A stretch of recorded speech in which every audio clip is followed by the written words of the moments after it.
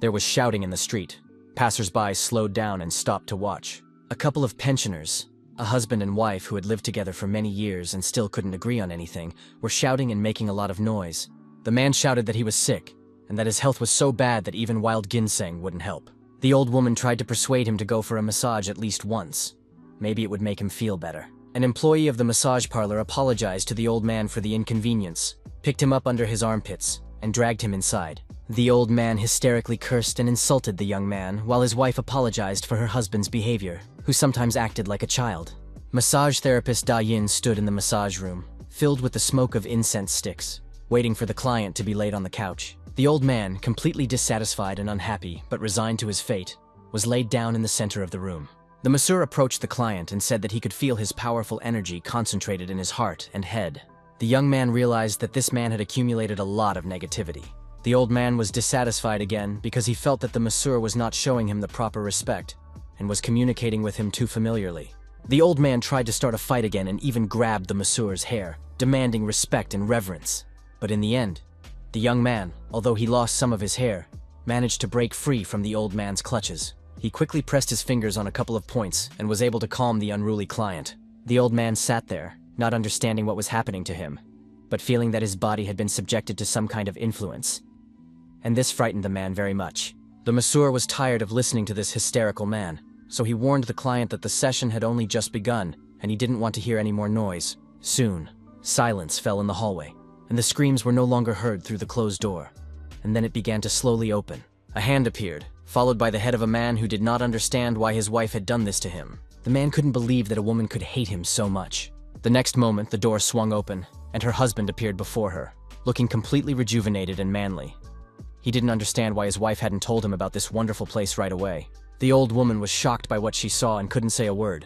Seeing her husband calm and unruffled, the woman fell in love with him all over again. Her husband also looked at his companion with loving eyes, then picked her up in his arms and suggested they have another baby.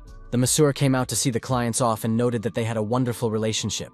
The old man said that now the masseur looked like an ordinary guy, but during the massage he behaved completely differently. The man felt that during the session, he was being massaged by a deity who radiated an aura of inviolability. Compared to the deity, the young masseur looked very endearing. It was really funny to call a person who was known in the world of martial arts as the demon a deity. In those days, when the world of martial arts was unknown to anyone and nowhere described, the young man, for reasons unknown, found himself in that world. And in this world, he reached unprecedented heights thanks to his demonic power. He was nicknamed the Heavenly Demon. Whether he wanted to or not, the guy killed again and again, and did so constantly. He fought everyone around him until there was no one left who could challenge him. Just as suddenly as he had once entered the forgotten world of martial arts, the young man suddenly returned to the present day. He looked around, trying to understand where he was. Fortunately, it was his beloved homeland, South Korea, and the young man decided not to figure out how he got back there. At that moment, some woman shoved him onto a bus, telling him not to cause traffic jams. The young man was shocked by this attitude, because someone had just dared to push the Heavenly Demon. An unfamiliar man told the young man to quickly tap his card and not stand there. He was referring to the student card the young man was holding in his hand. He had to tap it on the sensor to pay. The man helped him do this, but it turned out that there were not enough funds on the card, and the young man finally realized that he had completely lost his strength. He was thrown off the bus, but the young man thought about his life and realized that even if he had no strength now, he could always develop it again. He saw no swords or blades around him and realized that this was a peaceful city. Here he could live a normal life without unnecessary problems, and hundreds of thousands of people would not try to kill him. It was a wonderful new life. At that moment, his phone beeped and sent him a message from his old friend Sun Hyun, who offered him a part-time job as a massage therapist. The young man remembered that he had studied at a physical education institute and had a massage therapist license. A heavenly demon working as a massage therapist. People would be shocked to know this.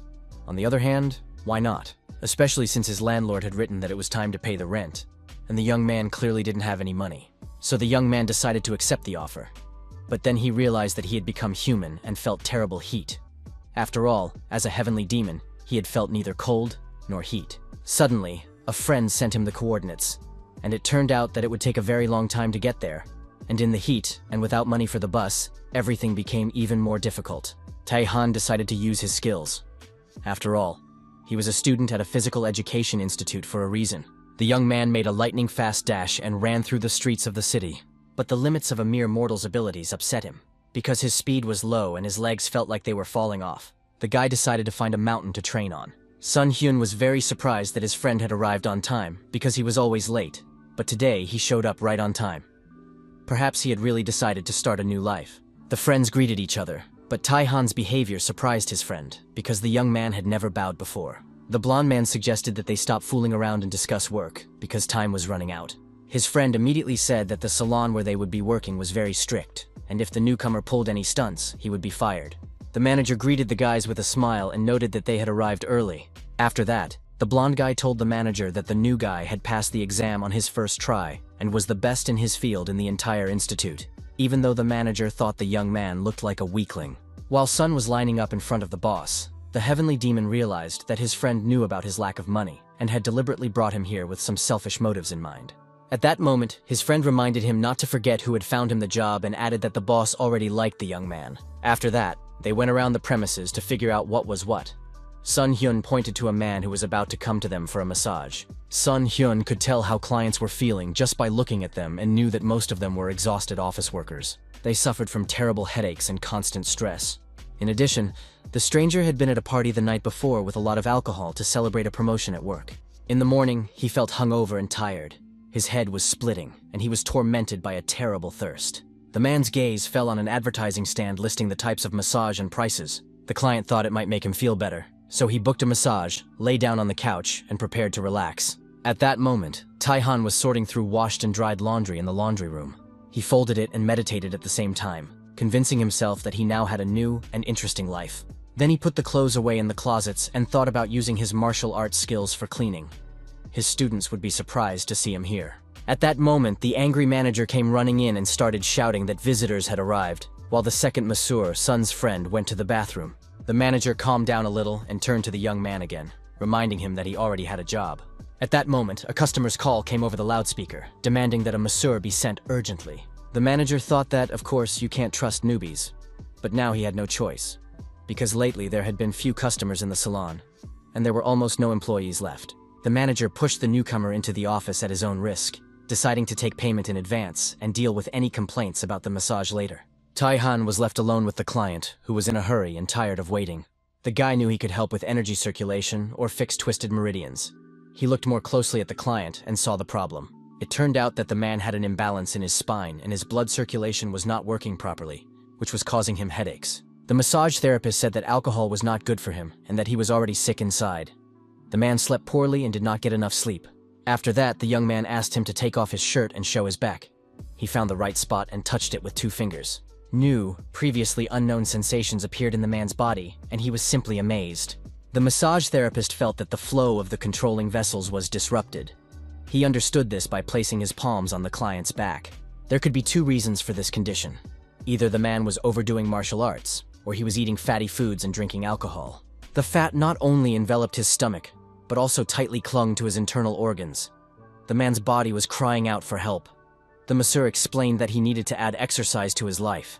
The guy continued to massage the man, removing problems in his body and explaining what kind of life he should lead. The massage was quite painful, but this was due to the man's improper treatment of his body. Suddenly, the man felt like he was in water, or more precisely, in the ocean, which was very clean and pleasant. Marine fauna swam around him. Then the man emerged from the water and exposed his face to the soft rays of the sun. After coming ashore, he sat down at a beach restaurant, where the waiter greeted him and said that the Maldives were especially beautiful at that time of year. After that, a bottle of cool, delicious champagne was opened with a loud pop, and the man began to relax, enjoying the soft rays of the sun with a glass of champagne on the island of his dreams. The masseur asked if the client felt better and then asked him to turn over onto his back. Tae-han continued the massage and felt the life force of Ki with his hands, meaning that it existed not only in Murim, but in all living beings. The man's problem was that he was destroying his body by not allowing Qi to flow normally. If there is too much Qi, or it is blocked, it needs to be balanced, and the young man was doing that. But then he felt another problem. The masseur realized that the only way to heal the man's body was to use the absorption of stars technique. The young man placed his hands on the man's stomach and began the technique of absorbing the Qi of another being. After a few minutes, the process was complete, and the client was able to breathe more freely and felt like he had come back to life. Tae-han was enveloped in the energy he received from the visitor. He left the massage room, leaving the client to rest. The manager was very worried and waited for him to come out. but the masseur reassured him, saying that everything had gone smoothly. The manager thought that the client must have been angry. But at that moment he heard an announcement that the flight was arriving at the massage parlor. The announcement sounded like it was at an airport, but this was just a regular massage parlor. Something strange was going on. At that moment, a happy man came out of the salon and greeted the manager. The client said that he had enjoyed a wonderful massage, as if he had spent a month on vacation. Although he had never experienced anything like this before, for the first time in his life, he felt so refreshed. After that, the client demanded that the manager give him the name of the therapist who had worked with him.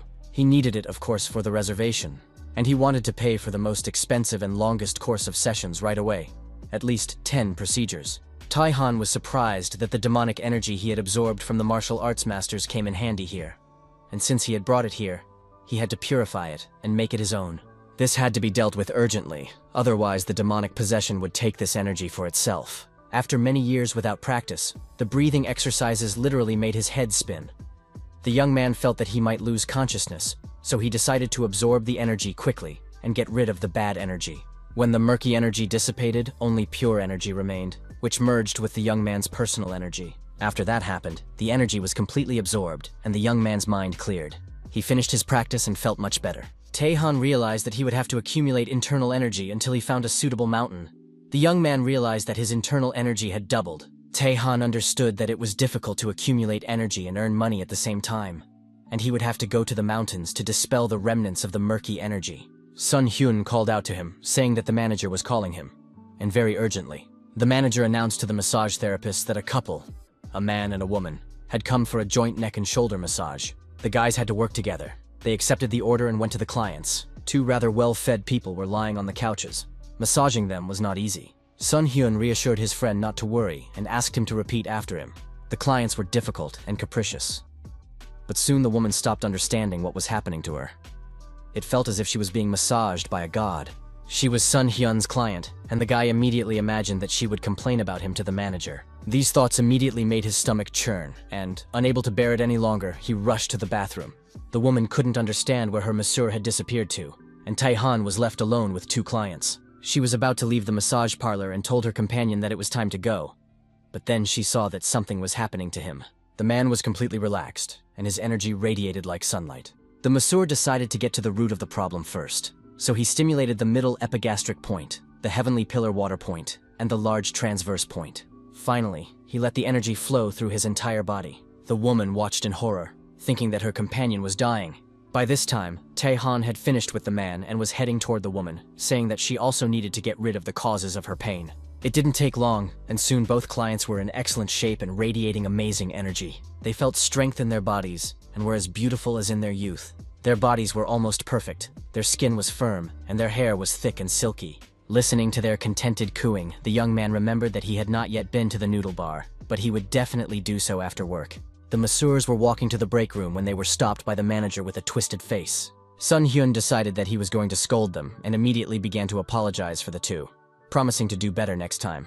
But the manager snapped at the young man, telling him not to dare treat the precious body of the massage parlor's best employee carelessly. The clients were very satisfied, took business cards, and want to be regular visitors to Tae-han. After that, the manager handed the young man an envelope with his monthly salary, which he decided to pay him as a bonus for doing such a great job on his first day. Tae-han went to the restaurant that belonged to his father. While the young man was studying at the institute, he didn't really do anything. But with this money, he would be able to buy a gift. The doctor warned the man that if he continued to pull and roll noodles, not only his health would suffer, but his entire business would suffer as well. But the man did not want to listen to the doctor's words, believing that he knew his body better and could still work. He hoped that nothing bad would happen if he continued to work in the same vein. However, as soon as the cook's hands touched the dough, a sharp pain shot through his shoulder. This pain had been bothering the man for a long time, but he knew he had to hold out for another year until his son finished college. Because of the pain that pierced his body, the man did not hear his son enter the noodle shop and put his hand on the sore spot. The man irritably pushed his son's hand away and said that he should not pretend to be his son, because he had asked him to stop. The boy was very upset and taken aback that his own father did not recognize him. The man calmed down and looked closely at the visitor, who really was his son. They had rarely seen each other lately, and the young man had not even called his father, but now he had come to see him. It was clear that the father was offended by the young man, but a father's love is strong, and soon the man began to ask his son how he was doing and if he was hungry. The father said he would prepare food and sent his son to rest in front of the TV. The thought of eating his father's black bean noodles for dinner after so many years made the young man happy. The man continued cooking when suddenly he felt something strange. He scolded himself for not being able to cook a plate of noodles for his own child, when suddenly he felt something new in his body. It turned out that his shoulder didn't hurt. It was incredible, and the noodles rolled out on their own. After a long break, the cook was able to show off his skills again, stretching the dough into long strips. Soon his signature dish was ready and standing in front of his beloved son. The young man thanked him for the meal, and his father sat down next to him to watch him and talk to his child. The boy happily ate the noodles with beans, while his father thought about how his son's sudden arrival had frightened him. The man also noticed that his shoulder did not hurt at all, and when his son bowed before him in gratitude and said that the dish was divine, that every bite was cooked just right, he didn't have time to look back before he had eaten everything, and his father's cooking was filled with great meaning. The young man saw his father's happy face and realized how foolish he had been not to visit him, expecting to return home only after he had achieved success. His father also looked at his son with suspicion, thinking that he might need financial help. His son's actions surprised him because Tae-han didn't usually visit him just like that. The young man said that everything would be different now, and then asked his father to show him his back. Tae-han wanted to massage his shoulders. His father immediately warned him that he was not ready to put up collateral for him, give him loans, or pay his debts. Decades of hard work had hardened his father's body, and constant labor without proper rest had completely exhausted him. The man's body was so overloaded that it was as if he wore rusty armor every day. All these years he had held on because he was raising his son alone. The young man put his hands on his father's shoulders and began the treatment. He breathed new energy into his parents' worn-out body, and soon the man felt a breeze, because he was on board an airplane. Tae-han suggested taking a refreshing parachute jump. The man tried to resist, saying he wasn't mentally prepared, but there was no need to worry. His son threw him out of the plane. The man flew, expecting to go to heaven after hitting the ground and dying. Tae-han, looking at his father, thought about how difficult it was to be responsible for someone else. Now he is ready to take responsibility for his own life and asks his father to live for himself. At that moment, the man's armor crumbled and wings grew on his back. His father understood that this was most likely a dream in which he was flying, but he felt as if he were soaring in the heavens, and it was wonderful. Tae-han asked if his father felt rested, bringing him back to reality. The man remembered that his son had once studied massage at college, and now he was ready to help him at any moment. The young man was happy to be able to repay his father in some way. It brought him great joy and satisfaction. At the end of the day, his father walked his son to the bus stop, still not believing that his hand was working normally, and that such things could really be learned at college. It was a real miracle. Tae-han promised to come back soon and give him another massage, and in return, he would only accept the restaurant's signature noodles. When his son left, his father was very touched, because his child was busy with his studies, but still made the long journey. He did it not for profit or money, but to help his father and return to business. After all, the son had always avoided his father before, saying that his clothes smelled like food. It seems that the child has grown up. As soon as Tae-han returned to work the next day, the manager showed him a huge list of clients who had already booked massage sessions. The manager admitted that the guests had insisted that he book them all, so he couldn't refuse. Tae-han was ready to get to work, but the manager suggested they discuss an idea, how they could make serious money together. The boss suggested having tea to discuss the plan of action. The essence of the proposal was to create a premium course that would be taught by massage therapist Tae-han. This would increase his salary. The manager admitted that all clients request this particular young man, and this course will satisfy the employee and also allow the massage salon to earn money before the guy leaves for another company. This course will be called the exclusive VIP massage course from Kang Tae-han. For the entire course, the young man will receive an excellent profit and a guaranteed 10% increase in income. The manager watched the young man and waited to see if he would accept or reject the offer. But the guy remained silent, and his silence could mean anything. Tae-han confirmed that he was satisfied with everything, but he did not want to skip his studies and hoped that the job would not interfere. The manager promised to adjust the schedule to fit the masseur's schedule. Tae-han was very naive and simple-minded in this matter, and considered himself lucky to have a manager who treated him with genuine respect, while other scammers took advantage of young workers. The manager was touched by this speech and offered to have tea to celebrate this amazing day. The man took a few sips and felt a crazy rush of energy. The tea was delicious, and they drank it near a beautiful mountain river that flowed between green trees. Each tea was different from the other, but the masseur chose the leaves that were perfect for Manager Juan, and it was amazing. The manager couldn't understand how the masseur determined which tea was right for a particular person. He realized that all this was only possible thanks to Tae-han's abilities, and the more often the manager saw him, the more impressed he was. Juan reported that he had told visitors about the new massage course, and someone had already booked a session. That guest turned out to be the young man's very first client, the one who had once suffered from a severe hangover. After that, things started looking up for the manager. He became the best on the team and prepared an excellent presentation, which he presented to the executives. The company president sincerely thanked him for his work and positive attitude, but noted that until the contract was signed, the presentation would have no real significance. The manager was once again faced with a huge responsibility. He had to prove himself to the CEO. After another massage session, he gathered his courage and actively set to work to prove that he was indeed a good employee. And just when he thought everything was going smoothly, his life was subjected to new trials. While signing the contract, the director of the new company suggested having a drink before continuing the negotiations. The young man refused, which upset his interlocutor, who complained that he had been feeling heavy and generally unwell lately.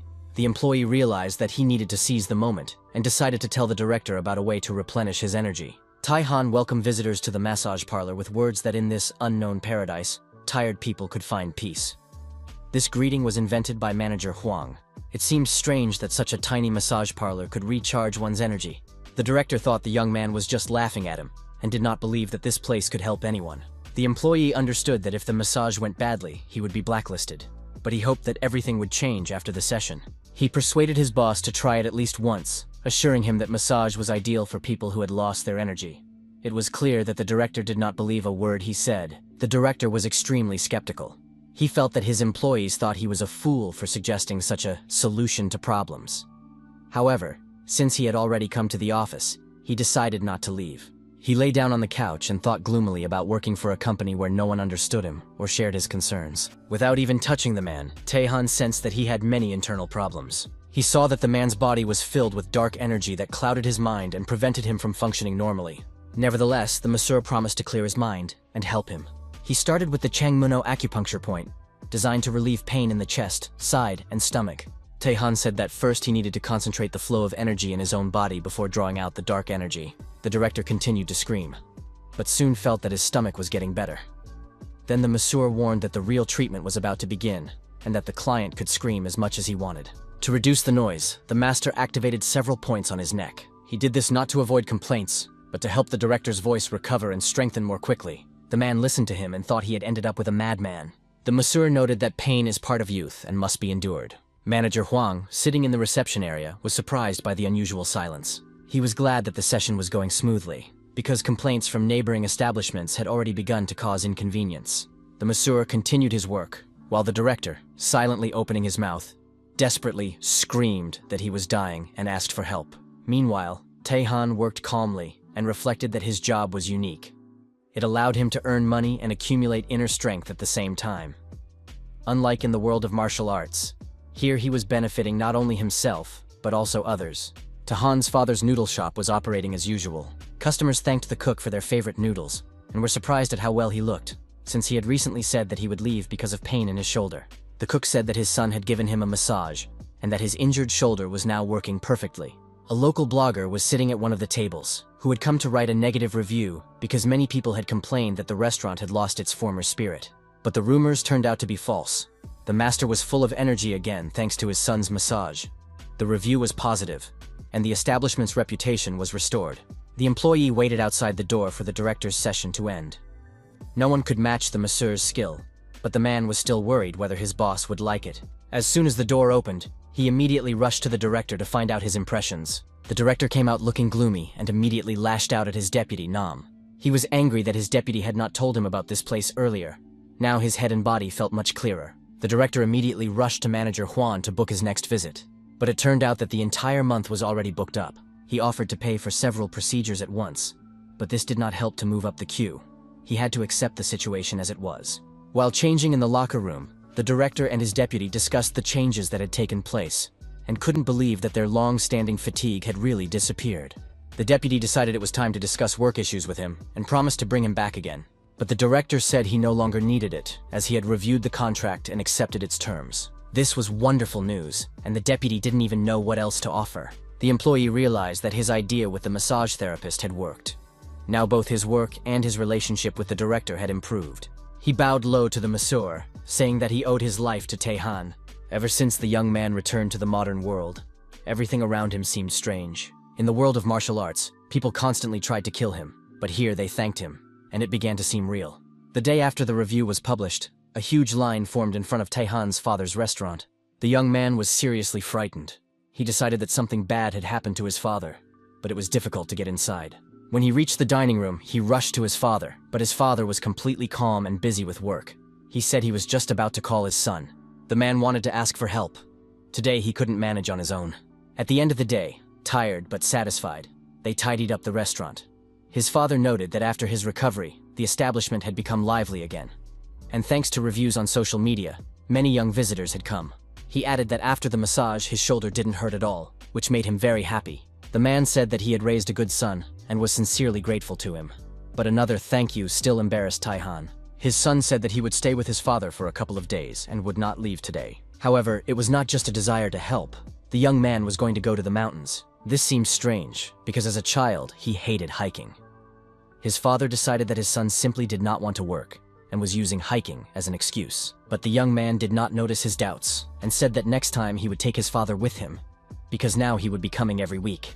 Although his father assured him that at his age he would no longer be able to climb mountains, it was clear from his voice that he would very much like to. But now Tae-han had a special goal, and he went to the mountains alone. The mountains delighted with their majestic landscapes, and were considered one of the best places for geomancy. The young man sat on top of a rock, admiring the view, and thought that some things were impossible to do in the city. For example, there was no pure energy there, the real treasure of Korea. He received enough energy from the mountains to cleanse himself of the accumulated dirt. The process was completed successfully. Tae-han felt relieved and realized that he had done the right thing by coming here. Now he would repeat this every time the murky energy became too much. As he was about to leave, he noticed 3 tourists climbing the same mountain. The place was well known and attracted travelers, although it was ideal for cultivating energy. The men were also surprised to see him, but they greeted him politely and offered him a cup of coffee. One of the tourists, Jung-ho, approached the edge of the cliff to admire the view. He explained to his friends that the best view was from the edge, but the rocks beneath his feet shook and began to crumble. The man realized that something irreparable was happening. The rock collapsed, and Jung-ho fell down, disappearing into the gorge. One of his friends tried to jump after him, but it was madness. He could have fallen himself. The tourist in the cap tried to calm his friend, saying that Jung-ho had already survived once after eating a poisonous mushroom and might survive again. They needed to call the rescue team. Tae-han assessed the height and realized that even if the man was alive, he was in great danger. The tourists warned the young man not to go near the edge, as they had just witnessed a tragedy. But the young man replied that he would be back soon, and jumped off the cliff. The tourist screamed, certain that he too had died. However, Tae-han, completely unharmed, descended the ledges in a few jumps. He had to use his sensory vision. He could hardly feel the presence of the fallen man. The man was on the verge of life and death, his energy too weak to be sensed from a distance. Fortunately, Tae-han realized that he could still be saved. After checking the man's pulse, he realized that his condition was serious but not critical. The Heavenly Dragon is conducting a rescue operation. It would sound ridiculous to the world of martial arts. Upstairs, the tourists were sure that the young man had also died. But soon, Tae-han climbed up the path, carrying their friend in his arms. The men saw that the victim's life was not in danger. At that moment, the rescuers, who had been called in advance, arrived. The tourist explained that the victim was the same man the young man was carrying. It seemed incredible. The student had climbed down the cliff and pulled the victim out. The rescuers decided that the travelers were probably drunk. Their story sounded like nonsense. But there was no time to figure it out. The patient was placed on a stretcher and taken to the car. The remaining tourists began to thank Tae-han for his help. They wanted to reward him, but they had nothing of value with them. Then one of them said that his only treasure was aged wine made from bellflower roots. This drink was considered an excellent remedy for men's health, and the young man, seeing the roots floating in the bottle, felt their energy. He asked to try the drink, and it turned out to be delicious. Tae-han believed that this drink could be called a true elixir, and if the bellflower root grew in the ground, the place could become sacred. The young man said he felt better immediately after drinking the wine. The tourist boasted that he had made the drink himself, and collected the roots on a mountain belonging to his wealthy friend. The young man was delighted and asked to be introduced to his friend, as he wanted to visit this mountain. The man assured him that the mountain would be accessible to the young man if he wanted it. The owner of the mountain where the bellflower root grew was the man whom Tae-han had saved. After finishing his walk in the mountains, the young man returned to the city to continue his studies and work. He replayed in his mind the words of his new acquaintances, who had agreed to meet as soon as Junho recovered. He wanted to meet his savior. Still unable to believe that he had saved people, Tae-han recalled images from his past life. About 60 years ago, he entered the world of martial arts. Two men were watching someone and thought they had never seen such clothing before. Most likely, this person was wearing the garb of a demon cult. Their attention was drawn to a guy in a t-shirt, sweatpants, and sneakers. He looked exhausted, emaciated, and thirsty. The young man could barely stand on his feet and couldn't say a word. His tongue seemed to have gone numb. He tried to walk a little, but realized that this was the end, and felt himself falling into someone's arms. At that moment, a powerful slap brought him back to consciousness, and the guy came to his senses. He didn't understand how he got there or what had happened to him. His cheek was burning, and there was a man standing next to him. He said that the whole village was on the verge of a nervous breakdown, and if the young man didn't want to get stabbed, he should go to the woman. They walked through the streets of the city, and the young man heard the residents whispering that his neighbor was taking in people of unknown origin and helping them. It was probably because of her kind heart. When everyone around him was wary of the young man, his mentor was the only person who reached out to help him. She taught the young man how to survive in the world of martial arts, where strength is power, and gave him the ability to be independent. Unfortunately, the mentor was killed by a former heavenly demon. Tae-han found her bloody body and tried to give her medical help. He was very concerned and wanted to call a doctor to save the woman, but the mentor told him to follow the natural order of things and asked him not to seek revenge. After all, she had not taught him that. The woman explained that she was the first to extend a helping hand and use her power to help others. Therefore, she wanted the young man to also help those in need, and promised that the time would come when he would receive help from people. If he lived by this principle, Tae-han would never be alone again. The boy promised to fulfill her last wish, but once disobeyed her, asking for forgiveness. He declared to the heavenly demon that he would not let him live, choosing the path of revenge, and killed many people. For the sake of revenge, he killed again and again, until he was finally able to take full revenge. However, after that, he himself became a heavenly dragon, and it was too late to follow his mentor's will. Suddenly, the young man returned to the modern world in his young body and began giving massages, receiving sincere words of gratitude from people. He realized that now he could fulfill his mentor's last wish and live differently. His thoughts were interrupted by people's cries. They noticed a car moving very strangely down the street. It became clear that the driver had lost control. Passers-by shouted to each other to run away, except for one girl wearing headphones who did not notice what was happening. Tae-han tried not to use martial arts in crowded places, but he had no choice. He rushed towards the car just as it was approaching the girl. The wind blew her cap and headphones off her head, and she looked around in bewilderment. The young man, completely calm, held the car with his hands and warned her to be careful when crossing the road. He realized that his skills were not lost or rusty. The girl realized what had happened, but Tae-han said that the driver had handled it himself, and everything had worked out without his intervention. She was terrified, and the young man realized that she was even more frightened now, even though the danger had passed. He watched the stranger, trying to understand how she had accumulated so much dark energy. Tae-han put his finger on her neck, saying he could help. The beauty did not allow him to do anything to her, but the young man firmly and confidently ordered her to straighten her back and take a deep breath. After her breathing returned to normal and she calmed down, she was finally able to relax. She felt as if she were in the mountains on the very path she often walked as a child. The girl lay on her back and rested as she used to. It was pleasant, although she hadn't practiced such memories for a long time. Returning to the present, she did not understand where these pleasant memories of the forest house had come from. At that moment, her savior, whom she wanted to thank for his timely help, said that it was time for him to go to work. The stranger finally took off her mask and explained that she was not a suspicious or mysterious person, but that he had seen her on television before. Her name was Yu Se-ah. She was very attractive, but the young man couldn't admit that he didn't watch TV. There was no such thing in the world of martial arts. Looking at the beautiful girl, the young man began to mumble something about the beauty of her name and how it sounded. He became embarrassed again, said he was late for work, and said goodbye to the stranger. The girl called after him and asked for at least his phone number. The guy continued to mumble awkwardly. In the end, Yu Se-ah managed to get his number, and the young man went about his business, leaving the beauty confused. The massage parlor employees shared a delicious and nutritious lunch. At that moment, a commercial was playing on TV, and Tae-han recognized the girl as the beautiful stranger he had saved the day before.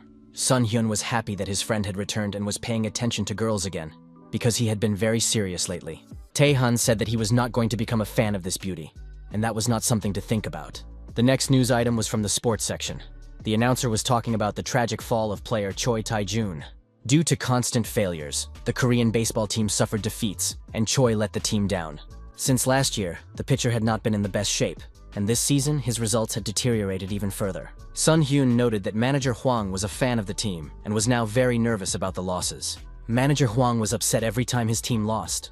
Tae-han watched the player, who had not been doing well since last year and had recently experienced a complete decline.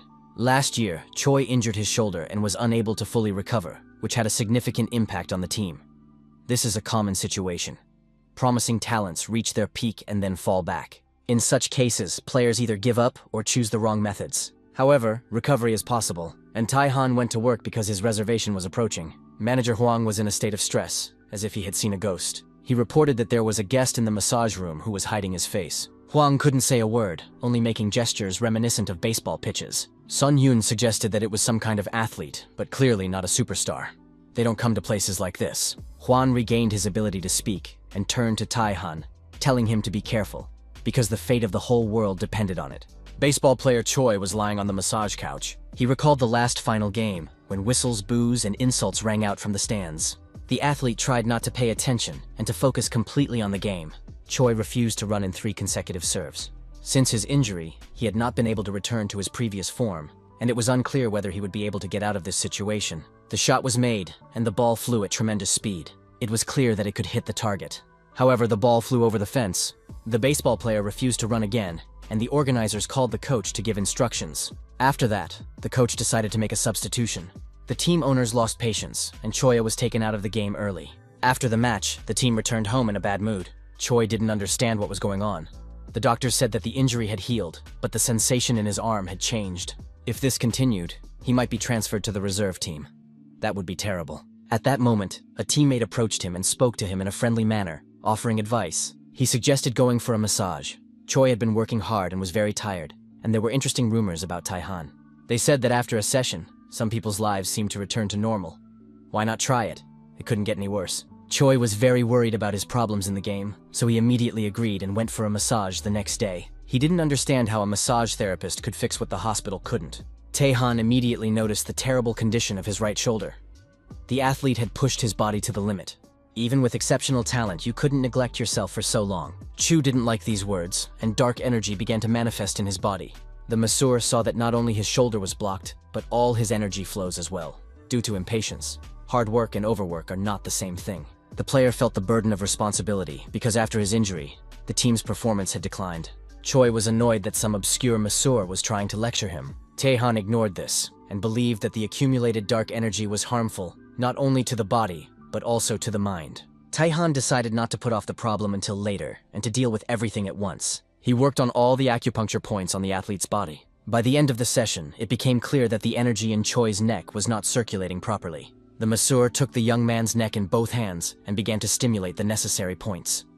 Tears streamed from the young man's eyes. When it was over, Choi said indignantly that the guy had almost broken his neck and that he would definitely sue the salon.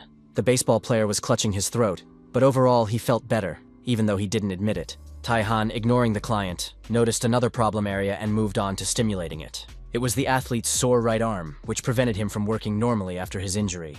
Choi stopped arguing and froze, as if spellbound, feeling the warmth spreading through his arm. The masseur explained that the energy was gradually returning to normal.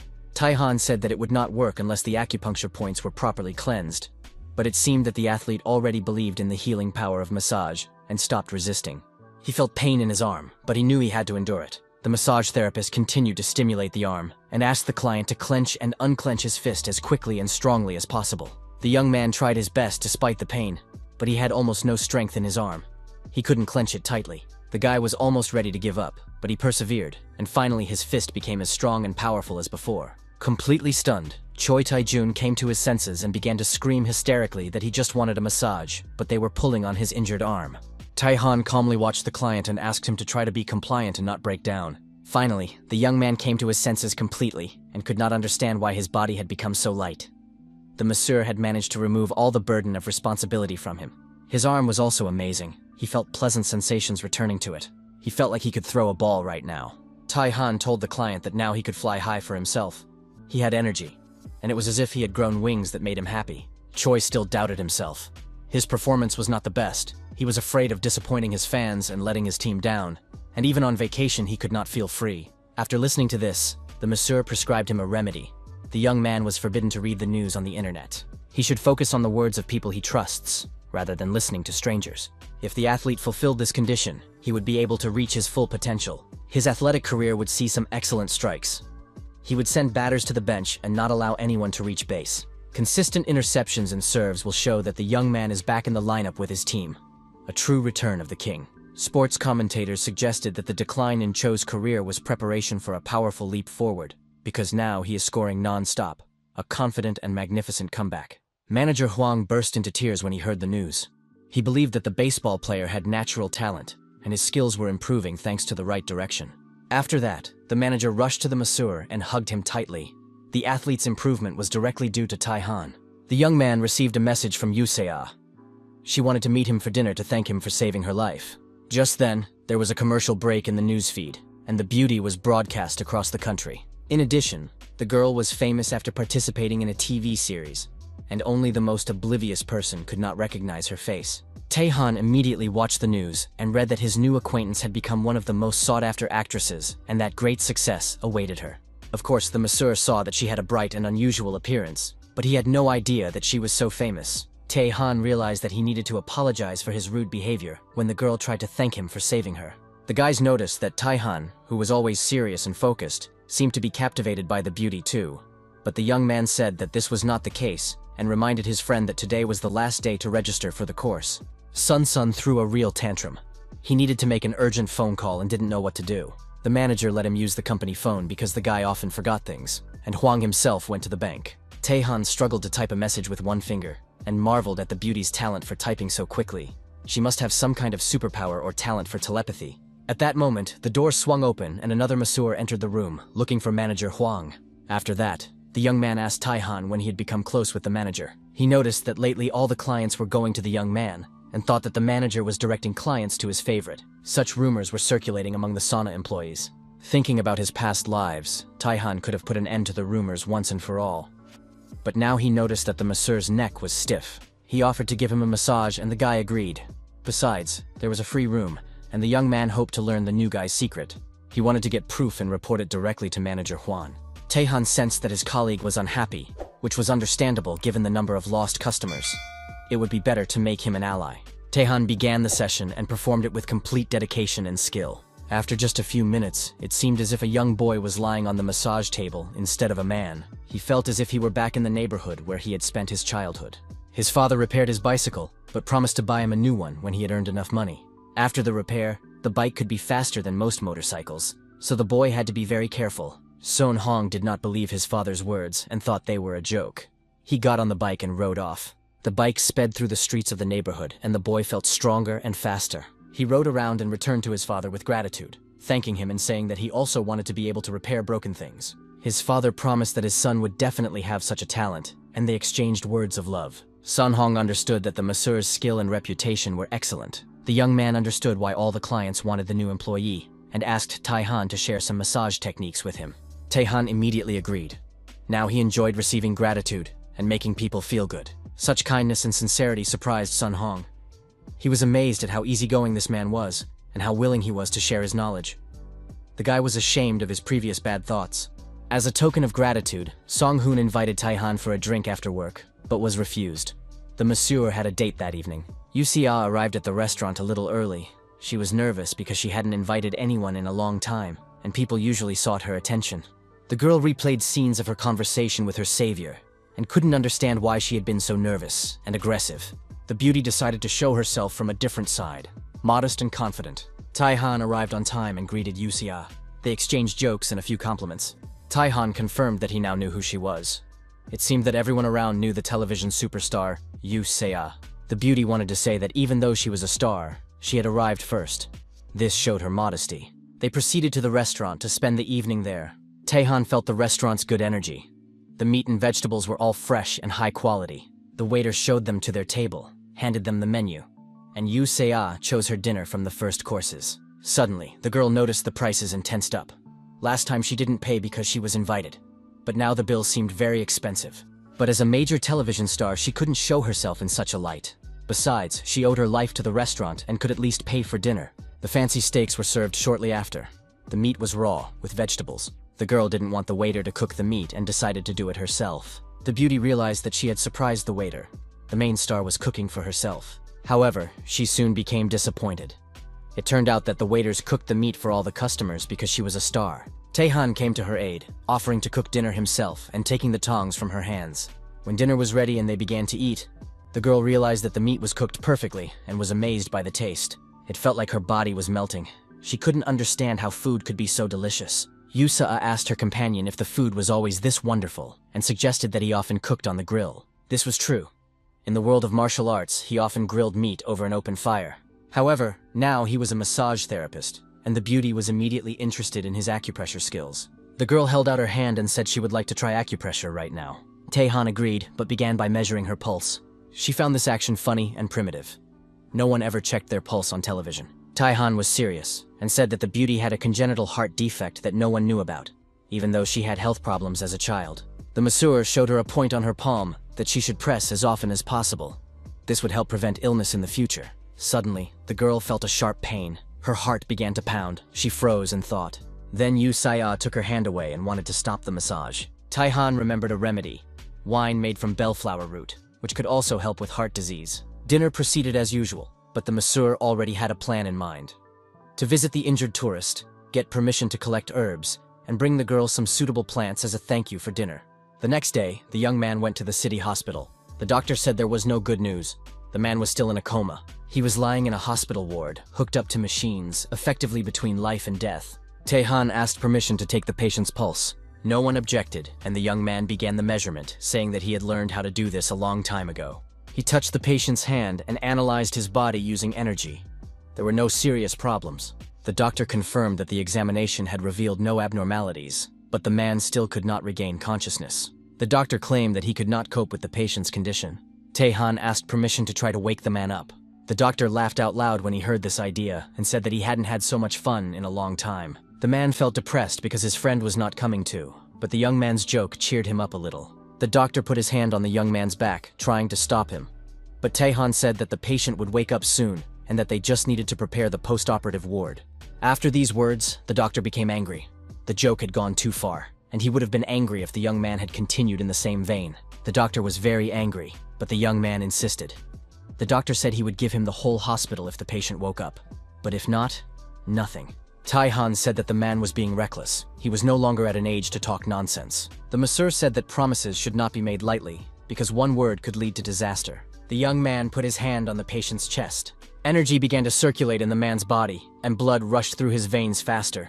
He felt young and healthy. The man was in a field picking peppers into a basket when he heard a voice calling him to dinner. It was his beloved grandmother, who had brought him lunch. His grandmother praised the peppers. They were delicious and firm, so her grandson's work would go well. The man said he was busy expanding the golf course and hoped everything would work out. The grandmother confirmed this. She said that everything would be fine, and there was no need to worry, and that now he needed something to drink, handing him a cup. The man carefully took the drink from her hands. The feast continued, and the man felt that the grandmother cared for him. The grandmother said that after the meal, it was time to meet the benefactor. The man understood that picking peppers symbolized successful work, and now, after the meal, it was time to meet the benefactor. The grandmother held out a spoon and said that it symbolized inheritance. She was glad that she was able to pass everything on to her grandson before he woke up. The man did not understand what dream she was talking about. Then the grandmother lightly tapped him on the forehead with the spoon and said that they would see each other later. Now it was time to say goodbye. The man woke up and came to his senses with a cry. The doctor was amazed. Modern medicine had been unable to wake the patient, but he had woken up on his own. The man did not understand where he was. His last memories were of mountains and a wonderful landscape. Tae-han was calm. He knew he could wake this man up. Suddenly, the doctor remembered how foolishly he had made promises when he swore to give the young man the hospital. It was an absurd statement, and now he hoped that the guy had taken it as a joke. Tae-han was about to turn to Jung-ho when suddenly a woman's scream came from the receiver. Everyone jumped and turned around. The scream was like a martial arts technique based on sounds. Jun-ho's wife was talking on the intercom. She was happy that her husband had regained consciousness and was telling him about his dream, where he had met his grandmother. The man was going to tell his wife all the details as soon as she arrived. The woman did not keep him waiting and arrived at the hospital a few minutes later to hug her husband. Jun-ho thanked the doctor for his treatment and care. The doctor did not take the credit for himself, but pointed to the young man as the real savior. Jun-ho remembered meeting this young man on the mountain. The doctor confirmed that it was the young man who had saved Chung-ho when he fell off the cliff. Even modern equipment could not explain the patient's long sleep. But the young man performed a miracle by waking him up with his bare hands. The doctor confirmed that the young man had helped Young-ho regain consciousness. Everyone was happy, and the woman asked if the hospital now belonged to the young man. The patient did not understand what she meant, and the young man tried to come up with an explanation. Tae-han said that the doctor had promised to give him the hospital if he woke Young-ho up. The woman heard the conversation through the home camera and saw how the young man brought her husband back to life. Junho remembered that in his dream, his grandmother had predicted a meeting with a benefactor. Perhaps it was Tae-han, or maybe it was his friend Park, who had turned the hospital upside down to help. The doctor realized that he needed to resolve the situation and told the young man that it was legally impossible to transfer the hospital. But the young man interrupted him. Tae-han said he was joking and warned the doctor to be careful with his promises. When the property issue was settled, the doctor began to ask the patient about his memories. Tae-han recounted how he approached the cliff and fell. Now he didn't understand why he was left unharmed. Perhaps he had become a superhero or a deity on par with Captain America. The man realized that this was complete nonsense and turned to his savior. He didn't get the hospital, but maybe he wanted something else. Tae-han was still not used to the fact that he now helped people and regularly received gratitude, so he was slightly confused. Junho wanted to thank the young man and asked if there was anything he would like to receive as a token of gratitude. The doctor immediately hinted that the patient was a very wealthy man, and that the young man could even ask for a whole house. While the young man was thinking, an argument broke out between the doctor and Young-ho. They began to accuse each other of not being able to properly thank a savior like Tae-han. In any case, everything turned out well. Young-ho was the owner of the mountain where valuable herbs grew, and now the young man would not have to face any difficulties in getting there. Manager Huang was exhausted from constant phone calls. All the clients wanted to see Master Kang Tae-han. All appointments were booked for the coming months, the phone was literally boiling, and even the premium course proved to be very popular and was sold out. Massage therapist Song-hoon went out to the reception area and asked if there were any clients for him. Manager Huang noticed that the guy had significantly more work. The masseur confirmed that his income had increased, and after a session with Tae-han, he saw a big difference in his technique. The manager did not like this news at all. He was furious. His subordinate had received a massage from the master, while he, who organized the reception, still had not. Sun-hoon tried to calm the manager down, explaining that it was a training session to practice technique, not a full massage. The young man understood. Judging by the energy emanating from Tae-han, this was a man who had been training for decades. It was simply impossible to possess such skill at his age. Sun Hong admitted that he would like to learn from the guy if his pride didn't get in the way. Manager Huang supported this idea and suggested formally asking Tae-han for training while he was still working at the salon. It wasn't a threat of dismissal. The guy was just extremely professional and would most likely receive a lucrative job offer elsewhere. At that time, the young man was discussing mountains with Junho. Both loved them very much, and now Junho was sharing his favorite places. The young man liked the place Young-ho suggested. The energy lines of the mountains intersected with the river. Across the river were sacred mountains, historically guarded by twin dragons. According to legend, tigers also guarded the area nearby, and the combined energy of the mountains and the proximity of water made the place ideal. Tae-han believed that this area had good energy qualities. Jung-ho noted that the mountainous terrain was harsh, but he was ready to go with the guy. He wanted to collect the bellflower, because these herbs were truly special, but he was concerned about safety. Tae-han was going for his father, who loved herbal tinctures, but wanted his son to gather them himself for home recipes. Junho said he saw no problem with that. The land was unused and nothing grew on it. Spiritual energy is not always beneficial, especially in its raw form. Pure spiritual energy can be harmful if a person lacks the strength to cope with it and absorb it. After getting permission and leaving his companions, Tae-han went to the mountains in search of the herbs he needed. He wore modern sneakers bought with his earnings, and the journey was comfortable. The density of spiritual energy in this area was incredibly high. It was amazing to feel it in the modern world. The guy found a suitable plant and pulled it out by the roots. The root was full of spiritual energy, like bells. Tae-han was amazed that he had found such powerful herbs at the beginning of his climb. What would happen next? He decided to survey the area and scanned it. The data shocked him. It would take months to collect all the elixirs and herbs. This untouched place was a real stroke of luck. Scanning the slope, he saw a bright, energetic glow. Energy of this color meant that his trip to the mountains had not been in vain. Tae-han rushed forward, realizing that he had stumbled upon a gold mine. But what he saw exceeded all expectations. He came to a clearing where every blade of grass was at least 20 years old, and some were over 50. He wouldn't be able to gather them all today. He pulled out one blade of grass, examined the root, and decided to try it. The bellflower was about half a century old. The guy chewed on the root and froze in anticipation. Streams of energy filled his body instantly, an impressive sensation. The red energy he had felt before was different. This ginseng was probably over 600 years old. A few years ago, the head of a large corporation bought a 650-year-old ginseng plant. The plant cost him a fortune, equal to the price of 4 apartments. Holding the root in his hands, the young man realized that he could have become a real estate mogul. His friend Sun Hyun had always dreamed of a life of leisure and wealth, just to tease his friend. But first, the young man must take care of the health of the landowner and his father, and use the remains of the root to strengthen his own power. The young man threw the root into his backpack, glad that now his father would not have to deal with minor ailments. A sudden sound caught his attention, making him alert and listen. Someone was rushing through the bushes toward him at tremendous speed. The young man used his powers of suggestion and ordered the stranger to stop immediately. He understood that such an event was bound to happen, because from the very beginning of his climb up the mountain, he had sensed an unusual presence. A huge wild boar with glowing eyes declared that this was a sacred place, and that the young man should put the ginseng back into the ground and leave immediately. The young man thought that if the animal could speak, then it must be a spiritual creature, a fact that was mesmerizing in a world with such energy. He realized that this was because of the sacred mountain, and that he was probably standing before a mountain god. The wild boar confirmed that he was a mountain god, but was surprised that the young man was not afraid of him. He radiated an energy unusual for a human being. The boar realized that he was facing a monster in human form and rushed to attack. But instead of killing the young man, the beast crashed flat into the mountain. The boar realized that the monster had disappeared and was able to dodge the attack of the mountain god himself. Tae-han had not heard anyone called a monster in a long time, and now he was ready to show the mountain god what awaited those who called him that. The mountain god did not understand what the young man was talking about, but he knew that he could not allow the herbs to be taken from the mountain. If the boy wanted them, he would have to defeat him first. Tae-han realized that the god still did not understand who he was facing. The boy jumped up and held out his hand. He placed 2 fingers on the head of the huge monster and said goodbye to him forever. In the next moment, the huge wild beast with the essence of the mountain god lay on the ground, taking its last breaths.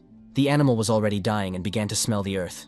It understood that it would never return to its territory, but the smell was unusual.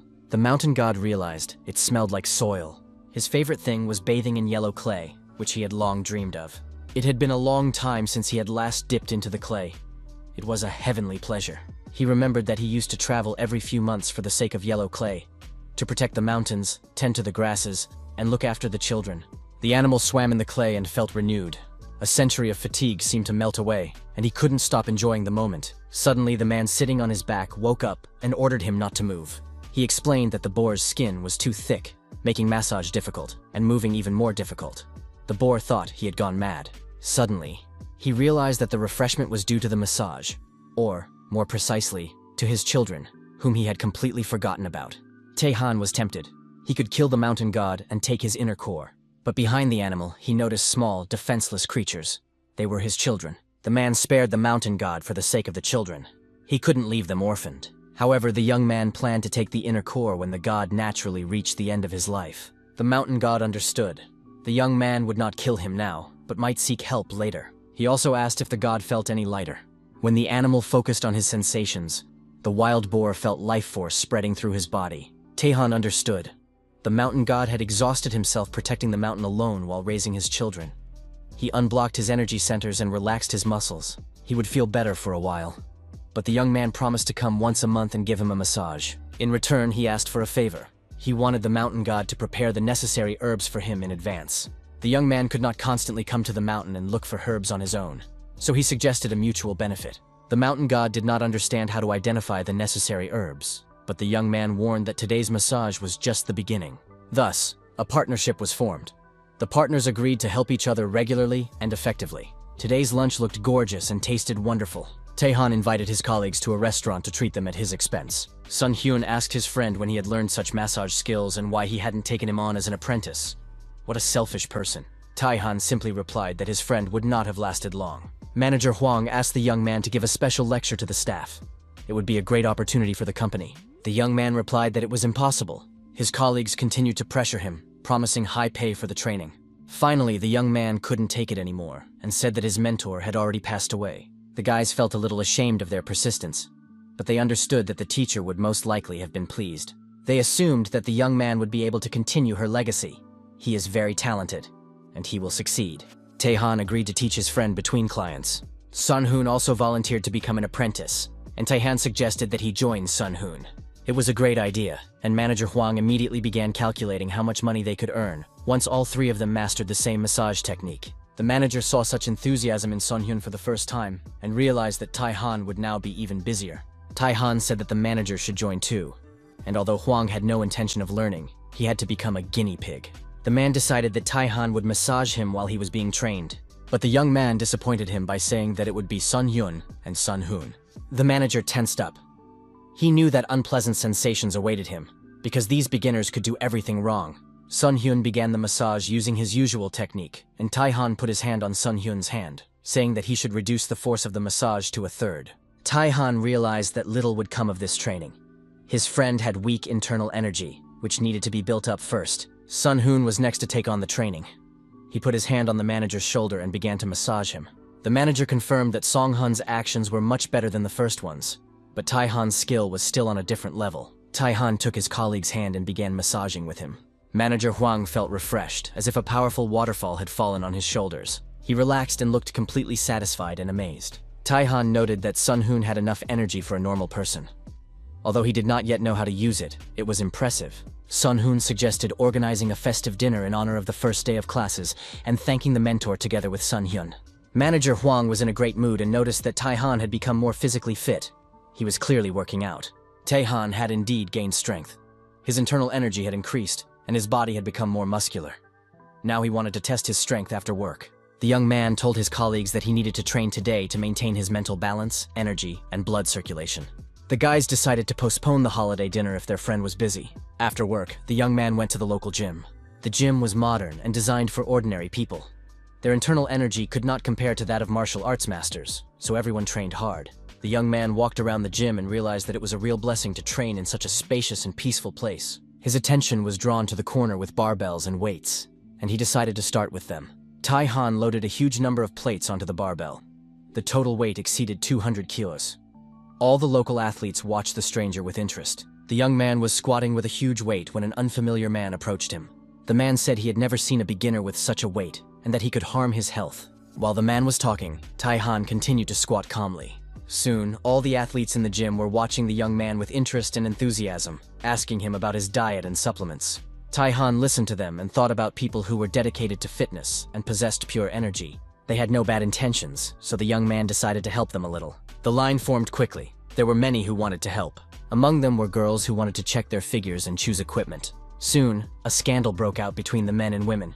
They asked them not to interfere and to mind their own business, not to bother the guy. Another newcomer appeared, sent by the team leader, who noticed that the young man looked exhausted. Seeing the barbell, the newcomer decided that this was a suitable exercise. Lee Dongchan was surprised.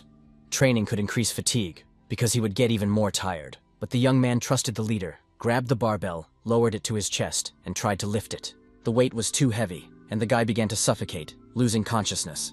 At the last moment, someone's hand helped him lift the barbell, and he was able to breathe deeply. Looking at the stranger, Tae-han realized that there was someone in the gym who needed help. The video game company was located in a huge building in the city center. The design of the latest game characters was terrible. Players would not like it, and it would not help promote the game. The boss called the manager and demanded that the design be redone, reporting the results at the next meeting. The young man went out onto the roof with a cup of coffee, thinking about how to tackle the task, feeling constantly tired. The chief manager was surprised to see the assistant designer there in the evening when he should have been resting. Lee Dongchan said that he had been assigned by the team leader to work on the changes. Not long ago, the young man was a genius in the gaming industry, but now he felt that his heyday was over. The manager disagreed with this opinion, believing in the designer's potential. The manager shared a secret. Through training, he increases his endurance, and when the work becomes particularly difficult, it is easier for him to cope with it. He believed that when the body is filled with energy, the mind becomes clear and the senses return more quickly, so training is essential. After hearing this, Lee Dongchan went to the gym, where he almost injured himself due to improper use of the equipment. He was already mentally dying and writing a suicide note, reflecting on what a difficult life he had lived. Although short, it was full of achievements.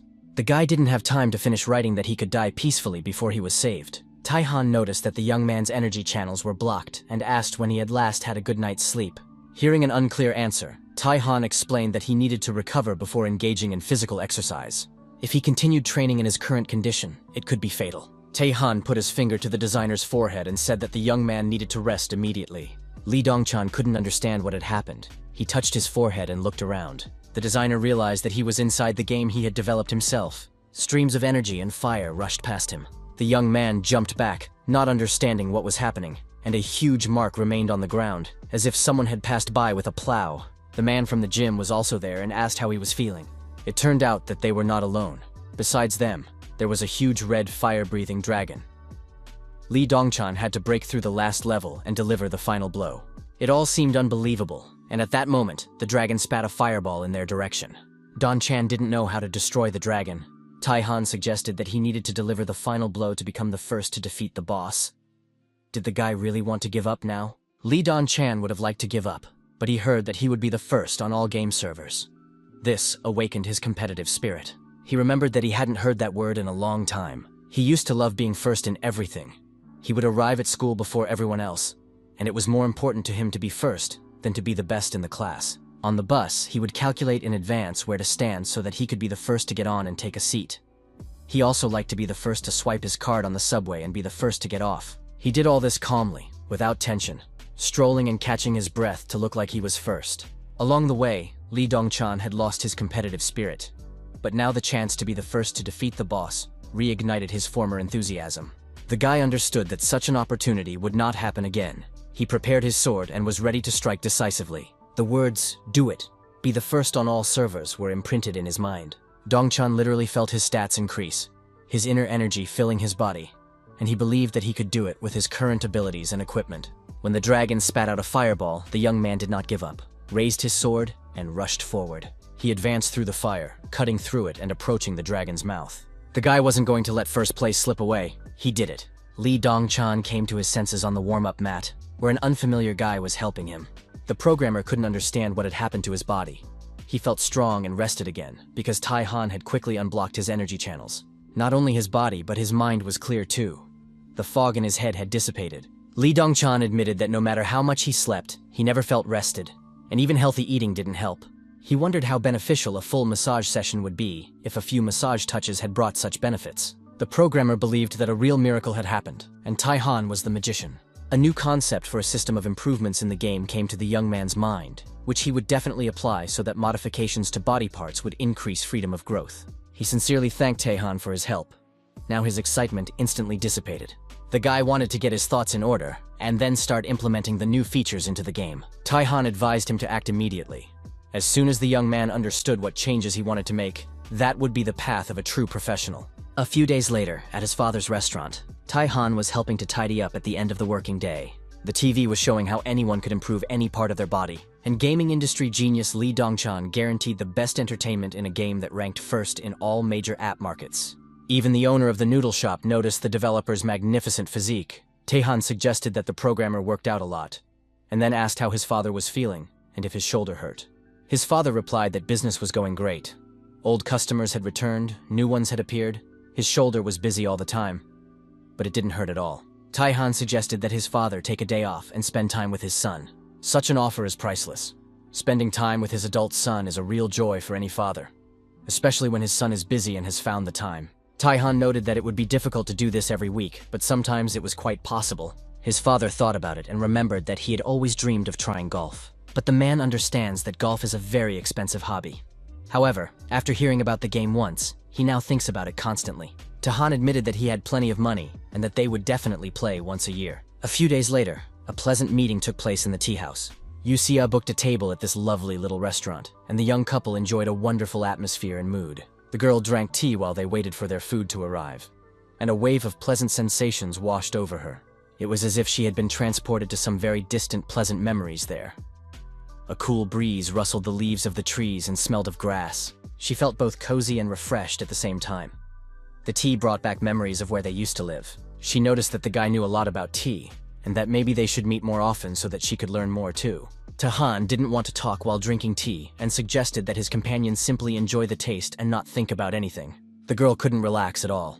She drank tea but talked constantly and remained tense. Tae-han advised her to just drink tea and not think about anything, to enjoy herself and relax. Yusi tried very hard to enjoy herself, and sometimes she even succeeded. Finally, she was able to concentrate and not be distracted by thoughts of anything. The young man said that today he would pay as a token of gratitude for the beautiful woman introducing him to such a wonderful tea house. The girl said that this time, she was going to do the same. Tae-han said that he did not consider today's meeting to be business. Rather, he simply enjoyed the time they spent together. Yusya asked him again if he really enjoyed spending time with her. She stuttered and choked on her tea. The young man confirmed that this was indeed the case, and that he enjoyed spending time with her, because there was no reason not to enjoy lunch and tea in the company of a good person. This answer delighted the beauty. It meant that the guy saw her in a good light, and she decided to invite him to go with her to a music show the next day. The young man refused, and Yusei barely restrained herself from smashing the cup over his head. She hadn't encountered such insolence in a long time, and no one had ever refused her before. The girl understood that he was talking about another woman. Tae-han told her that he was going to play golf with his father. It would be his first time, and it would also be his father's first time. The beauty realized that the young man had a wonderful relationship with his father and was the perfect son. The young man believed that one should treat one's parents well while they are still around. Of course, this was a cliché that everyone knew, but sometimes it was difficult to do even if you knew it. Yusya suggested that they play golf together sometime in the future, saying that she wasn't very good at it but would try her best. Tae-han said he would definitely let her know when he was ready for a round. After that, the girl immediately began to wrap up their meeting, saying that she was fine. But the guy saw that the energy around the beauty had changed dramatically. The next day, all the participants gathered at the golf course. Tae-han treated the man to a gift of an infusion he had made himself. It was a syrup made from bellflower root, and it should have suited the man's physique. It was unbearable, so the man immediately began to try it. It felt as if he were in a sauna, but it wasn't even ginseng, just bellflower root, but very bitter. Khan explained that this infusion was useful for relieving fatigue and replenishing energy, so it was advisable to drink it regularly. Finally, the man noticed Tae-han's father. Kang Ho-yeon introduced himself and said he hoped his son had not bothered the gentleman with any unreasonable requests. But the man reassured him, saying that he was delighted when Tae-han contacted him, and now he could see how much the young man resembled his father. After all, it was a great joy to raise such a son. And the man's name was Jo Won, and he owed his life to the young man. The man told how Khan saved his friend's life by risking his own on the rocky slopes of the mountain. The men continued their pleasant conversation, admiring the young man, and talking about how indebted they would now be to each other for the rest of their lives. Finally, Khan couldn't take it anymore and reminded everyone that they were going to play golf. Finally, everyone moved to the course and began practicing. The game was not particularly difficult, but it did not go as well as the players would have liked. Jo Wong explained the details using special vocabulary, and soon the father and son realized that they didn't understand anything. But most likely it sounded like a compliment. Perhaps they should have studied somewhere in advance. But in the end, they came to learn, so they just needed to hit the ball and enjoy life. The young man was glad to see his father slowly relaxing and beginning to distract himself from his daily worries. He realized that he should bring his dad here more often. Suddenly, his attention was drawn to a figure whose energy was very blood red. The young man looked closely and realized that it was a girl. She was about to strike, but she was in a disastrous state. Tae-han saw balance and grace in her movements. There was absolutely nothing superfluous. Judging by her clothes, she must be a student preparing to become a professional, and her physical abilities seem well honed. But that's what made the situation even more unfortunate. She was physically perfect, but was falling apart on an energetic level. Tae-han knew that in her current state, the girl would not be able to pursue a career. The stranger understood that her body was fine, but for some reason her shots were not as good as before. Tae-han sat down on a bench next to the girl and said that he felt she could have sent the ball much further instead of making such a disgraceful mistake. The girl looked back when she heard the voice and asked if the guy was talking to her. Tae-han replied a little rudely that since there was no one else around, of course he was talking to her. Who else? The girl found this answer a little absurd, but she decided that the guy was just flirting, because she was quite pretty. However, the young man began to deny it, explaining that he was talking about her body balance and did not mean anything romantic. Tae-han insisted that he was referring exclusively to her professional skills. He assumed that the girl was training hard to become a professional golfer, and warned that excessive training could block her energy flow. The stranger denied this, explaining that she had no intention of becoming a professional athlete and only played golf for fun while she was still in school. The young man disagreed. Since childhood, she had won all the local tournaments, and giving it all up now would be a real waste. No one knew that she had once been a youth sports star, and the girl thought she was dealing with some kind of fanatic stalker. Tae-han pointed to the wall behind her, which was covered with photographs and awards featuring the girl. The stranger stopped arguing and admitted that it had been a long time since she had won anything, and now no one recognized her. She had started having some problems with her body, and it had happened suddenly. The young man said he could temporarily fix her condition and asked her to give him her hand for diagnosis. Despite her doubts, the girl trusted the young man. He looked trustworthy. Tae-han took her hand and pressed his finger on one of the acupuncture points on her wrist. A deep warmth spread through the girl, and she felt very good and comfortable. She felt as if she were in her grandmother's country house, cozy, her body relaxed, and sleepy. The stranger said that he had improved her condition for the moment, but that it would take more time to solve the overall problem. He offered his services and asked her to contact him at any time. The young man handed her a business card with his phone number, saying he was ready to help if necessary. After that, the young people said goodbye, and the girl went to the locker room. The men noticed the beauty who had left and decided that Tae-han had come not to play golf, but to flirt with pretty girls. Cho Won added that athlete Yoon Bi was not the type to open up to people easily, which meant that she really liked the guy. The men began to recall how they themselves had flirted left and right in their youth, and how girls lined up in front of them. At that moment, Shin Jun-ho, who had already been discharged from the hospital, joined the players. He was active and healthy again. The men said they had finished training and were planning to go out for a bite to eat. Jo Won added that they were going to try the most delicious homemade noodles from the best noodle maker. Junho was happy to meet his savior's father and learn that he made the most delicious noodles. The men immediately hit it off. Tae-han realized that everyone was fine and comfortable with each other without him, and decided not to interfere. But Jung-ho called out to him. The young man said he needed to go to the mountains for medicinal herbs. He planned to take the bus and return late in the evening, but wanted the men to relax and enjoy themselves. Junho detained his savior, saying he had a small matter to discuss. Without going into details, Mr. Shin put the young man in his car and drove to his home. A white car was parked near his house. It was not new, and Mr. Shin was going to sell it, but decided it would be better to give it to Tae-han for a bargain price. The man set a price that seemed ridiculous even for a guy like him, who didn't have much money to spare. The young man was surprised. He couldn't believe that no one else had bought the car for that amount. Finally, Junho admitted that he just wanted to give the car to the young man, but was afraid of embarrassing him, so he offered him a deal. This way, the young man did not feel obligated, could pay for the purchase, and Mr. Shin was reassured about his gratitude for saving his life. The situation suited both parties, and they decided to test the car right away to make sure that, even though it was used, it was still in top condition. The men inspected the car and took it for a drive around the neighborhood to test it out. Tae-han was pleased. He understood that Mr. Shin had been tactful, and now he had to repay him properly. The car sped along at high speed, much to the delight of its passengers. Jun-ho was surprised by the young man's skill behind the wheel, and wanted to know who had taught him. Tae-han said that this was his first trip. He had obtained his license many years ago, but had only recently completed his training.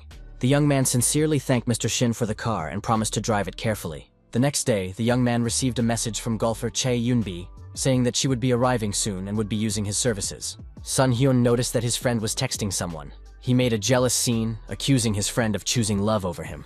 After all, he, Sun Hyun, was his only friend. When the passion subsided, the masseurs turned their attention to the visitors.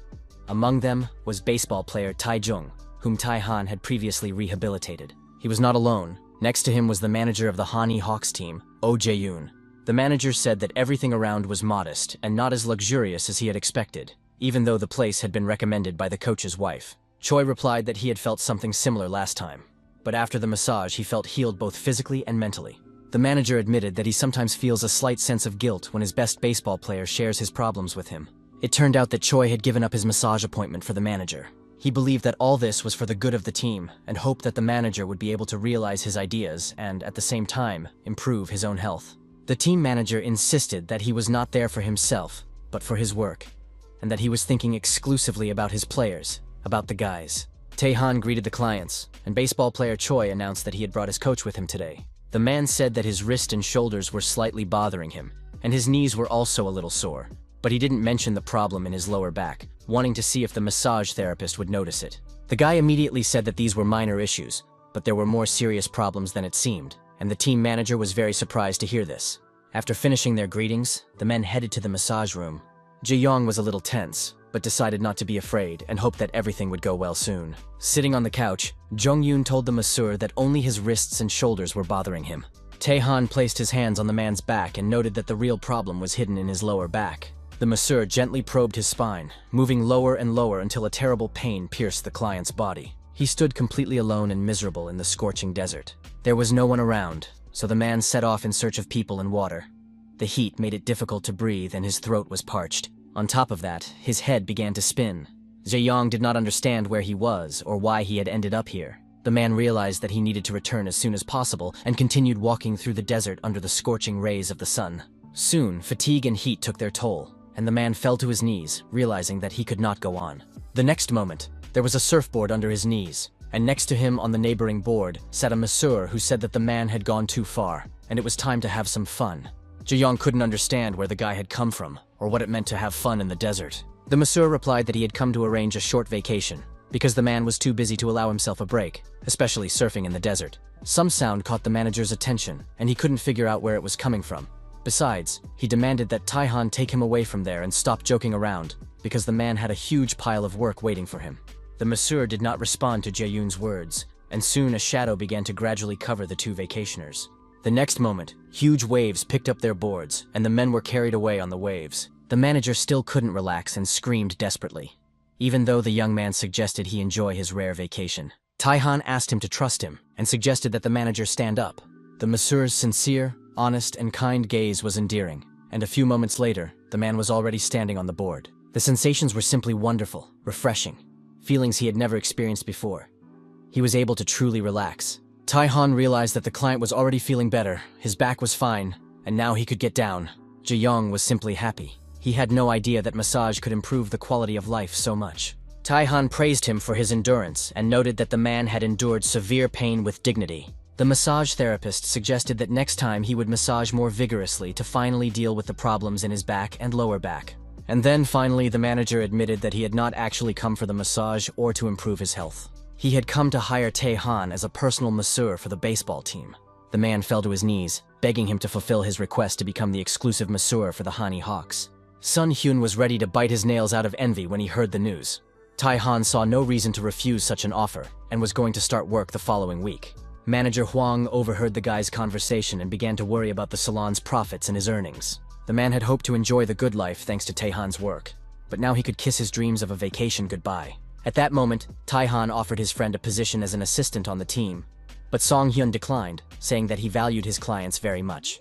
Tae-han promised to bring baseball balls autographed by the players as soon as he had the opportunity, and manager Hwang realized that the young man was not quitting, but would be helping the team on his days off. Tae-han confirmed that he would not be leaving for Hanko and had just extended his contract here. Another wave of happiness and gratitude swept over manager Hwang, and he rushed to hug his lucky ticket. The man admitted that he was very worried about what would happen to the clients if Tae-han left them. But the guy said it wasn't about the money at all. If he only wanted money, he wouldn't have become a massage therapist. To simply earn money, the young man would have taken up mixed martial arts. The guy did not explain why he made this choice, leaving the man to find the reason himself. Sun Hyun said he would always be there to protect and support his old friend. Manager Hwang showed great sensitivity and told the young man not to bother Tae-han. The young man noted that the manager had experience and insight, although he still worried too much about money. Tae-han felt a strange sensation seeing his clients and loved ones relaxed after a massage. When he was a heavenly demon, nothing like this happened. But now the feeling of satisfaction brought him true pleasure. Tae-han looked at his colleagues with love and affection, realizing that there was no need to leave this place. The young man still wanted to enjoy this naturalness and harmony. At that moment, a group of girls appeared in the sauna, taking pictures and posing for each other. They discussed all kinds of beauty tips, shared recipes, and life hacks. The men noticed that these customers had not been in their salon before. Or rather, they had looked completely different before. The manager recalled that when he gave them the key to the locker, they looked like squeezed lemons, tired, exhausted, and worn out. Now their bodies were full of life and energy. It was unclear how one massage could have done such a thing. It seemed almost like magic. Sohn, watching his friend, couldn't understand how the young man managed to serve all the customers without getting tired. Perhaps he had a huge debt and was forced to work so hard. The manager believed that the situation was quite different. It seemed that Tae-han glowed from within, and his muscles were strong and powerful. Sun Hyun was about to leave work because he had an appointment, but Tae-han was going to stay because he still had customers. His friend couldn't take it anymore and started asking about the young man's debts and how much he had lost, because now he was working nights to make up for his losses. Sun Hyun even thought that his friend was addicted to gambling and was losing huge sums of money, which was no longer funny and required urgent intervention. Tae-han reassured his friend, saying that he had not lost anything, and, on the contrary, his finances were in perfect order. This completely baffled Sun Hyun. It was unclear why the guy was working so hard. Chae Yunbi tried to get to the right place as quickly as possible because she didn't visit Seoul often and didn't know her way around the city very well. In addition, the girl's back began to hurt, and she was still traveling. The pain did not go away. The golfer underwent numerous tests and examinations, but the doctors were unable to give a definitive answer. Without a clear understanding of the problem, they could not find a solution. The young golfer's physical condition continued to deteriorate. She realized that she would soon take her last swing before leaving golf forever. But meeting a stranger and his help began to change her condition. Yunbi felt better every day. She didn't understand how he did it, but decided to attend his session. The girl found the spa and was ready to meet Tae-han. Yu Saya was on a film shoot when, sitting at a table in a cafe, she dropped a cup and spilled her drink. The director rushed over to her, asking if she was hurt and how she was feeling, because she was playing the lead role. The director noticed that the beauty looked unwell. Sia said she was just scared, but most likely she had low blood sugar. The director offered to bring her a new drink, but Yu Sae felt that something bad was happening. A strange, incomprehensible feeling of anxiety overwhelmed the beauty. At that time, golfer Chae Eunbi was having a private massage session. The girl looked around the salon and decided that it wasn't so bad, even better than she had expected. She took a fresh look at the massage therapist. He was tall, with broad shoulders, long legs, and a very handsome face. Last time, she had hardly noticed him because of the pain that tormented the athlete. The young people looked at each other, thinking about different things, but it was time to start the massage and treatment. The guy laid the client down and began to feel her body to figure out the problem. Overall, she was perfectly healthy and had a strong, toned athletic body without excess fat. However, the presence of pain indicated that the golfer had a problem with her lower back. Most likely, it was a congenital weakness in that area. The energy in these points was somewhat unstable and intertwined with the surrounding meridians. If left untreated, the flow of energy could stagnate. In the future, it could turn into negative energy, worsening her overall health. The young man promised to cure the athlete, and she just needed to relax and trust him. It sounded a bit like quackery, but why not give it a try? However, the young man understood that the treatment would be difficult. Yunbi insisted that the young man not hurt her, as she had a low pain threshold. No one likes pain, but the energy blockage had to be removed, so she had to endure it a little. The masseur pressed his elbow into the spot. Yunbi cried out loudly in pain. The masseur felt that the blocked energy had begun to flow, and that it was time to move on to the next step. Tae-han armed himself with gua sha scrapers to improve energy circulation. The guy announced that with this tool he would disperse the blood and energy, and soon the pain would completely go away. When the massage was over, the girl fell asleep on the couch, exhausted. Tae-han knew that energy circulation would soon become more active and the golfer's overall condition would improve. It was important not to overcool the body or turn on the air conditioners. The energy flow had to be allowed to circulate calmly throughout the body to relieve the tension. Yunbi tried to get up and leave the room, but the masseur did not allow her to do so, as the process was not yet complete. He insisted that the girl sleep a little so that her blood circulation could be restored and her energy flow could be regulated. The girl's eyelids became so heavy and her whole body so weak that she couldn't even close her mouth, and a trickle of saliva flowed out of it. Tae-han picked up the client and carried her to a special restroom where she could fully recover, rest, and get herself together. The director was screaming wildly on the set because the star of the film was once again unable to play her role properly. The director announced another break so that the girl could concentrate and do her job properly. Sei felt that everything was going wrong today ever since the glass broke, and it bothered her. A constant feeling of anxiety did not leave the beauty. And suddenly she realized the reason for it. Her anxiety was related to Tae-han and his female clients, who were probably pestering him and acting very clingy. At that moment, the actress's thoughts were interrupted by an actor who called out to her. Sia was so lost in thought that she didn't hear her colleague approach. Yu Sa looked at the young man and remembered that he had recently been suffering from severe migraines. He probably needed help. The guy was very embarrassed because he had come to help his colleague, but instead he had made her worry. The young man confirmed that as soon as a new project started, he practically stopped sleeping, but considered it just part of the job. The young man tried to find an opportunity to lie down and rest and said that he would gladly go for a massage now to fix all his problems. Sia, upon hearing about the massage, immediately realized that she needed to contact Tae-han. She promised to take Oleg to him when they returned to Korea. This man is not like other masters. He works real miracles. Sia believed that the migraines could disappear completely after the first session, because the masseur was truly a master of his craft. The friends sealed their agreement and friendship with a finger promise. It was nice to see them caring for each other. Sia was almost happy. She had wanted to check everything for a long time, but now she had a wonderful reason to watch Tae-han closely. And if anyone dared to flirt with her Tae-han, she would make sure that it would be the last day of that woman's life. In the lounge, golfer Eunbi was fast asleep, but she continued to moan and toss and turn. The masseur watched her and realized that the girl was very anxious. Perhaps her meridians were not yet completely cleansed. Suddenly, the young man had the feeling that someone was nearby. He sensed someone else's energy. There was no one specific in the office or near him, but there was a distinct feeling of intent to kill in the room. and the young man could not understand where it was coming from. With a loud cry of "Wait!" Yinbi, all sweaty and disheveled, woke up and came to her senses. She sat up on the couch and at first couldn't understand what was happening to her or where she was. Tae-han appeared next to her and asked how her body felt. The girl began to feel herself, puzzled and not understanding what was happening. The pain that had interfered with her life for years was gone. Yunbi happily announced that she felt incredibly rested. Tae-han was delighted and offered the girl some tea that he had specially prepared for her. Standing up, Yunbi was amazed because her body felt unusually light. A faint hope appeared in her mind, and the athlete thought that she was able to return to her former physical form. Of course, it sounded ridiculous, and it only happens in comics, so it seemed untrue. The dogwood flower tea was brewed in a beautiful teapot.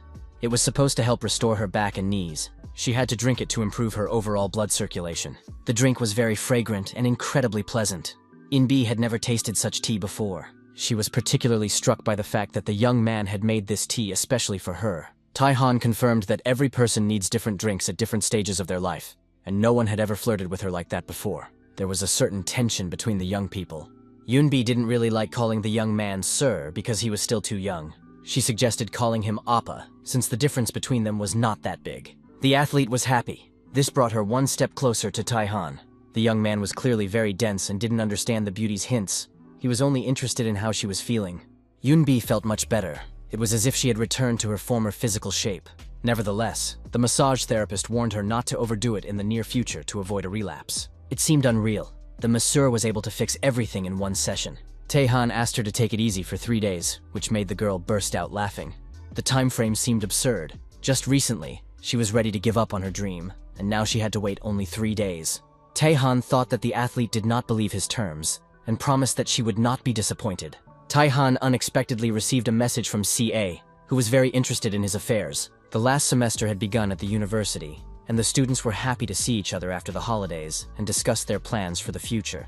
Sun missed the class and thought that he should have gone with Tae-han after all. He remembered how he had refused to become an assistant masseur for the Hanyeon Hawks team, citing his large number of clients and the need to earn money. Now the young man was ready to kick himself for even opening his mouth. Suddenly, the lecturer decided to take attendance to check attendance. The professor called out the students' names and they responded. It was Kang Tae-han's turn. Instead, Song-hyun raised his hand and said that his friend had not come to class today because of work. The professor had already heard that the young man was working with the Hanese Hawks. This news surprised everyone present, and the professor confirmed that the student had started working for them as a massage therapist, which was impressive because the young man had worked so hard even before graduating from university. His classmates did not consider this to be something remarkable, as the team was always in last place. And in general, the young man could be blamed for the team's lack of improvement. The professor understood the students' concerns. He also believed that simple massage would not lead to a dramatic improvement in the players' performance. But they were all wrong, because the team's usual training day now looked absolutely phenomenal. It was difficult to guarantee consistent stability in the game, but it was possible to try to gain practical experience in this area. Even if Tae-han failed and returned, the professor himself would applaud him for taking on the challenge. The coaches watching their team train couldn't believe their eyes. These guys had been incapable of anything just a short time ago. But the secret to their excellent physical condition and great play was Tae-han's massage. The young man came out to see his players, and the coaches rushed towards him with enthusiasm. They greeted Tae-han, saying they understood how tiring it was for him to travel to another city. But now the guy was not just a masseur. He was the masseur of the Hanhui Hawks, Kang Tae-han. The coaches jumped up to him, began shaking his hands, and expressed their gratitude to the specialist. One of the coaches, with tears in his eyes, said that thanks to Tae-han, his players were full of enthusiasm. He hadn't seen them so fired up to win in a long time, and it was a very exciting event in his coaching career. Tae-han said that these changes did not happen because of him. The young man explained that the changes were due to the coach, who was willing to bend over backwards for his players. The masseur only took care of their physical condition, according to the needs of each individual player. These words greatly embarrassed the coach, and he realized that Tae-han was a wonderful person with a capital W. The masseur reminded the guys of the goals they had lost and the dreams they had lost. He gave refreshing massages to those who needed rest and adjusted the pressure for some. This individual approach helped the whole team, and now they could be satisfied with the result. It sounded incredible, and the assistant coach thought that the player's vacation could be replaced with a massage course. At that moment, a loud shout drew the men's attention to the game. Another hill run was completed, and the coach enjoyed the view and the play of the guys who were full of energy. The entire team was sincerely grateful to their support group, represented by their coaches and masseur. The coaches themselves were in tears and couldn't let go of each other's grateful embraces, congratulating each other on their hard work and long-awaited victory. One of the players wondered whether this game would take too much energy away from the team's official matches. The player was one of the most talented and professional, and he hoped to play on the team for several more years. But unfortunately, athletes' careers are too short. The player did not recognize the team and thought that the coaches had bought new athletes. Moreover, the score on the scoreboard indicated that there were new forces on the field. At that moment, Choi Tae-jung made a serve, and it was just perfect. Even the coach himself looked younger, and the other players were full of strength and energy. The athlete thought that something strange was going on. Everyone had become younger and full of strength and energy. The coach said that the player could also become like that because now the team had a solution. He just needed to entrust his body to Mr. Tae-han, and the coaches pointed to the young masseur standing aside. Tae-han was completely focused and did his job well and consciously. He was ready to fix anyone who came to him for a massage. The player did not believe that it was the masseur's doing, and thought that all these words were just exaggeration and some kind of advertising campaign aimed at promoting an unknown specialist and giving him the opportunity to earn money. The coaches tried to convince the player that the masseur was really good, but the athlete believed that the success in today's game was due to the player's good mood. The player said that he would just go to a recovery training session and had no intention of visiting the masseur. When he walked past Tae-han, the latter nudged him with his shoulder. The young man announced that 30 seconds would be enough to heal his shoulder girdle. Despite the anger in the athlete's eyes, Tae-han explained that he could do it in 30 seconds and the baseball player would be back in top form. With that in mind, he could win the championship title this year. The man immediately realized that the masseur was well versed in sports, because the team would need to win every remaining game of the season to win the championship. Tae-han said that the team would easily manage this, and at this point the player lost his temper, grabbing the young man by his shirt and trying to intimidate him. The player was sure that the masseur didn't understand the intricacies of the game and thought the championship was something like a neighborhood sporting event, while he had worked so hard for the team for so many years. But now all those years had been wasted because in the end, he didn't win the championship. Tae-han took the player by the hand, and the man immediately felt a refreshing energy begin to rise up his arm. The masseur said that after his session, the player would feel this refreshing sensation for the rest of his life. He was ready to treat the player if he changed his mind. The coaches teased the embarrassed athlete, who did not believe in the miracles happening to him, so he decided not to think about it, but to do what the coach advised and see for himself what kind of masseur he was. The player approached the locker room door, and it seemed very large and unfamiliar to him, not like before. He opened the door, and a bright light illuminated him so much that he had to close his eyes. Inside, there was no locker room, but a school classroom, which was very strange and inexplicable. His classmates greeted their friend, waving and saying hello, but the baseball player didn't understand what was going on. The teacher looked the same as usual, but his body was filled with tremendous strength and energy. He secretly told him that he had gotten a massage to stay in shape before retiring. The teacher said he didn't think any of this was right. He decided that he would not retire and would fight for the championship title before he left, because he felt full of energy. It was overflowing. Tae-han entered the locker room and called the player to follow him for a massage session. Even when the player lay down on the couch, he remained skeptical about the massage and thought it would be better to go for another training session. Although his teammates were playing better, he wasn't sure if massage was right for him. Tae-han did his job, working his magic on the athlete's sore and injured body parts while the player screamed in pain. The young man announced that he was finished, but the player felt as if something had been sucked out of him, and now he wasn't sure he could even stand up. Tae-han completed the final stage and stimulated a few more areas. The young man said that the player's shoulder problem had been completely resolved. This news did not please the baseball player who was about to quit the sport, but it turned out that all problems could be solved in a few minutes. But when the man got up from the couch, he noticed that the chronic pain in his shoulders had disappeared. Tae-han warned that he would now do something even more important. But could anything be more important than the player's physical condition? It turned out that mental problems could also be treated. Tae-han promised to fix the athlete's damaged mental state during today's session. Although the player claimed that his mental health was fine, the young man did not believe it and began to influence certain points on his head. Soon, the player's consciousness cleared, and he seemed to sink into an incredible stream that took him back many years. At that time, he was the team captain and the most sought-after rookie and incredible player. After joining professional teams, the young man immediately became the #1 star, and now the Han Hawks hoped to win the championship with him. The game continued, but for some reason it didn't go well, and in the end the result was disastrous. The Hawks lost in the final game of the Korean series. The young man was crying, but the coach tried to calm him down, saying that the player had performed very well for his debut season. However, this did not calm the boy down, because the team he had dreamed of his whole life was never satisfied with this. He vowed to win next year. Years followed, one after another, until the team came to a unanimous conclusion. Tae-pyong missed the ball and his shoulder crashed into the fence. It looked very serious. The medics took the player away, and it was clear that, given his age, he would not be able to recover. The situation was tragic. The young man wept because of his injury, and the championship became even more unattainable for him, because he would not be able to win it with his abilities, and all that remained was to be happy that he could simply play on the team.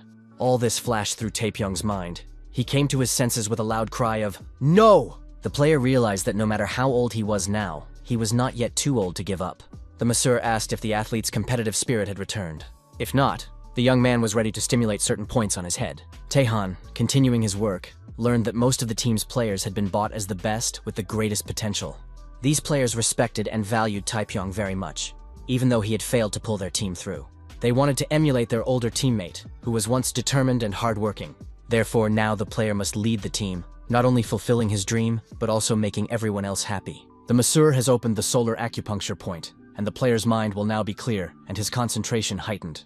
The next day at the game, he will be able to repay his teammates for the respect they have shown him over the years. He must repay them by showing the highest level of concentration, focus, and excellent play, and lead the team to victory. The next day, the stadium was full of fans who couldn't believe their eyes. The Hanyun Hawks were performing brilliantly. Player Tae-pyong stood out in particular, full of determination, just like in his debut years. The pitcher made his first throw. Kim Tae-pyong managed to hit the ball, but something incredible happened. The player got ready to catch the ball and did so, giving the Hawks a chance to attack. It turned out that this was not the end. The ball flew over the fence. The opposing player, who usually played flawlessly, made many mistakes today, and thanks to teamwork, the Hawks won their first victory of the season. In the next game, the athletes will show themselves to be even stronger and more confident. Manager Hwang watched his team play and realized that the credit for this victory belonged to Tae-han. The man rushed over and hugged his subordinate, begging him not to leave the team until they won the championship. The young man was confident that this would happen this season. The news literally stunned the manager in a good way. But he couldn't leave this life until he saw the championship through to the end. At that moment, Tae-han's phone received a message. It was from actress Yoo Se-ah, who was planning to visit a massage parlor in the coming days because her colleagues really needed help. A few days later, the actors did indeed show up at the salon. The girl introduced her colleague named Jo Chang-hyuk, whom she had already mentioned. He needed help. The guys greeted each other, and the masseur led Jong-hyuk away.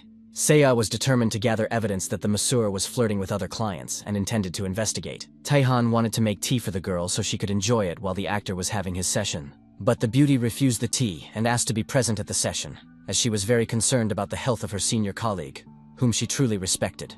These words literally brought Chang-hyuk to tears, and the masseur did not resist and allowed the girl to attend. Everything went according to plan.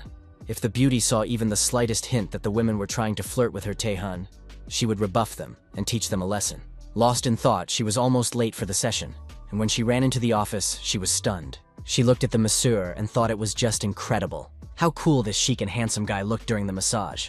When his strong, muscular hands touched someone else's body, his gaze was thoughtful and calm. At the same time, his fellow actor Chang-hyuk looked completely unimportant. Tae-han understood that everyone was going through difficult times, but it seemed that there was nothing he could do about it. To become better, the guy would have to go through it himself. The young man found himself in an unfamiliar place. He was dressed in knight's armor, and on his head was a metal hoop that fit tightly against his hair. This outfit looked completely ridiculous, and the young man was holding a sharp sword in his hands and did not understand how he had ended up here. He guessed that he had ended up in a comic book, and the genre had taken a turn for the worse. Suddenly, something flew past the young man's ear and he felt a cut on his cheek. The flying object hit the wall and exploded. The young man looked around and saw strange figures approaching him. These people looked disgusting, scary, traumatized, armed with various weapons and demanding their money back. The guy didn't understand what money they were talking about. At that moment, one of the men lunged at him and demanded the money his father had invested in the business. The young man continued to fight and said that he had worked for years to pay back the money with interest. He had worked hard for many years to pay off the debt. He started out as an extra in historical dramas, playing minor roles with only one line, and the other actors paid no attention to him. But the guy achieved his goal of protecting the family that relied on him and earned the money to pay off his debts. Now he demanded that the strangers stop tormenting him. After that, the guy heard a voice asking how much money he had already spent this month. The voice said that his neighbor had returned from a trip to Europe, and now that the debts were paid off, they wanted to go on a trip too. One of them wanted to learn to play the violin, and the guy had to pay for lessons at the academy, for the sake of his family, because he was a good son and would help his relatives. After all, He was the best son, and his parents were very grateful to him for being so respectful. They were happy. The young man, of course, agreed to fulfill their wishes, because they loved him so much. The boy was ready to do anything and take care of everything they asked him to. And at that moment, someone's hand was squeezing his throat. But as long as his family was satisfied with his sacrifice, that was enough, even if it was almost impossible to breathe. Suddenly, someone's hand touched him. Tae-han said he needed to pull himself together. The masseur was able to destroy the negative energy around the guy, and made him feel free from the other people who had latched onto him. The young man woke up, not understanding where he was or where his family was. He was angry at Tae-han for driving away his loved ones, who were so important to him. Tae-han said that the young man should not dare to talk back to the person who saved his life. After that, the masseur ordered him to open his eyes and watch carefully. Did the young man really think that these were his parents who loved their son? If they were really his family, they wouldn't have suffocated him. And even in difficult times, they would have shared the responsibility with him and supported him. After all, actor Jang Hyuk himself had personal problems. But he took on the burden of difficult times and supported his entire family. Realizing what was happening, Jang Hyuk felt as if a heavy burden had been lifted from him, and he found himself alone in the world, completely unprotected from problems and difficulties.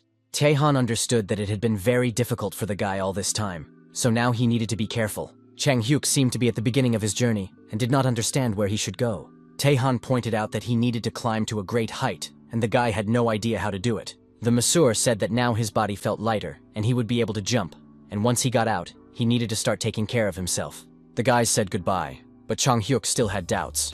He didn't believe he could do it, even though he felt better and lighter. He wasn't sure it was even possible to jump there, but he decided to take a chance and did it with all his strength, even though the jump seemed pointless. Soon he was floating in the air, amazed that he had been able to do it. When he came to his senses, the actor thanked him for the massage, saying that it helped relieve his accumulated fatigue. Tae-han warned that if the guy ever had a headache again, he shouldn't hesitate to come back for another treatment. The guys said goodbye and promised to meet again. Yoo Se-ah said she would walk her colleague out a little, and then suggested meeting at the restaurant where they had dinner last time. Tae-han said that the food there was quite expensive, but he didn't have time to finish his sentence. Se-ah wanted to thank him for the session he had given her colleague and was again ready to pay the bill. The massage therapist was still thinking about his last client. He was sure that he had removed the negative energy and mental stress that caused headaches. The guy should have felt a surge of strength, and the headaches should have disappeared. But for some reason, he didn't mention them at all. Perhaps the masseur did not fully control his negative energy, and in that case, Jang Hyuk could lose control of his body and mind. Soon, his internal energy could become distorted and even harm him. Yoo Se-ah accompanied her colleague, but she couldn't shake a strange feeling. It seemed to her that the actor was trying to escape, and he showed no emotion when talking about his feelings about the massage, as if he had visited a regular masseur. The girl was upset by this reaction, and even assumed that her colleagues might be dissatisfied with the massage. During dinner at the restaurant, all of Tae-han's thoughts were occupied with his last client. He was sure that he had removed the negative energy and mental stress that caused headaches. Se-ah saw that the young man was thinking about something very seriously, but he did not want to share his thoughts. Doubts continued to accumulate in his head. Perhaps he had not worked with the negative energy correctly, and if so, urgent action was needed before Jang Hyuk lost control of his mind and body. The young man was so lost in thought that he hardly listened to his companion. The girl noticed that he seemed absent, sitting next to her at the table. Tae-han could no longer bear it and asked Se-ah to take him to the actor's house right away. Tae-han stated bluntly that Mr. Jo Chang-hyuk could die if something went wrong. Just then, the guy returned home and loudly announced this to all his relatives. At that moment, his parents were discussing the handbags and outfits they had managed to buy in exclusive stores, which were expensive and rare in the country. They discussed that there would be a new collection tomorrow and that they had to get to the stores in time. The young man repeated that he was home. His parents decided that they needed to buy high quality, expensive, and the best shoes. He said again that he was home. Summoning all his strength, the young man shouted with tears in his eyes that he was at home. Finally, his parents looked up from their shopping and looked at the screaming boy. His mother asked, "Why are you shouting in the middle of the night? If you're home, you need to wash up and go to bed. You have work again tomorrow." The young man replied quietly and indistinctly, and his parents did not hear him. They immediately became active. "Tomorrow is the day to pay the balance for the construction for our brother. We need to make sure that the money is transferred in advance to avoid problems." The young man felt an iron hoop squeezing his head and told his parents that he had something to tell them. Chang Hyuk announced that he was going to move out of the apartment, at which point the steel hoop squeezed his head. At that moment, Tae-han and Se-ah were running through the streets of the city in alarm. The young man was running so fast that the girl had no chance of catching up, and she was amazed. She didn't understand how a person could move so fast, and the young man was sure that something was definitely wrong with Chang-hyuk's energy. The masseur thought he had missed something but couldn't figure out what it was. The young man was sure he had done everything necessary. The only thing he understood was that he had to hurry and act as quickly as possible before the actor lost control. Suddenly, on the sports field, he saw a man sitting on a swing. It was none other than actor Jo Chang-hyuk. Tae-han ran up to the actor, asking if he was okay and how his body felt. The actor was surprised to see the masseur in his yard. The men's eyes met. The masseur noticed that the actor's entire body was covered in bruises.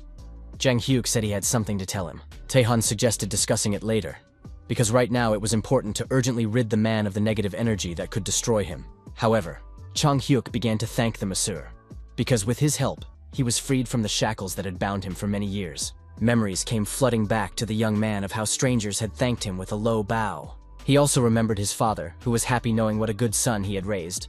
And now Chang-hyuk also thanked him with complete sincerity. The only thing that was unclear was what kind of wounds covered the young man's body. Chang-hyuk explained that it was natural to feel pain from parting with things that had become part of his life over many years, as if they had grown together with his body. Tae-han understood and realized that he needed to take responsibility for his own life. It's not easy, and now the masseur is sincerely proud of the guy. It will be difficult for a while, but later Chang-hyuk will be glad he took this step. He was torn by doubts about the rightness of his decision, but he had to start his independent journey through life right from that moment. The next day, while drinking tea together, Seo said that she had never seen Chang-hyuk cry before. She wanted to understand why this had happened, because he had never shown weakness in front of others. In fact, Seo wanted to ask directly what the guys had been talking about while she was away, because when she arrived at the playground, the conversation was already over. Seo claimed that they had ignored her and hadn't told her anything about what had happened. She didn't understand why Chang-hyuk hadn't shared it with her, since they were close friends. Tae-han didn't want to discuss other people's problems with the girl, considering it unethical, and replied that it was just a normal guy talk between them. The beautiful woman clearly did not like this answer, and she decided to take action. The girl declared that if he continued to behave this way, she would stop providing him with new clients. CA had added a huge number of clients to her notes, but then the news shocked her. She opened her mouth and started screaming. Tae-han asked what had happened. The news was astonishing. The newspaper reported that actor Jo Chang-hyuk was going to get married. Seo had no idea that he had a girlfriend and the love of his life. Tae-han reacted calmly, but inside he was happy for his friend. He had found a serious reason to risk his life. Tae-han suggested celebrating the event and congratulating Chang-hyuk, at least among themselves. They clinked cups of fragrant tea, wishing the newlyweds great love and a happy family life. Tae-han thought about how he sincerely cared about and hoped for the guy's happiness throughout his life. Shin Jun-ho came to the hospital with his wife for a routine checkup after the accident. The doctor confirmed that the man had no health problems and was feeling better than before. Jun-ho was sure that the masseur was really special, and the doctor had nothing to argue with. He completely agreed with his friend. The doctor was glad that his friend was fine and was about to go to his office for an appointment. The men began to say goodbye, and at that moment, Mr. Shin's wife, getting up from her chair, felt a sharp pain in her hip. The doctor knew that the woman had problems with scoliosis and pelvic displacement, and now she had joint pain, but she tried to pretend that everything was fine. The doctor had noticed for many years that she avoided examinations and did not trust the clinic. Then he had an idea, to suggest she try a massage from Tae-han. The woman looked at the doctor in bewilderment, not understanding how massage could help. After all, her health problems had lasted for years, and no clinic had been able to cope. Mr. Shin also looked at the doctor skeptically, saying that he did not expect such a suggestion. But the doctor was completely calm and confident. He was doing the most important thing that every doctor should do. Every doctor must prescribe treatment that is appropriate for a specific patient. In this case, the doctor prescribed a remedy named Kang Tae-han, the best remedy for her condition. The doctor immediately dialed the masseur's number to arrange a consultation, but there was a small but serious problem. The young man was in the wild mountains. The young man recognized the doctor and confirmed on the phone that he remembered their meetings, and at that time he was massaging the mountain god in the form of a wild boar. The young man promised that he would soon go to the doctor's house. After finishing the conversation, Tae-han told the mountain spirit that he had to leave, even though the spirit wanted to continue the massage, not having fully recovered. The young man advised him to take a nap to feel better, and promised that they would see each other next month. He reminded the mountain spirit to prepare everything on the list. Tae-han had almost left when the mountain spirit asked him to stay for a few more minutes. The mountain spirit was interested in whether the masseur could help anyone else. The young man thought that another spirit lived nearby and offered to bring him. He still had energy that could be used. The mountain spirit said that it wasn't necessary to do it right now, but there was one problem. Those who would later become mountain spirits were now too full of energy, and 3 wild boar cubs were rushing to their father to play with him. The 3 cubs immediately began to demonstrate their techniques: biting attacks, headbutts, quick and powerful strikes, and multi-attacks. The unfortunate mountain spirit, the father of the family, could not hold back his tears and asked the young man to calm the mischievous cubs down a little. The 3 cubs were very active, but the young man massaged them, and they became completely immobile, lying happily. The spirit believed in the power of the masseur. The process proved to be effective, and his offspring fell asleep next to him. Tae-han warned that the babies would sleep for a long time, so their father would have enough time to rest. The mountain spirit could not contain himself, and sincerely thanked the young man, saying that he loved him very much. The young man left the mountains, satisfied with his way of life. Soon he was standing at Mr. Shin's house. The owner personally opened the gate, saying that he and his wife had been waiting for him, and were surprised at how quickly the young man had arrived. Tae-han said that he had been gathering medicinal herbs in the wild mountains. Mr. Shin hoped that the young man had found something suitable for making men's liquor. But Tae-han had brought medicinal herbs for his wife. The woman was happy to see the young man in her yard and greeted him, while her husband asked him not to forget about the special herbs for men. Tae-han assessed the condition of the lady of the house and realized that he had misunderstood the situation last time. Now her condition was worse than her husband's when he fell off the cliff. The cause was routine housework and accumulated internal injuries. The hosts wanted the young man to rest first after his journey, but he said that there was no time to rest, given the woman's condition. These words greatly surprised the hostess. The young man realized that this would be the most difficult massage of his life and suggested going to the bedroom. The house smelled of the sweet aroma of organic vegetables grown under the bright sun. The smell of meat was also rich and fresh, coming from a happy cow, which allowed the young man to appreciate the host's efforts in preparing the dishes. The woman insisted that they should have dinner first, and then the massage would be more effective. The young man did not refuse and, bowing deeply, thanked her for the invitation and the meal. The table was laden with a huge number of dishes. The young man had never seen such a feast before, and Mr. Shin said that his wife had made a real fuss preparing these dishes. The woman said she hadn't done anything special and invited him to eat more, adding that she was always ready to cook more if he wanted. She brought in a dish filled with energy that lit up the room with bright light. In a huge frying pan lay the herbs and roots that the young man had just brought. The woman happily added them to the dish. Tae-han was amazed that his medicinal herbs were being used in everyday food. The young man understood that eating this dish would increase his internal energy. He cautiously tried the vegetables. A few moments later, he was bursting with inner strength. The energy spread throughout his body, but the young man pretended to be simply eating dinner. Of course, the amount of medicinal herbs was too much, and he had to calm down to harness the energy, breathing deeply and restoring his condition. The hospitable hosts asked him how he liked the food. The young man confirmed that everything was indeed delicious, and that the woman had every right to be proud of it. He looked at the stew and realized that it was not just a mushroom dish, but practically a medicinal one, and he had accidentally gained a year's supply of internal energy. Thanks to this reserve, he would be able to give even more effective massages. Soon, lunch came to an end. The woman lay down on the bed so that Tae-han could give her a massage. Without even touching her body, he could see that her body was exhausted, and it wasn't just because of the overwork of recent years. The young man asked Mr. Shin about his wife's health in her youth. The man claimed that she had always been full of energy, but had spent it all on supporting his business, and now this had led to disastrous consequences. She cooked 3 meals a day, did the laundry and ironed his clothes so that he would look presentable, then gave birth to and raised children, and the man realized that he would never be able to fully atone for his guilt. No matter how well a husband treats his wife, it will never be enough. The woman believed that there was no need to bring up such things, because thanks to her husband, they lived without problems. She told the young man that their child was born late, is now in elementary school, and often asks to go to the amusement park. The woman constantly refuses him, unsure if she can handle it, hoping that after the massage, she will be in good enough shape to go there. Tae-han considered this quite possible and offered to treat her. He warned that the massage would be painful, as the problems had accumulated over the years, and hoped that the woman would be able to endure it. For the sake of her child, she was ready to endure any pain, which, in the end, was necessary for her as well. Tae-han exchanged glances with his client and prepared for the session. Bad energy had accumulated in the woman's body over the years. If internal energy was introduced recklessly, it could damage her organs. The guy cautiously started with the cervical spine. As he massaged her neck, he saw the woman struggling to hold back tears from the pain. If she could endure this, then she would soon be ready to enjoy the amusement park. A park employee asked to check the seatbelts, and the woman, not understanding what was happening, sat in the carousel with her husband. After checking the belts, the swing started, and the couple began riding the roller coaster. After relieving the tension in her cervical spine, Tae-han noticed that her energy began to circulate normally. Soon, the woman was no longer afraid and turned to her husband to show him the beauty around them.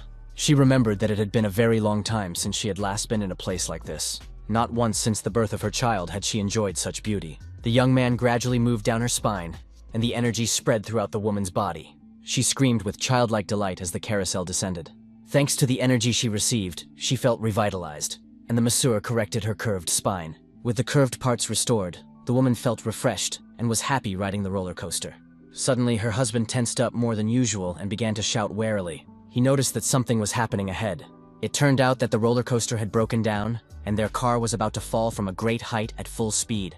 At this time, Tae-han continued to massage the thoracic spine, moving towards the lower back. When his hands reached her lower back, he discovered a severe blockage. The young man understood that this caused terrible pain, but he had to clear the point on the spine to ease the woman's suffering. The client was lying almost unconscious, covered in sweat, and the young man was not sure if she could withstand the pain. The cabin raced down the slopes, and Mr. Shin had already said goodbye to the world, greeting his grandmother who had died several years ago. His wife reminded her husband how many obstacles they had already overcome, and that if they stayed together, they would be able to cope with this one too. These words made a strong impression on Mr. Shin, and, encouraged, he said that they had been through worse situations, so now they just needed to hold on tight. The cabin continued to rush forward at full speed, but soon returned to the rails. Mr. Shin realized that they were not going to fall and were unlikely to be injured. It turned out that the cabin was flying through the air, and it was wonderful. The rails appeared under the carriage as the couple moved forward. Thus, the couple had overcome the enormous, winding path of life. Over the years, the couple had supported each other, taking care of their health and creating a cozy home. Now they were going to pay even more attention to each other. He told his wife that she didn't need to strain herself for him or the child, because her health was the most important thing, and asked her to take care of herself. She had worked hard all this time, and her husband loved her very much. After the massage session, the woman fell asleep without pain for the first time. She looked completely relaxed, happy, and even rejuvenated. Mr. Shin noted that her expression showed how much better she felt, and thanked the young man for the treatment. Tae-han guaranteed that the woman would no longer suffer from joint pain, but that next time, attention would need to be paid to her pelvis and spine. Mr. Shin was surprised and slightly alarmed that the young man was going to give her another massage. Tae-han received a lot of help from the man, and the dinner prepared by the woman was so delicious that he felt it was his duty to work some more. Mr. Shin couldn't understand how such a blessing had come upon them, for he had lived an honest but difficult life. Now he believed that it had all been worth it. Next time, he would personally bring his wife for a massage. He was happy to see his beloved wife sleeping peacefully, something that had not happened for many years. He sincerely thanked the young man once again for his help. There were many athletes at the training ground of the Women's Professional Golf Association. Choi Eunbi was happy to be playing her favorite sport again, without feeling any pain or heaviness in her body. The girls greeted each other and soon announced that the preliminary test participants needed to proceed to their holes. Behind her, she could hear the surprised voices of the other participants. They were amazed that Eunbi had come to the tournament. Some of the rude golfers expressed surprise at seeing her there. They doubted that she would be able to play, given her previous health problems, and advised her not to participate so as not to embarrass herself. Eunbi realized that years had passed, but her rival's attitude had not changed. She declared that her injury had completely healed. Soon, a participant named Choi Eunbi was invited to the tee. The girls wanted to see what skills the promising athlete, who was nearing the end of her career, would display. She approached the ball, concentrated, and prepared to strike. Eunbi knew that now she would find out how effective Tae-han's massage was. The shot was perfect. The ball flew far, and Eunbi believed that the massage had helped. Of course, it was too early to judge the result. She had to wait until the ball reached the right place. The ball had to land near the hole marked with a red flag and not stop prematurely. The ball had to roll right into the hole marked with a red flag, and it did so in the next few seconds. It was an amazing shot that hit the target on the first try. All the contestants were amazed by its accuracy and precision, and Eunbi herself was delighted with the result. The girl wished the other participants good luck and immediately began typing a message to the person who had brought her back to the sport, her massage therapist, Tae-han. At that moment, the young man was busy with another client, and in her message, the young golfer thanked him for his help and, as a token of her gratitude, suggested they have dinner together. Meanwhile, the young man was preparing food in his kitchen. Soon, new messages came from Eunbi. She reminded him that Tae-han had not yet replied. The young man explained that he was busy with another client and apologized for the delay. Eunbi sent him a photo. She said that she had participated in the competition to get back into her usual rhythm, but had reached the final and was now considering whether to resume her professional career. The guy supported her decision, considering her to be very talented, and suggested she come for a massage before the final stage. Tae-han agreed to have dinner with her to discuss her future career. All this time, risotto was cooking on the stove, and soon the young man realized that the dish was almost ready. A faint light was coming from under the lid. Everything turned out exactly as he had expected. Rice with pine mushrooms. The young man added mushrooms and roots obtained from the mountain spirit to the dinner. He wanted to prepare a dish that would significantly increase internal energy. The taste was amazing. The seaweed and shrimp provided a salty flavor. Everything blended perfectly with the deep aroma of the mushrooms, and the roots were added in just the right proportion. The combination was fantastic, and the young man's body was filled with spiritual energy.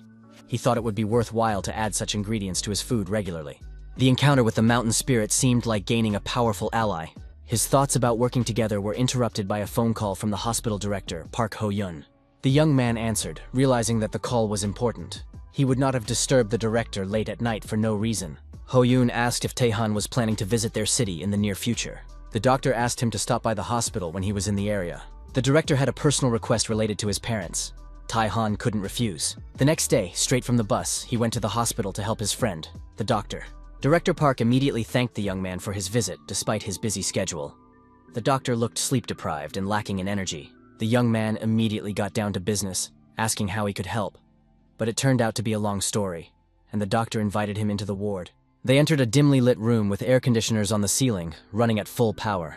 Tae-han felt a cold energy filling the room, and his hands broke out in goosebumps. A patient lay in bed, his life energy almost depleted, reaching its limit. It was an elderly woman, the hospital director's mother. The woman had cared for the director's father, who had been suffering from dementia for more than 10 years. For many years, Dr. Park had hoped that his parents would be able to enjoy a peaceful retirement. But his father suddenly developed dementia after retiring from the fire department. The director suggested sending his father to a nursing home, understanding how difficult it was for his mother, but she always refused and cared for him through the night. Despite her efforts, the dementia worsened, and then a tragic accident occurred. The woman was preparing lunch when the radio reported a fire nearby. Residents were being evacuated. Her father took advantage of her distraction, left the house, and got lost, ending up in a park where he sprayed passers-by with water and demanded to be evacuated. The man's mental state deteriorated until his wife and son found him. He no longer recognized even his family members and could no longer take care of himself. At one point, the father did not recognize his wife and demanded that she let him go. But the main problem was not him. While caring for her sick husband, his mother became very weak and contracted pneumonia, which further worsened her condition. During her illness, her condition improved slightly. The woman understood that her life was almost over, but she wanted to fulfill one last wish. She asked her son to talk to her husband as he used to, but even modern medicine could not help the dying man. Dr. Park suddenly thought of Tae-han, who had been able to bring Mr. Shin back to consciousness. He knew it sounded crazy, but he wanted to fulfill his mother's wish. Perhaps her last. The doctor asked the young man to bring his father back to consciousness, at least for a few moments. The man was in a mental hospital, looking like a baby in an old man's body. He enjoyed drawing with crayons, especially fires and firefighters. Dr. Park came with Tae-han to visit his father. The man, suffering from dementia, saw before him the true face of the masseur, an old man in traditional Korean costume. Dr. Park introduced the young man, saying that he was a student named Tae-han who would take care of his health. Tae-han was not offended by the old man's words at all. On the contrary, he decided that the man was very perceptive. This man's life cycle was almost over. He had practically no functioning meridians left, but he was clinging to the last particle of his life force. Even if the patient's consciousness is not fully preserved, the fact that he is fighting for his life suggests that he wants to do something. Dr. Park thought that he had given Tae-han too difficult and responsible a task by calling him urgently. Now he understood how risky it was. Tae-han was deep in thought and soon voiced his opinion. He would handle the problem. The doctor found it hard to believe what he had heard. It was hardly possible to restore the sanity of a patient with dementia. At that moment, a phone call distracted him. The clinic reported that Dr. Park's mother's condition had deteriorated sharply and that he needed to come to her room urgently. The situation was such that the woman could no longer hold on. Tae-han sent the doctor to his mother and promised to bring his father back in time, before it was too late. Dr. Park, struggling to hold back tears, grabbed the young man's hand and asked in a trembling voice to help his mother fulfill her last wish. As her son, he had to make sure his mother's wish was fulfilled. Although the request sounded presumptuous, he begged Tae-han to come to the woman quickly. After that, the doctor rushed to the ward, eager to spend the last moments of his life with his mother. Tae-han approached the patient to analyze his condition. He understood that human life energy is extremely unstable. The young man turned to the old man. saying that his wife could no longer wait. She had very little time left. He understood that the only reason the man was clinging to his last ounce of energy was his desire to prove himself a real man one last time. The sick man listened to the young man and said that first they needed to put out the fire. He couldn't do it alone, but he knew for sure that someone was waiting to be rescued and was asking for help. Tae-han did not argue and agreed that they would first help the people caught in the fire. The man was happy to hear this support. Tae-han focused all his inner energy and promised the patient that together they would overcome the problem. The young man placed his fingers on the man's head, and pure, healthy energy began to flow into the sick man's body. It literally pierced his body, causing terrible convulsions. The next moment, Mr. Park found himself sitting on the ground, dressed in firefighter's gear. The bright hot light made it impossible to open his eyes.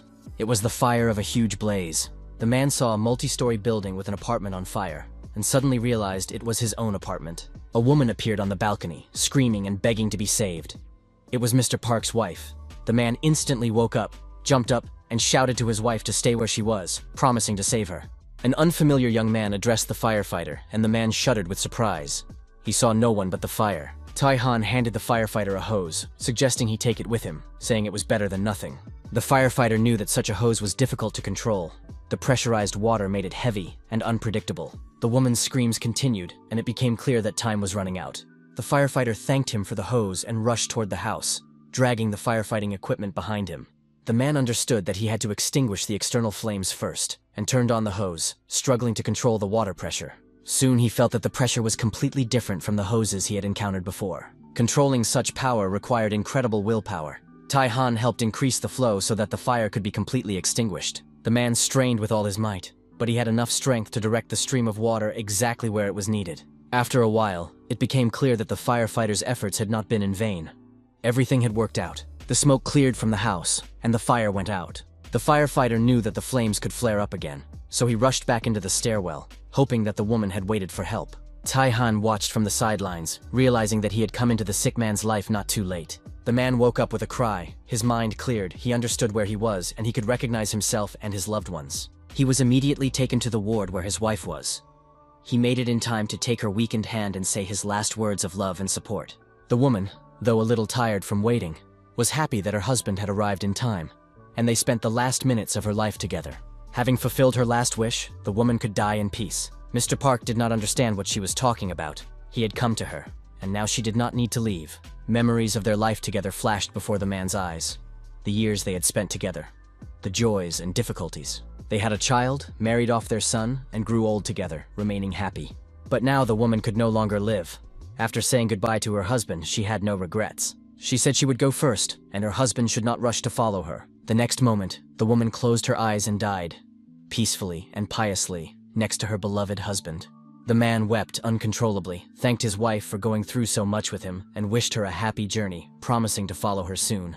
Tae-han remembered the teachings of his mentor, who had instructed him to use his power to help those in need, and that one day he himself would receive help from them.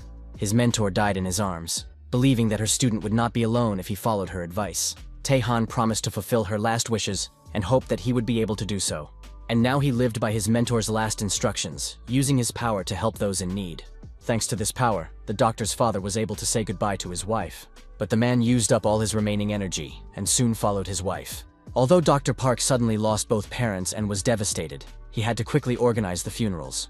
At the same time, the man seemed calm and peaceful, despite the sadness and grief of the situation. He shook Tae-han's hands with immense gratitude and said that he would be grateful to him for the rest of his life. Dr. Park understood that he was able to give his parents a dignified send-off only thanks to Tae-han. The man immediately said that he would like to repay the young man for the great service he had done, which had made 3 people happy, each in their own way. Tae-han thought that the doctor wanted to give him the hospital, or sell it to him for a ridiculous amount of money. But of course, it was a joke.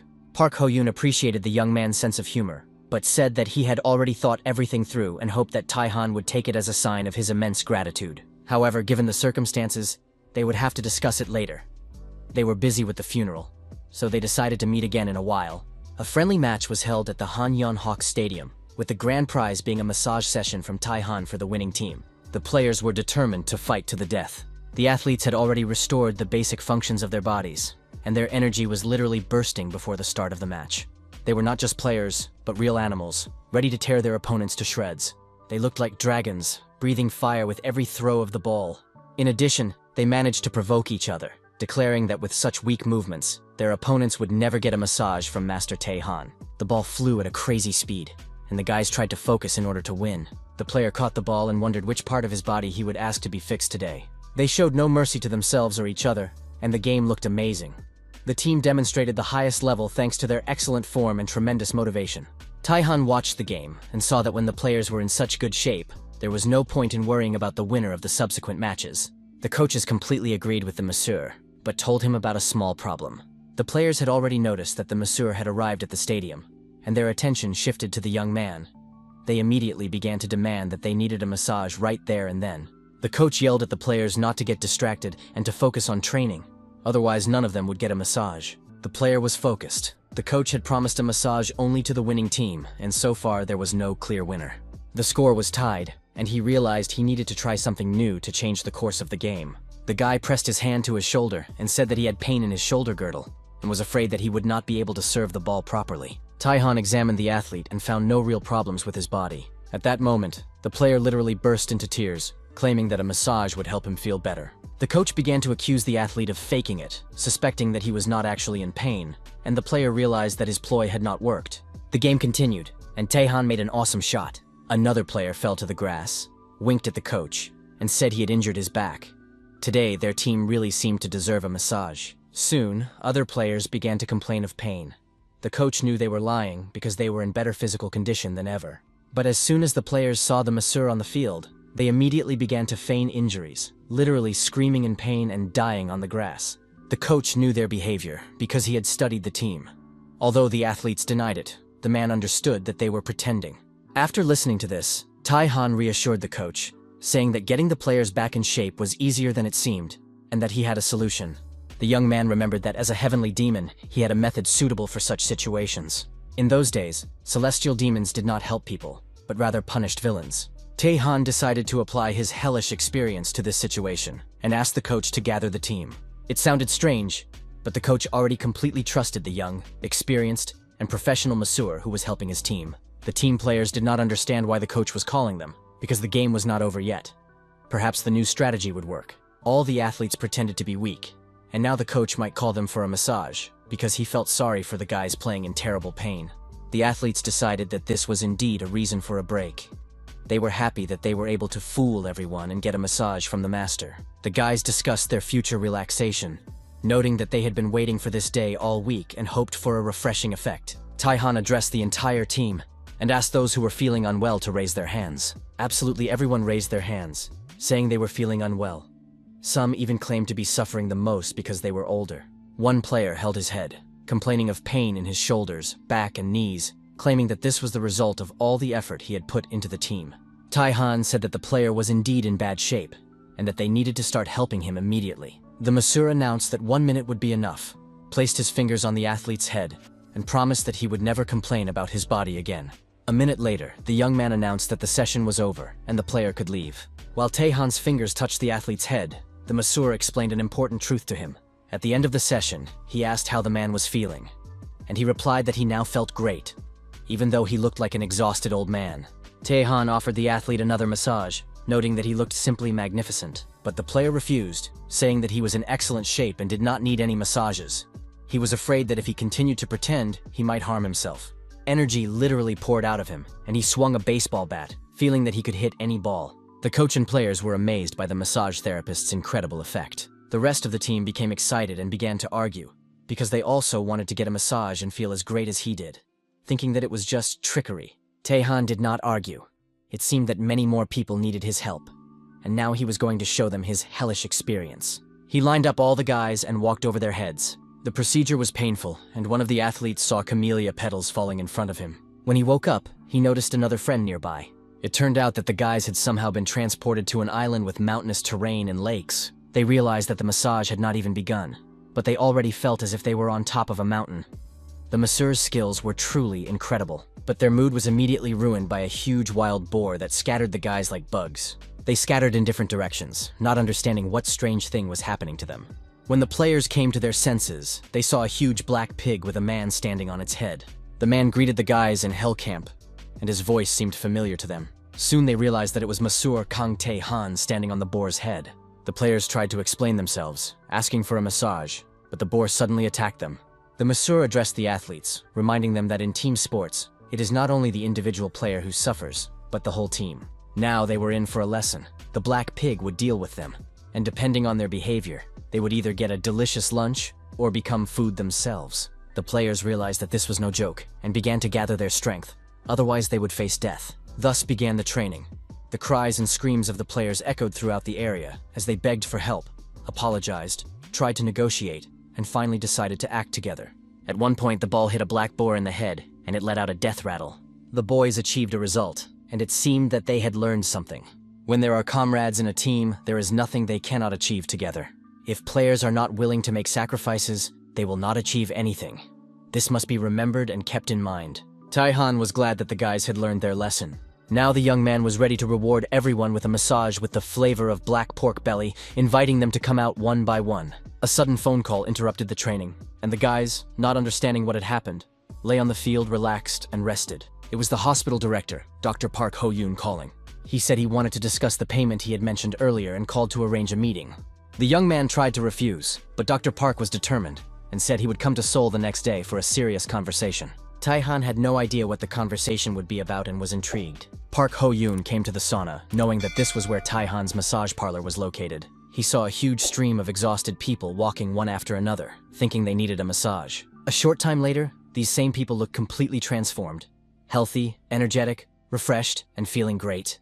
Everyone hoped to get another massage session, realizing that it would give them the strength and opportunity to change their lives.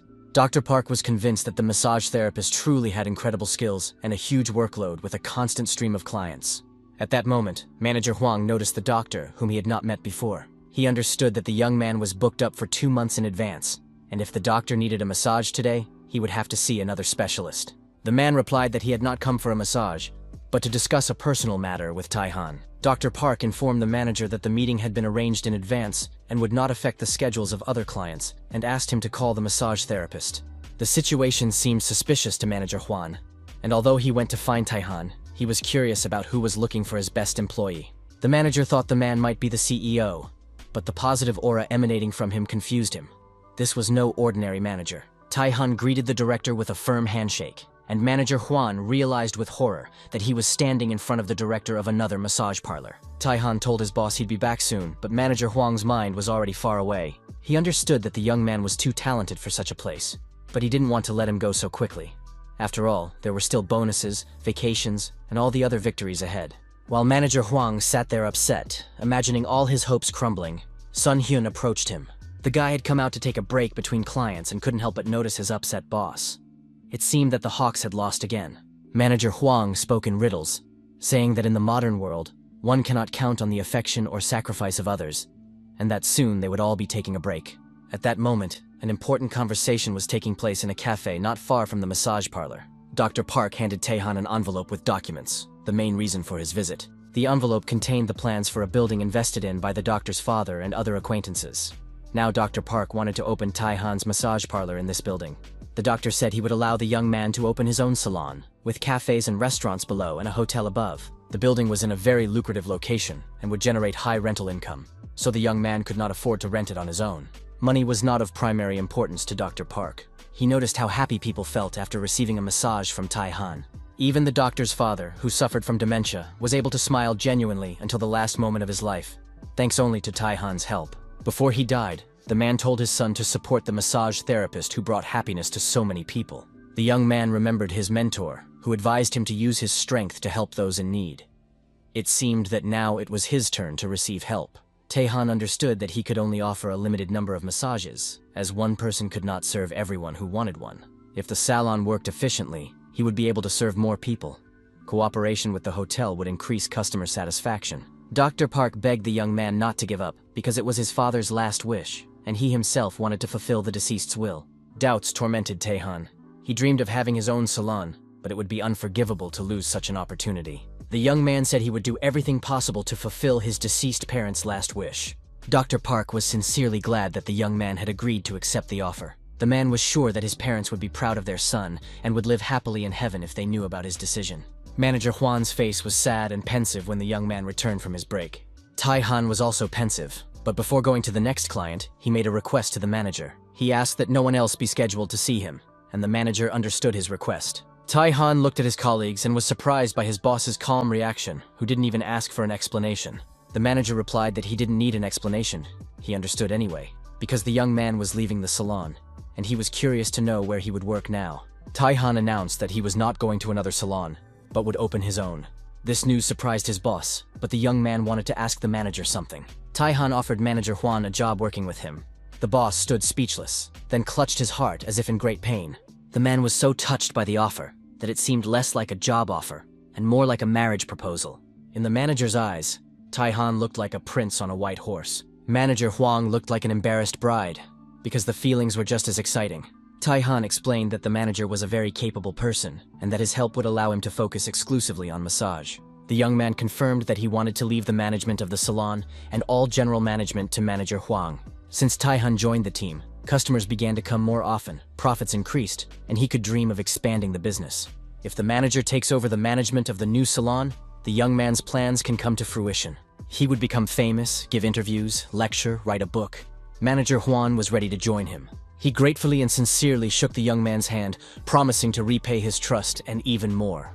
At that moment, Sun Hyun entered the reception area, surprised to see his colleagues holding hands. The young man joked that it looked suspicious. Weren't they going to eat something tasty without him? Tae-han told his friend that he should get ready too, and asked manager Hwan to tell him all the details while he went to see the client. The manager, overcome with happiness, hugged Sun Hyun and promised to explain everything on the way to the restaurant. Hwan left Tae-han's salon under his care and went to take care of Song Hyun himself. The manager didn't let go of the surprised guy, explaining that this was better than any restaurant and that he was really lucky to have a friend like Tae-han. Inviting Hwang to the new salon was the right decision. The work had to be organized for the stability of the business. In the presence of the manager, the young man would be able to focus entirely on massage without being distracted by everyday issues. At that moment, a woman approached the salon and greeted Tae-han. The young man thanked Madam for her efforts, but emphasized that he was the one who deserved thanks for taking her on overtime to ease her condition. Tae-han immediately led the woman into the massage room and invited her to lie down on the couch to begin the treatment. The young man noticed that the woman's overall well-being had improved significantly, and she confirmed that she now felt much better and was able to do her housework without feeling as tired as before. Tae-han was happy to know that his actions were making people's lives easier. However, the woman admitted that she still didn't have enough strength for long walks. With autumn approaching, she wanted to go on a trip with her husband to admire the falling leaves. The woman asked if she would be able to go hiking next year while continuing her massages. Tae-han assured her that it would be possible in the near future, and that she wouldn't have to wait until next year. The woman lay down on the couch, and the masseur prepared for the procedure, which promised to be difficult. Tae-han decided to strengthen her endurance for the upcoming trip, turning her into a real hero living in the mountain region. The massage began, and in the next moment, the woman found herself in the water. She was swimming in the sea, and Tae-han was nearby on a scooter. The water was refreshing and pleasant. However, there was no time to relax.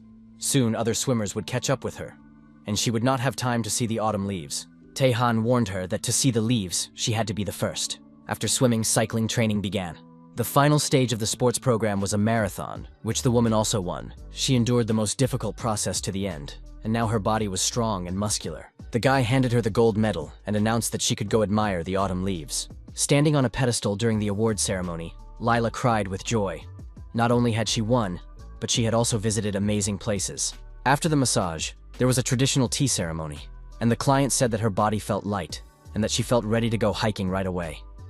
She looked like a real athlete. Tae-han was very happy for her and hoped that the trip would fill her life with wonderful memories. The woman invited the masseur to join her on the trip, promising to prepare refreshments. She still felt awkward about the fact that their previous dinner had been difficult. Tae-han hoped that she would not organize a restaurant on the street and would be able to distract herself from her worries at least a little. But catering seemed like a good idea to the client. She also told him about the upcoming opening of Tae-han's own massage salon and handed him a paper envelope. The woman understood that without the young man's help, she and her husband would have long forgotten the importance of a full life. It all started when he saved her husband's life after he fell off a cliff, and then restored the woman's overall health, allowing her to feel life in all its fullness. She understood that starting a business required a lot of money, so she handed him the envelope, asking him to accept it so that he could use it for this purpose. Tae-han tried to refuse, explaining that he helped people without expecting anything in return, but at the same time he understood that this money would be very useful for opening the salon. Inside were checks totaling 30 million won, an amount he had never even dreamed of. He did not know if it was right to accept this money, because he had always helped people selflessly. But he remembered his mentor, who was the first to reach out and teach him to help those in need, so that he could later receive help from others. Living by this principle, the young man no longer felt lonely. He helped people selflessly. Now he hoped that his mentor was watching over him, and he no longer felt lonely. Upon hearing about the offer of help, Tae-han could not refuse. He bowed deeply and said that he would gratefully accept it. Sun Hyun was delighted and rushed to his friend to confirm whether he was really opening his own salon. Tae-han confirmed this, and Sun Hyun, not understanding why he was so excited, remembered that manager Hwang had already told him everything. Sun Hyun considered it a large undertaking and realized that he would have to hire other massage therapists. He asked how the salon would be financed. Had his friend won the lottery, because then they could share the money? Tae-han replied that he hadn't won the lottery, but he had made connections comparable to a lottery win. He did not explain the details, only further confusing the curious Sun Hyun. After that, Monsieur Kang went to his next client, leaving his friends to wonder where he got the money. Sun Hyun decided it was better to stop pestering him and start sucking up so that he could become a manager in the future and earn a decent salary. Tae-han entered the massage room and was surprised to see the next client. The young man immediately remembered the coach of the Hanyun Hawks team, who had asked him to become the exclusive masseur for all the players. Looking at the man sitting on the couch, Tae-han felt the same way he had before. The Charlotte Gray team was relaxing at the spa, and one of them talked about the miraculous massage. The coach advised him to take this information seriously, or at least try it as a refreshing procedure. Even in the worst case, there would be no harm if the head coach decided to go for a massage. There were rumors, obtained from the Hawks coach, that the team's success was linked to this particular massage therapist. It seemed incredible that players approaching retirement could be restored to top form. Head coach Shim understood that the Hama Hawks team had surprised everyone by finishing 6th by the middle of the season. But with such momentum, the chances of winning the championship next season were high. Head coach Shim decided to personally verify whether the information about the magical masseur was true. The coach looked closely at Tae-han, trying to understand his energy. Over the years, he had learned to recognize people in this field, but he could not assess the depth of the young man's aura. The masseur asked if there was any part of the man's body where he felt discomfort. The question caught the coach off guard. He hadn't thought about it beforehand, and was now hastily considering which part of his body to indicate for massage. Head coach Shim tried to formulate an answer, but couldn't determine where exactly he felt the most discomfort. Tae-han suggested that the problem was in the man's shoulder, and this guess surprised the coach. Still unsure, the man lay down on the couch. He was impressed that the young man had identified the problem so accurately, but he thought that someone so young could hardly be a master. Perhaps Master Song had not exaggerated after all. Tae-han concentrated, activated his energy, and prepared for the massage. He warned the client that it would be a little painful and began working on his spine. The man suddenly felt a chill and decided that the air conditioner had been turned on. Tae-han smiled and said that his massage would be more pleasant than any air conditioner, and proceeded to the thoracic spine. The man screamed with overwhelming energy. His body had never experienced anything like this, even in its prime. Suddenly, he realized that he was in a baseball stadium, not just on the coaching bench, but participating in the game, standing on the mound. On the field were the coaches and his old teammates from the championship days. It was the 5th game of the Korean series of the 90s. The stadium was buzzing. The spectators were cheering for their players, and the atmosphere was tense and exciting. Tae-yong felt that he could handle anything, and this tension was familiar to him. But the stadium seemed to stretch out before the players' eyes, and he realized that the goal seemed unattainable. The ball would not reach that far. The words of the fans could be heard. A beautiful name, like a flower. It was a song sung by fans of the Charlotte Gray team, chanted throughout the stadium. In those days, the team was united with the fans, and the athletes believed in victory despite the difficulties. The players' determination to win was strong, but over the years, the man forgot those emotions, immersed in a series of defeats. Tae-han's massage awakened his confidence. He took his position and prepared to receive the ball. The game was won, as was the championship, and the players celebrated the victory in unison. Shim Tae-yoon woke up on the massage table with tears of happiness streaming down his face. It seemed like a dream, but he wanted to relive those emotions and win another championship. The coach was a little confused when he heard the masseur's voice. It seemed as if he was back at the stadium with the team. Shim asked Tae-han directly if he knew why the player wanted to meet him in person. The young man guessed that there was only one reason for the visit: to invite him to become the personal masseur for the Charlotte Gray team. Tae-han thought about the offer for a few minutes, weighing the possibilities. In the end, he declined, causing obvious confusion for the coach. The young man explained that he had already signed an exclusive contract with the Han Hawks and could not switch to their opponents. The head coach was literally stunned by the refusal. He tried to find a compromise. Maybe at least a few players could receive massages, but that proved impossible. Then Tae-han suggested another way. He does not refuse clients who visit his salon directly. This means that if the players make an appointment themselves, he will serve them. The coach grabbed his phone and started checking the team's game schedule. There were games coming up in 2 weeks, and if at least a couple of players were in good shape, the Charlotte Gray team would have a chance to win. Even 5th place in the second half of the season would be a good incentive and give the players hope. Shim asked to reserve spots for 2 players on specific dates, but faced another disappointment. Tae-han explained that he was not accepting new reservations at the moment, as he was preparing to open his own salon. This was terrible news for the head coach. His hopes for a good season were fading. Of course, cancellations are possible. Clients may not show up, fall ill, or even die. The coach decided to check with manager Juan and rushed to reserve spots on the waiting list. The manager checked the schedule, and the coach was disappointed again. The dates were already taken, but Juan promised to let Shima know immediately if any cancellations came up. As he was leaving, the coach asked Tae-han when it would be possible to reserve spots in the new salon in order to prepare for the next season. The schedule had not yet been approved, so reservations were not being taken yet, but as soon as the information was available, Shim would be notified. Manager Huang introduced himself, saying that he would be managing the new salon and handling organizational matters. The head coach was delighted. Meeting the new management meant a chance to get reservations. He named Huang vice president, which melted the manager's heart. Bowing low, he folded his hands at chest level and said that the fate of the team depended on the vice president's mercy, and hoped that he would contact him when the reservations were canceled. It was touching and strange. The coach felt desperate and was ready to take extreme measures. Manager Huang reassured him once again that there was no need to worry, and that he would be sure to let him know if anything was needed.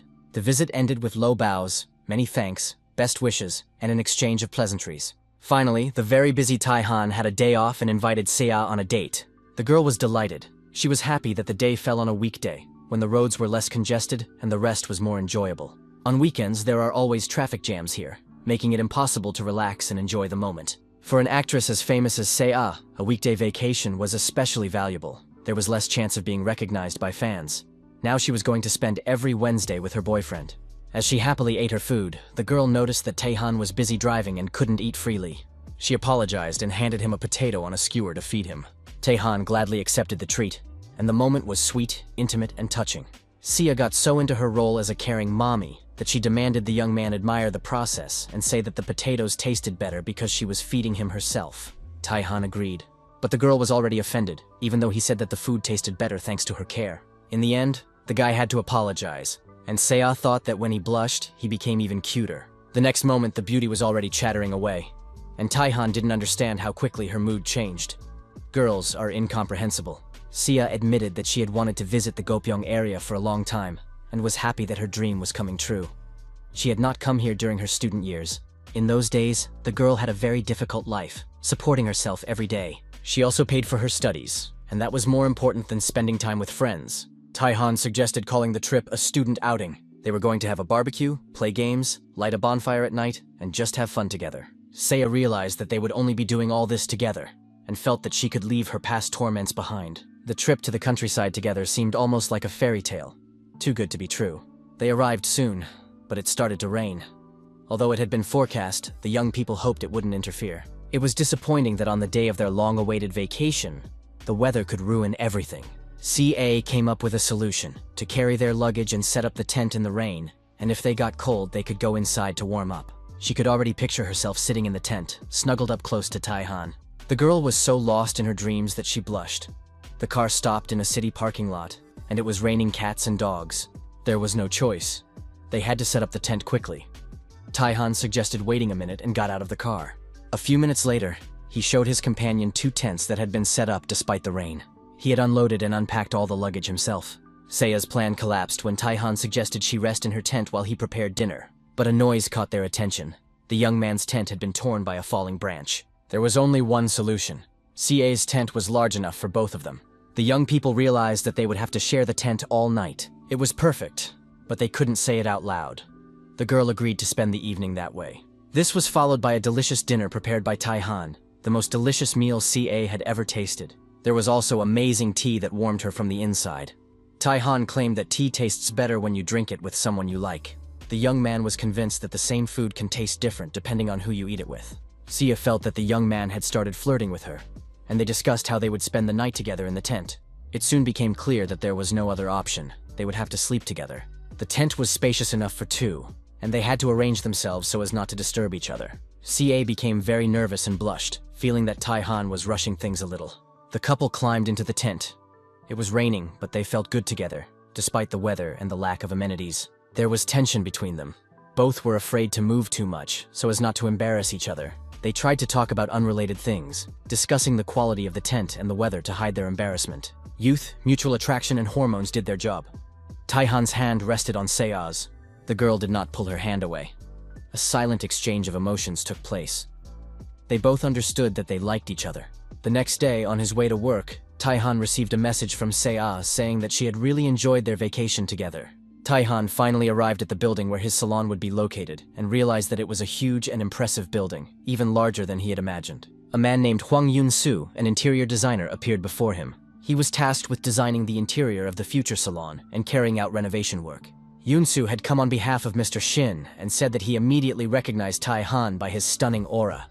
Although in reality the young man was just standing in front of the building, watching intently. The designer suggested going inside and looking at the future salon to show how the interior work was progressing. The designer was surprised that the young man was so young. Rarely at such an age can one afford to open a salon in such an expensive building. It was impressive. Tae-han, in turn, said that he had heard that the designer was very busy and difficult for clients to get an appointment with. Young-soo did not understand how Tae-han had managed to rent this space, as it was not listed as available real estate. The young man explained that one person, the owner of the building, had helped him, and thanks to that, he had received an offer to rent the space. Tae-han didn't like that the designer thought he was deliberately getting to know influential people. In reality, it was a happy coincidence. It all started with a chance encounter. Once, in the mountains, Tae-han saved a man who had fallen off a cliff. Through him, he met Dr. Park, who offered the building in gratitude for helping his parents. Mr. Shin's wife provided the funds to start the business. In the end, Mr. Shin Jun-ho introduced the young man to this famous designer. All these people were involved in the opening of the salon. Thanks to these connections, the young man was able to develop faster than ever before in the world of martial arts. He never even thought such a thing was possible. As they walked through the corridors, Tae-han noticed the energy surrounding the designer and realized that Yun-soo was sacrificing his health. He wouldn't last long like this. Soon they approached the future massage salon and met workers busy with repairs. The workers were hammering nails and carrying heavy beams. They worked diligently and seemed very experienced. Suddenly, the designer asked the young man to wait a minute. He had something important to do, and he smiled very kindly. But a moment later, that kindness was replaced by a stern look. He approached a worker and asked what he was doing. Yun-soo shouted that no one was allowed to be idle, otherwise he would stop paying them, and that the current employees had no sense of responsibility. The worker apologized for the short break, but the designer continued to yell, saying he would make him work day and night without a break. Then he turned to Tae-han again, suggesting that they continue inspecting the premises. The designer had a pleasant surprise. The massage room was already ready, and the young man could inspect it. The room was gorgeous, a spacious, bright room with a couch in the center, a bathroom for steaming the body nearby, and everything decorated in pleasant, relaxing colors. Tae-han wanted to thank the designer and offered to give him a quick massage. Young-soo tried to refuse, but the masseur insisted, noticing that the man looked tired, with dark circles under his eyes. Tae-han noted that the designer's mind was clouded, and that no amount of coffee would perk him up anytime soon. He said he understood people. Otherwise, he wouldn't have been able to open a massage parlor in such a place. He really did have incredible insight. Without delay, the young man invited the designer to lie down on the couch and relax. Young-soo was delighted at the opportunity to get a massage he had heard about, especially for free. He wondered which part of his body to choose, but realized that his whole body needed attention. Tae-han didn't ask any questions and immediately began working on specific points on the man's back. The designer realized that he couldn't move or say a word, which even frightened him. Tae-han activated his energy and said he would give the client time to understand the true intentions of the massage. The young man wanted the client to return as a different person, so he began to work on the problem areas. Yun-soo came to his senses in an unfamiliar place, covering his face and screaming for them to stop. Soon he realized that he was in the office of his university faculty. The manager reminded him that the tuition payment deadline would end in 20 minutes, and even manual registration would no longer be possible. He had to hurry with the money transfer. Yun-soo remembered that his family couldn't afford the payment, so his mother had run around borrowing money. The deadline had passed and he had no choice but to beg in person. The young man stood in front of the manager, asking him to delay registration for a little longer until his mother arrived with the money. Soon, a breathless woman ran into the auditorium and shouted that she was ready to pay, so the family managed to pay for the tuition again. His mother was greatly relieved. She had made it in time and had not let her son down.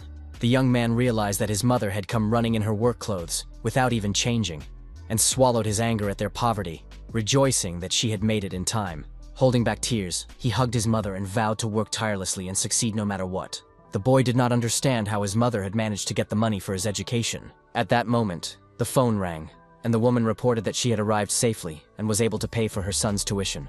She then thanked the person on the other end for their help and for the money they had lent her, which had enabled her son to go to college. This guardian angel turned out to be the team leader from his mother's company. Her help was invaluable. Yoon-soo picked up the phone and thanked the woman for her support. The woman replied that it was nothing. The family always did this, and he should have just asked her earlier. Hearing this, the young man remembered the reason why he had been so eager to succeed. The designer remembered that he had worked very hard to pay for the help he had received and repay his debt. However, he did not notice how he had turned into a selfish monster. The person on the phone said that she was very proud of him anyway, and asked him not to forget the people who had helped him when he achieved success, and to always treat his mother with kindness. Yoon-soo was sure he would never forget this. The young man felt light and pleasant. Especially his mind seemed clear. Suddenly, the designer asked the masseuse to leave him alone for a moment because Yoon-soo wanted to talk to his team members urgently. Yoon-soo entered the room where the workers were working and suggested they take a short break. The guys immediately sensed something was up and decided that today, they would have to work overtime and stay up all night. They had to eat delicious hot pizza, nuggets, chicken wings, and much more during their next break.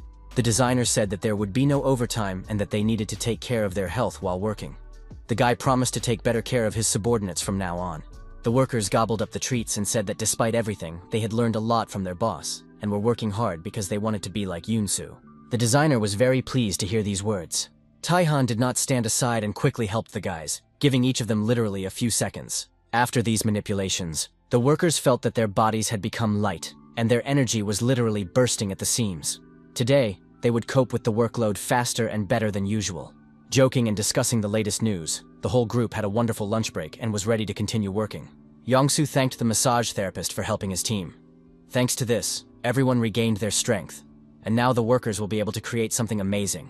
Yoon-soo felt that he would do everything possible to make the massage parlor project a masterpiece of architecture and design. Manager Hwang felt his brain was boiling. He studied the papers and realized that it didn't make any sense because raw material prices were so high that minimalist interiors had become the trend. But the construction estimates said otherwise. The prices were normal, and moreover, realistic deadlines had been set. Tae-han explained that this was not a scam, but a design, and that all the work would indeed be done perfectly. Tae-han recounted the entire chain of his acquaintances, from Mr. Machine, whom he had rescued in the mountains, to the clinic director, and then it all gradually led to the famous designer. Manager Hwang was very pleased with how the construction and renovation were progressing, because such deals are very difficult to conclude, and the young man's connections were truly impressive. After all, the owners of the mountains, the clinic, and the golf club could certainly be trusted. In the world of martial arts, blinded by a thirst for revenge, Tae-han did not think about connections or relationships. But in his current life, by doing his job, the guy helps people, and they in turn help him. And that can be called connections. Tae-han was modest and said that he was just lucky and that there were a lot of good people around him. But Manager Hwang was sure that it was because of the masseur himself, because he was a good person. Tae-han also considered the manager to be a good person, but suddenly tensed up because he was afraid that the young man would fire him and not hire him at his salon. Sun-hyun finished with another client and went into the break room to rest. The guys started joking with each other, calling each other boss and employee. Sun-hyun wanted to know what they had been talking about before he arrived, and Manager Hwang explained that the men had been discussing the salon's interior. Sun-hyun reminded them that they urgently needed to come up with a name. It had completely slipped his mind, but they had to register the entire business under a specific name. Once that was done, Manager Hwang would start taking reservations for future massages and earn money faster. Tae-han admitted that he had not yet decided on a name. The manager suggested using English, since there would be a hotel with tourists in the building, and his friend just wanted to throw out a few cool options. But everyone understood that this was Tae-han's own salon, and he had to choose the name himself, something meaningful to him. Thanks to his mentor, the young man became a heavenly demon. Also, thanks to his mentor, he became a massage therapist and built wonderful relationships. He was both a heavenly demon and a massage therapist. The name of the salon would be Heavenly Demon Massage. Of course, the name was very strange, and Sun-hyun, who thought his friend had read too many martial arts books, didn't like it at all. But the manager supported Tae-han. He thought that such a unique name was very appropriate, perfectly suited to the young man, and went well with the new interior. Sun-hyun was furious. His brain was boiling, but no one paid any attention to his protests and cries. Manager Huang added that there had been a cancellation in the schedule today, so he urgently contacted the Charlotte Gray team players, and they would be arriving at the salon shortly. The head coach of the Shim team brought 2 players who didn't understand why they had been dragged to this shabby sauna, but the coach told them to shut up because there was a man working here who could help them reach their full potential. Soon, the athletes met Tai-han, and the head coach bowed respectfully to the young man, the massage therapist. He pointed to the players who needed a massage today. They were players named Choi and Kim. They had an important game that evening, but the guys didn't believe that a massage could help them in any way. But then the athletes realized that they were not on today's team roster. They rushed to the coach and begged him not to kick them off the team, because the guys had been working hard, even though the whole team kept losing. The coach tried to calm them down, saying that he wasn't going to kick them out, but that the guys just needed to go for a massage. The guys understood that this was an order from the head coach, and they simply had no choice. So they had to resign themselves and agree to this adventure. The athletes felt uneasy. They didn't understand what the catch was, and didn't know where it would all lead. Besides, it was unclear why they needed a massage today, if they weren't even scheduled to play. It was all very strange. Usually before a game, the head coach insisted on team training. But now the guys were just lying on the couch. Perhaps this masseur's skills were truly magical and exceptional. Surely that must be the case. Otherwise, why would the head coach bring them here right before the game? The massage must be very good, cleansing the whole body and making you feel like you're floating. The guys hoped that the massage would rejuvenate their bodies. It would be truly amazing if they could become younger and play at full strength for their teams again. The guys continued to chat about all kinds of versions of events, then moved on to discussing books and orthodox stories about martial arts. Tae-han was very impressed by the fact that the boys knew about martial arts techniques involving the forced direction of energy flow, which allowed them to gain powerful inner strength in a short time. In turn, the athletes were also surprised that such a young man was already a master of massage. Tae-han understood that the guys did not believe in his power, and did not think that Coach Shim had found a person capable of strengthening internal energy in a short period of time. Of course, it was just a joke. After all, if such a person really existed, there would be many rumors, the players' abilities would skyrocket, and the results of some teams would improve significantly. But then it dawned on the guys, and they listened to what they had just been discussing. They realized that the secret to the improvement of the Hanyun Hawks team was this masseur. This meant that the rumors were true. Tai-han suggested starting the session immediately, since they already understood what they were dealing with. The young man announced that there was too little time left before the match, so everything had to be done quickly. It would be a little painful, but the guys would have to endure it. The next moment, all 3 were walking through a beautiful dense forest among tall, slender trees. Kim did not understand why they were walking here, since he was the exclusive masseur for the Hanyun Hawks team. Tae-han confirmed this, and then the players said that they were expecting something more effective than a simple walk in the woods. After all, they had too little time left before the game started. Tae-han explained that he gives individual massages based on each client's needs. And now these 2 players needed mental relaxation, so he brought them here, but the guys wouldn't let up. They reminded the masseur that they didn't have much time before the game started, and that he should hurry up and help them. The players demanded a completely different massage. They wanted Tae-han to make their muscles strong and their energy boundless, like the players of the Hanyun Hawks team. Player Kim suspected that the young man was deliberately stalling for time so that the guys would not make it to the game, because he was a fan of the Hawks. Tae-han confirmed that there was a massage that would bring immediate results. The players did not understand why the masseur did not immediately apply this technique to them, since they had already explained their wishes to him so many times. Tae-han thought it would be difficult for the guys to cope with this, but the players suggested not bothering with all kinds of healing stuff, and instead working on their bodies as effectively as possible right away. Tae-han activated his inner energy and said that the guys would not have to regret what they had asked for. The young man snapped his fingers, and energy waves spread out in all directions from his snap. The players felt the ground shaking beneath their feet. It was like an earthquake, and soon something began to crawl out from under the ground.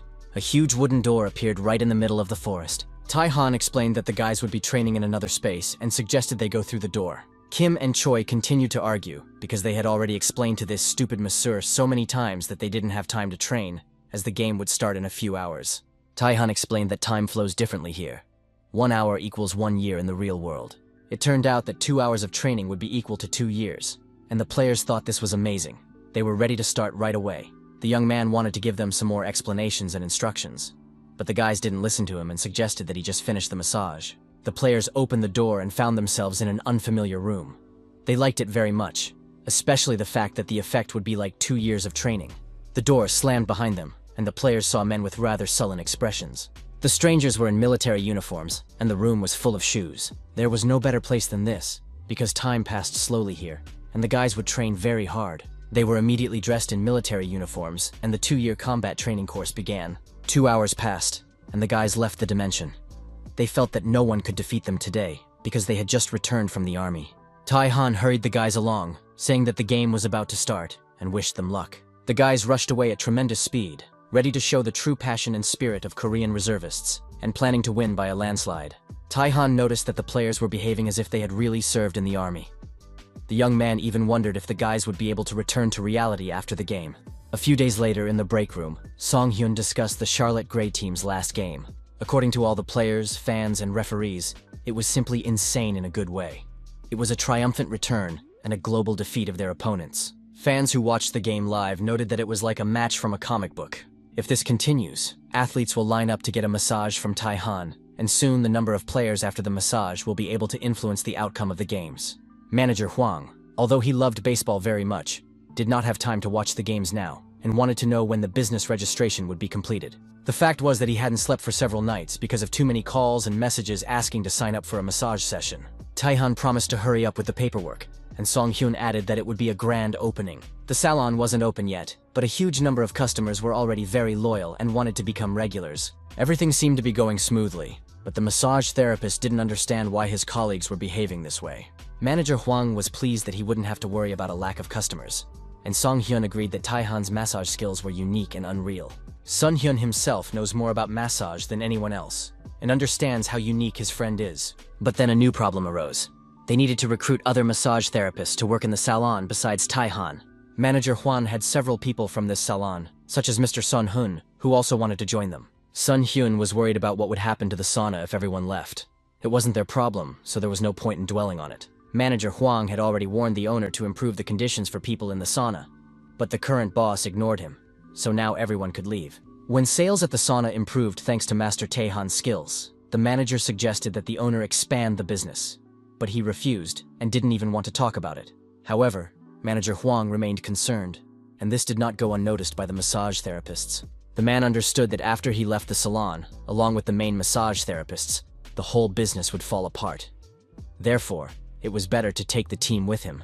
Tae-han understood that the manager was motivated by cold calculation, but that was fine for someone who was going to run the business. The young man understood that he needed to be on his guard and work hard to justify the trust placed in him. It was decided that everyone would focus on their tasks and not slack off. Tae-han planned to start preparing a special massage course for his closest assistants, Sun-hyun and Sun-hoon. Classes would begin the following evening, and this was done so that the guys could start earning even more money. The word money had a magical effect on Sun-hyun. Manager Hwang suggested that Sun-hyun and Sun-hoon take charge of the masterclass in Heavenly Demon Massage. If they did a good job, they would receive double pay. The idea of becoming a master of Heavenly Demon Massage was amazing, and double pay sounded sweeter than honey. Tae-han would personally teach the Heavenly Demon Massage course, but the masterclass was also not bad. Sun-hyun felt that the responsibility would be great, and said that he was not confident in his abilities, even though Tae-han had already taught them a lot. That was precisely why it was decided to hold classes, to help the masseurs acquire the skills worthy of a masterclass. Sun-hyun understood that it would not be easy, but at the same time, he knew that if he passed the masterclass, it would be easier than ever to get rich. The guy confidently confirmed that he would cope. After all, if he built a good reputation for himself, even celebrities would come to him for massages. And if that happened, money in the form of investments, inheritance, and all kinds of beautiful women would flow into his hands. Sun-hyun promised to do everything possible to complete the course and not disappoint his friend. Tae-han explained that from now on, both of his assistants would go to Heavenly Demon Massage after work every day. The guys really liked their future workplace. It turned out to be even more beautiful than they could have imagined. With each step, the guys felt their devotion to this place grow, and even the thought of working here made them happy. Tae-han didn't want to disappoint them, but asked them not to celebrate prematurely. After all, the guys would need to undergo training to officially work with him. He led the massage therapists to a door marked Staff Only. The door opened, and bright light flooded out of the room onto the guys. The guys didn't understand where they were, and the bright light, which hurt their eyes, prevented them from seeing what kind of room was in front of them. It turned out to be a huge, brand-new gym equipped with state-of-the-art exercise machines. Sun-hyun had imagined his training room to be completely different. He thought it would be a massage parlor. But it turned out to be a training area for staff, because in order to cope with the training, The massage therapists themselves first needed to develop endurance. Sun Hyun was surprised. What kind of training requires physical preparation? But then Sun Hyun covered his mouth with his hand. He began to whisper that perhaps this was some kind of secret training technique, so they needed to do everything possible to learn everything they were taught. After all, thanks to this, they would be able to earn a lot of money. Tae-han announced that over the next 3 months before the salon opened, the guys would spend 1 month on physical training and 2 months learning massage techniques. Every day, they would do a large number of push-ups, sit-ups, squats, and run on the treadmill. The guys will continue to train in this manner until the opening, no matter how difficult it may be for them. Tae-han understood that it might not seem like much. However, this is the most effective way for a modern person to become stronger. It usually takes at least 1.5 years, but Tae-han will open energy points to speed up the process. As a side effect, if the guys are unlucky, they may go bald. Upon hearing about baldness, the guys were ready to abandon the idea, but Tae-han reassured them, saying he would take precautions. Sun Hyun, with tears in his eyes, explained to his friend that if he went bald, he wouldn't even be able to go on dates. Tae-han promised to do his best to help the guys' hair grow back, but they needed to train with great determination and face everything, even baldness. If they managed to complete the training, the reward would be worth it. Sun Hyun agreed to do it only for the money, but if he really went bald, the guy didn't have time to finish saying what he would do if he went bald before he realized that there was no turning back now. And there was no point in regretting it, because the guys had crossed the point of no return. It was decided to start, and so Sun Hoon and Sun Hyun began the most effective training program capable of making modern people stronger. They didn't miss a single day and did exactly as their coach instructed. In just a month, as planned, the guys achieved the physical fitness necessary to begin training. They became real bodybuilders. After that, the massage therapists began formal training to become professional massage therapists. Strength exercises for powerful massage and precision lessons for accurately hitting pain points. They also did concentration exercises to remain impervious to external stimuli. Step by step, the guys prepared themselves to become master massage therapists. 3 months later, they were ready. The team of massage therapists was ready to get to work and dreamed of starting to take clients to put their knowledge into practice. The massage parlor had not yet officially opened, but then an unfamiliar young man appeared in the room. He introduced himself as a television producer named So Kyung-woo. Actor Jang Hyuk, who had once been greatly helped by Tae-han's massage, was meeting with his producer in a cafe. The producer noted that the man looked much better and fresher than before. The actor then told the producer about the massage therapist who had helped him solve all his problems. It would not have been surprising if a lawyer had helped solve the problems, but a massage therapist as a savior sounded very strange. The actor said that after the massage, he felt completely rested, and this gave him the courage to start legal proceedings. In addition, his chronic migraines disappeared and his overall well-being improved. The producer saw that the actor looked like a truly happy person. Then the actor noticed that Mr. So looked tired. Perhaps something was bothering him, and the actor thought that a massage would help him a lot. Ken Woo agreed. He had been working very hard lately, preparing for the launch of a new show, so now he was completely exhausted. Chang Hyuk said that his massage therapist was about to open a new salon and recommended that the man visit it. The actor added that he would be the salon's first customer and had already booked all his free days in advance. At that moment, their conversation was interrupted by a phone call, and the actor stepped away to talk to his manager. It was clear that Jang Hyuk was upset about something that was going to happen next Monday. He spoke quite emotionally with his manager, asking if it could be postponed, but then resigned himself, agreed, and said goodbye. The producer asked anxiously what had happened and if he could help in the situation. It turned out that something terrible had happened. On Monday, the actor had to go abroad to shoot a new film, and on that very day, a massage salon was opening, and now he would miss his appointment. When the actor calmed down, an idea popped into his head. He suggested that Mr. So go to the massage parlor opening in his place, and that's how it all turned out. Manager Huang accompanied the new client to the massage and considered it simply good luck in the man's life. He was sure that at the end of the massage, Mr. So would not even want to part with the Monsieur Tae-han. It was like some kind of cult. The man entered the massage room and liked everything about it. The decor was clean and pleasant, as befitted a new salon.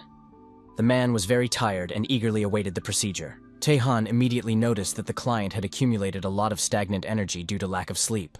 The massage therapist saw that this condition had been going on for quite some time. Mr. So's body was naturally very sensitive, and this also affected his well-being. Ken Woo agreed that this was the case, and the massage therapist suggested that he take a seat on the couch so that he could better analyze the man's health. Ken Woo thought these were general phrases that would apply to any office worker, but at the same time, he had complete trust in the massage therapist. In the end, he lay down and asked to be taken care of. Tae-han activated his inner energy and felt a chilling sensation. The next moment, the man was skiing across the snow-white snow and felt completely relaxed. It seemed as if all his stress had evaporated. The man couldn't remember the last time he had felt this way. He hadn't taken a proper vacation in many years, and now this was better than any vacation he could have dreamed of. When the guy had skied enough, he stopped to catch his breath and smelled a very pleasant aroma. It was the smell of a bowl of delicious hot udon, a must-have dish at any ski resort. Ken-woo ate his lunch and felt his body relax and his stiff muscles soften. He couldn't believe that just one touch could have such an incredible effect. Tae-han said that his body felt relaxed, but now it was necessary to move on to the final adjustment before treatment could begin. The adjustment consisted of quick and precise activation of acupuncture points, which the massage therapist performed completely unnoticed by the client. However, his actions could be unpleasant in the future, and the client was allowed to scream as much as he wanted. An hour later, Ken-woo woke up on the couch feeling completely rested. He had slept like he hadn't slept in a long time. Suddenly, his stomach growled with hunger, and he decided to buy himself some udon as soon as he left the salon. But first, he tried the tea and desserts that the salon staff had prepared for him. The tea was very tasty and unusual. It helped improve blood circulation, calm the nerves, and promote restful sleep. The man tried the tea and felt his body completely relax. From the massage to the tea, everything was perfect. Producer So thought about how his film crew had lost their enthusiasm and health as they recorded the program, and how wonderful it would be if Tae-han gave them all a massage. A brilliant idea immediately popped into the producer's head, because he was a producer of brilliant ideas. He thought he could invite a massage therapist to participate in a television show called In Search of the Legendary Massage Therapist. The show would be a huge success. However, although Tae-han thanked him for the interesting offer, he had to refuse because he was currently in a difficult situation. Producer So never gave up and quickly came up with an even more brilliant idea, which he presented to Tae-han. So Ken-woo said that a huge number of people are willing to pay money just to get on television, and the masseur will benefit from this because new customers will flock to his salon. Tae-han didn't see the need to participate in a television program to attract customers because there was already a huge line outside the salon. Ken-soo admitted that he just really wanted to tell other people about the masseur, because his massage is something that every Korean office worker should experience. If the masseur appeared on the show, it would help countless exhausted people. Tae-han really liked the idea of helping others, but it was impossible at the moment. Today was the first day of work, and it would take time to lay a solid foundation for the business. If the guy appeared on television now, it could do more harm than good. Producer So agreed that it was indeed a selfish request, and when you think about it, the initial period is the most important in the development of any enterprise. Tae-han admitted that he liked the producer's idea, and when his business became more stable, he would definitely take advantage of So Ken-woo's offer. They had already said goodbye, but the client treated Tae-han to a meal after the procedure, and producer So wanted to buy some of the tea for himself to take home. It turned out that this was impossible because the massage therapist makes and develops tea taking into account the characteristics of each person's body. The guy makes only as much tea as the salon needs, leaving nothing extra to sell. Tae-han wanted to thank the producer for his kindness, and promised that next time he would prepare a special tea for the client that he would like even more. The happy visitor immediately rushed to the reception desk to book his next visit. When the next weekend came, the couple went on a picnic in the mountains. The nature and weather were just wonderful. CA admired absolutely everything, but most of all she enjoyed being in the forest with the young man. She was worried that it would be scary at night, but Tae-han reassured her, saying that they would build a campfire. Of course, a wild forest is not at all like a campground, and the girl was curious how Tae-han had managed to find such a beautiful and secluded place. The young man admitted that this mountain belonged to a friend of his, which is why he often came here alone. Tae-han suggested that his girlfriend rest in the tent while he took care of some business. He said he was going to gather some firewood, as it would be needed for a campfire in the evening. It was a lame excuse, but nevertheless. Leaving the girl alone in the clearing, Tae-han went deeper into the forest and waited for the person he was supposed to meet. Soon, a huge mountain spirit appeared in the clearing. He had gathered everything he needed and was now waiting for a massage. The young man asked him to be sure to gather arrowroot next time.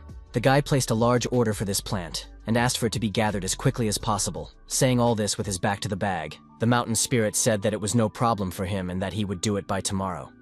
Then, Tae-han asked him to dry the plant for him as well. 100 kilograms of arrowroot, aged for at least a century, had to be cut into pieces of the right size for proper brewing and dried naturally in the sun. It was cheeky, because it was very tiring for the mountain spirit, and it wasn't part of the original agreement. But the guy threw the bag on the ground. The bag contained fresh organic vegetables, specially brought for the mountain spirit, because this year he had not eaten well due to a poor harvest. This act literally touched the mountain spirit. He loved vegetables very much and planned to devour them with great pleasure. But suddenly a crowd of hungry wild boars rushed in, attracted by the smell of the fragrant treat. A few seconds later, instead of vegetables, the sack contained the carcasses of the glutted wild boars. They had tasted something so delicious for the first time. The mountain spirit was a true parent to his children, and shed a tear of tenderness as he watched them enjoy themselves and feel full and happy. Of course, they could have left him a piece. It turned out that the mountain piglets were not unscrupulous pigs, and left a whole Chinese cabbage for their parent. The mountain spirit devoured her with relish before the children changed their minds. It was truly a heavenly delight for the taste buds of a wild boar. He was literally floating on air. The mountain spirit was very grateful for the delicious meal, as well as for the opportunity to raise his children. Now he could die without regrets. Tae-han asked if he could take the mountain spirit's inner core, but the spirit immediately said that he had not meant that. The mountain spirit was just joking, and had no intention of dying. A phone call interrupted their conversation. It turned out to be a call from the salon. Manager Huang reported that a man had come to the salon and demanded to see the owner immediately. Everything would have been fine, but this stranger looked very much like a gangster. His face was frightening, and when he entered the massage parlor, he demanded to see the owner in such a way that Manager Huang almost died of fear. Tae-han asked how the manager managed to get rid of this man. The manager simply told the thug that the owner had left, and the gangster promised to return. At least he left without making a fuss. Of course, it was strange to realize that thugs still existed in the modern world. In the world of martial arts, the young man would have destroyed them long ago. But here it was impossible. Tae-han understood that he would have to teach the gangster a little lesson. But just then the manager announced that the visitor had returned. He controlled the territory and instilled fear and terror in all the establishments under his power. Manager Huang suggested calling the police before something terrible happened, but Tae-han forbade it. He was sure it wouldn't come to that. So he boldly approached the man and, continuing to observe, introduced himself. The man behaved completely emotionlessly, looking at Tae-han with the indifferent gaze of someone who could do anything. The stranger asked the massage parlor owner to step aside so they could talk. Tae-han suggested that the visitor go to the consultation room where no one would disturb them. The whole time the guy was talking to the stranger, he studied him closely, trying to understand the essence of this person. The night before, a meeting had been held in the hotel conference room. The men discussed current events and found out that many new stores had already opened in the building. But not all of the owners had signed contracts. However, the men had no explanation, as they had to cope with losses until the shopping center was operating at full capacity. It was known that there was a massage parlor in the building that was already fully operational and apparently thriving. They say that despite his young age, a very skilled young man opened a large private salon, which became popular in a short period of time. The line in front of the building was entirely due to the massage parlor, which prospective customers were eager to visit. The man had an incredible idea that could bring them a lot of money. But first he wanted to talk to the owner of the massage parlor.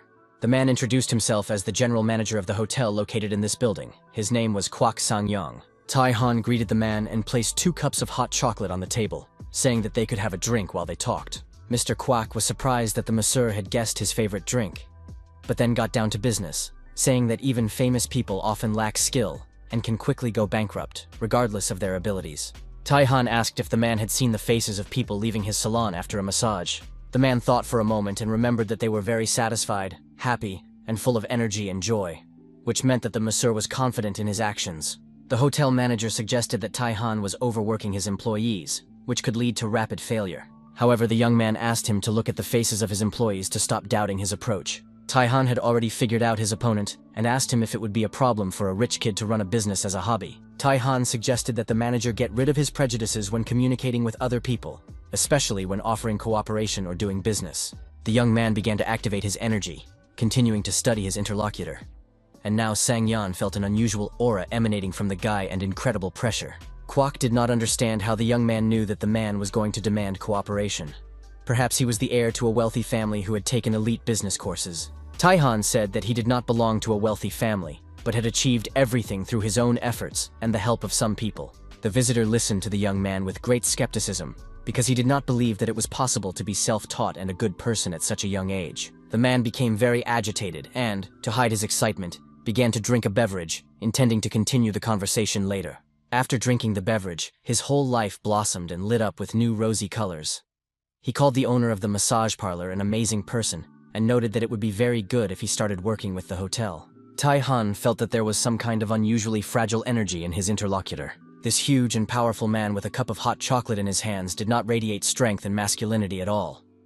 Until now, it had been difficult for him to act strong, despite his inner qualities. Sang-yong boiled over when he heard this, because he was known for his cruelty in the hotel business.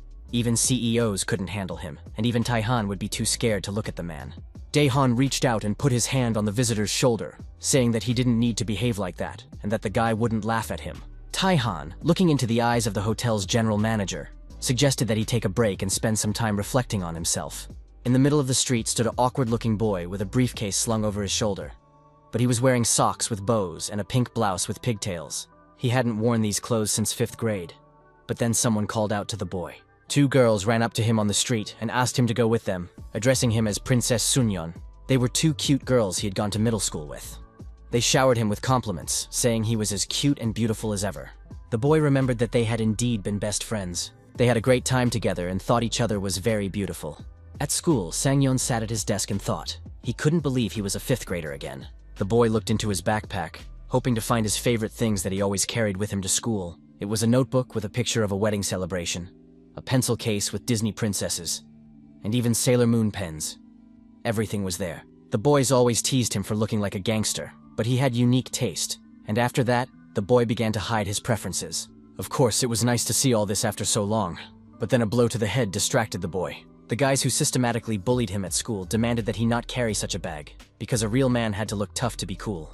They called Sang-yeon to the game room, but when he refused, they continued to bully him, and one of the boys crushed his favorite pen. The boys wanted to recruit him to their gang to extort money from younger school children.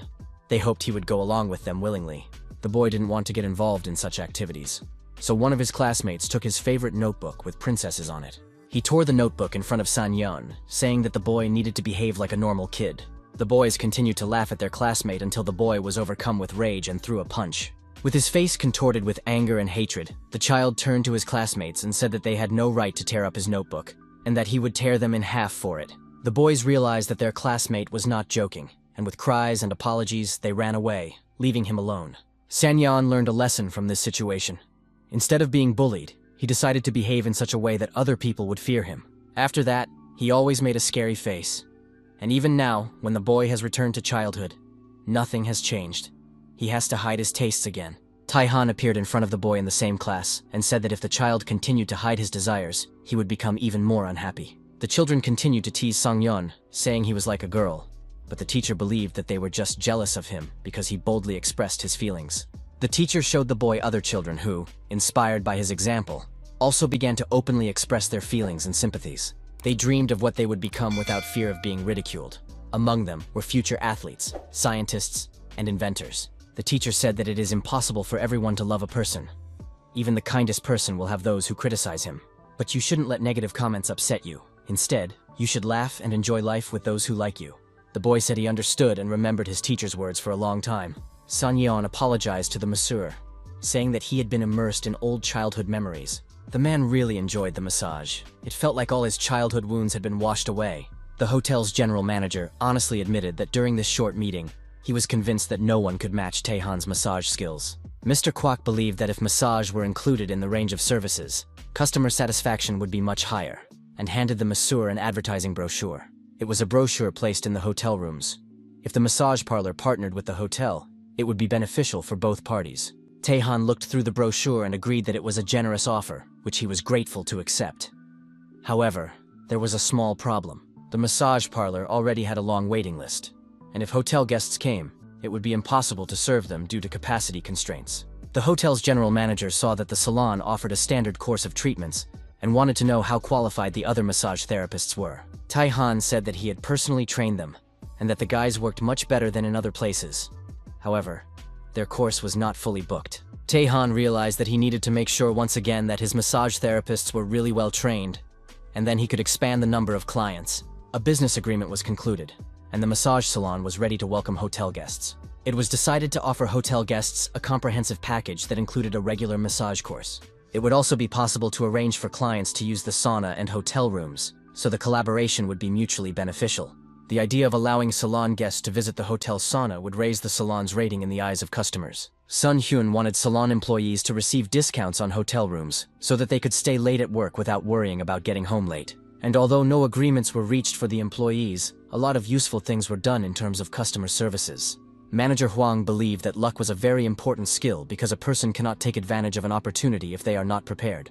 In addition, the manager was concerned that the regular massage for hotel customers should be of a high standard. But Tae-han had already taken care of that.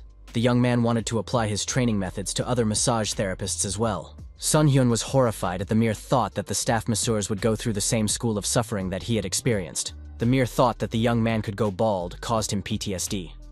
Others would also have to suffer like this, but nothing made him happier than other people's misfortune.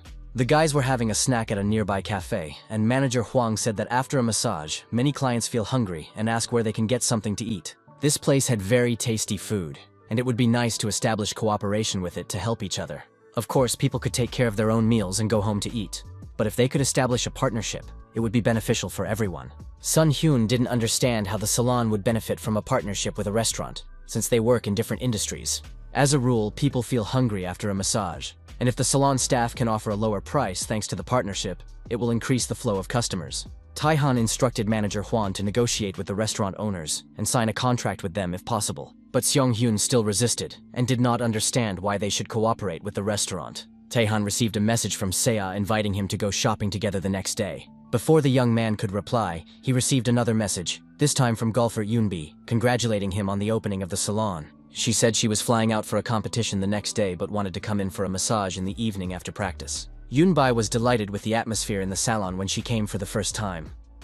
She sincerely congratulated Tae-han, admired the magnificent interior, and presented him with a pot of flowers. The young man accepted the gift and said that he had achieved a lot thanks to Yoonbi, as she was also his client. Tae-han led the athlete to the massage room, hoping that Seo would understand how important the competition was to her.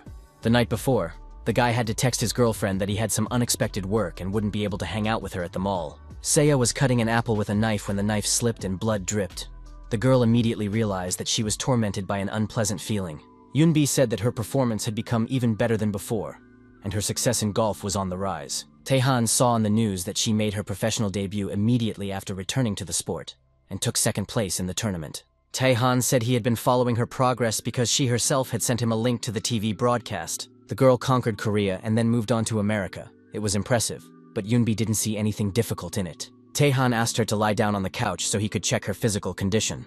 The young man massaged the athlete's body and noted that her overall condition and physical shape had improved significantly. The girl said that she did the stretching exercises he had taught her every day, although the massage was still very helpful and beneficial to her. Tae-han increased the intensity of the massage, noting that the girl had become healthier and needed to be patient, even if it caused pain.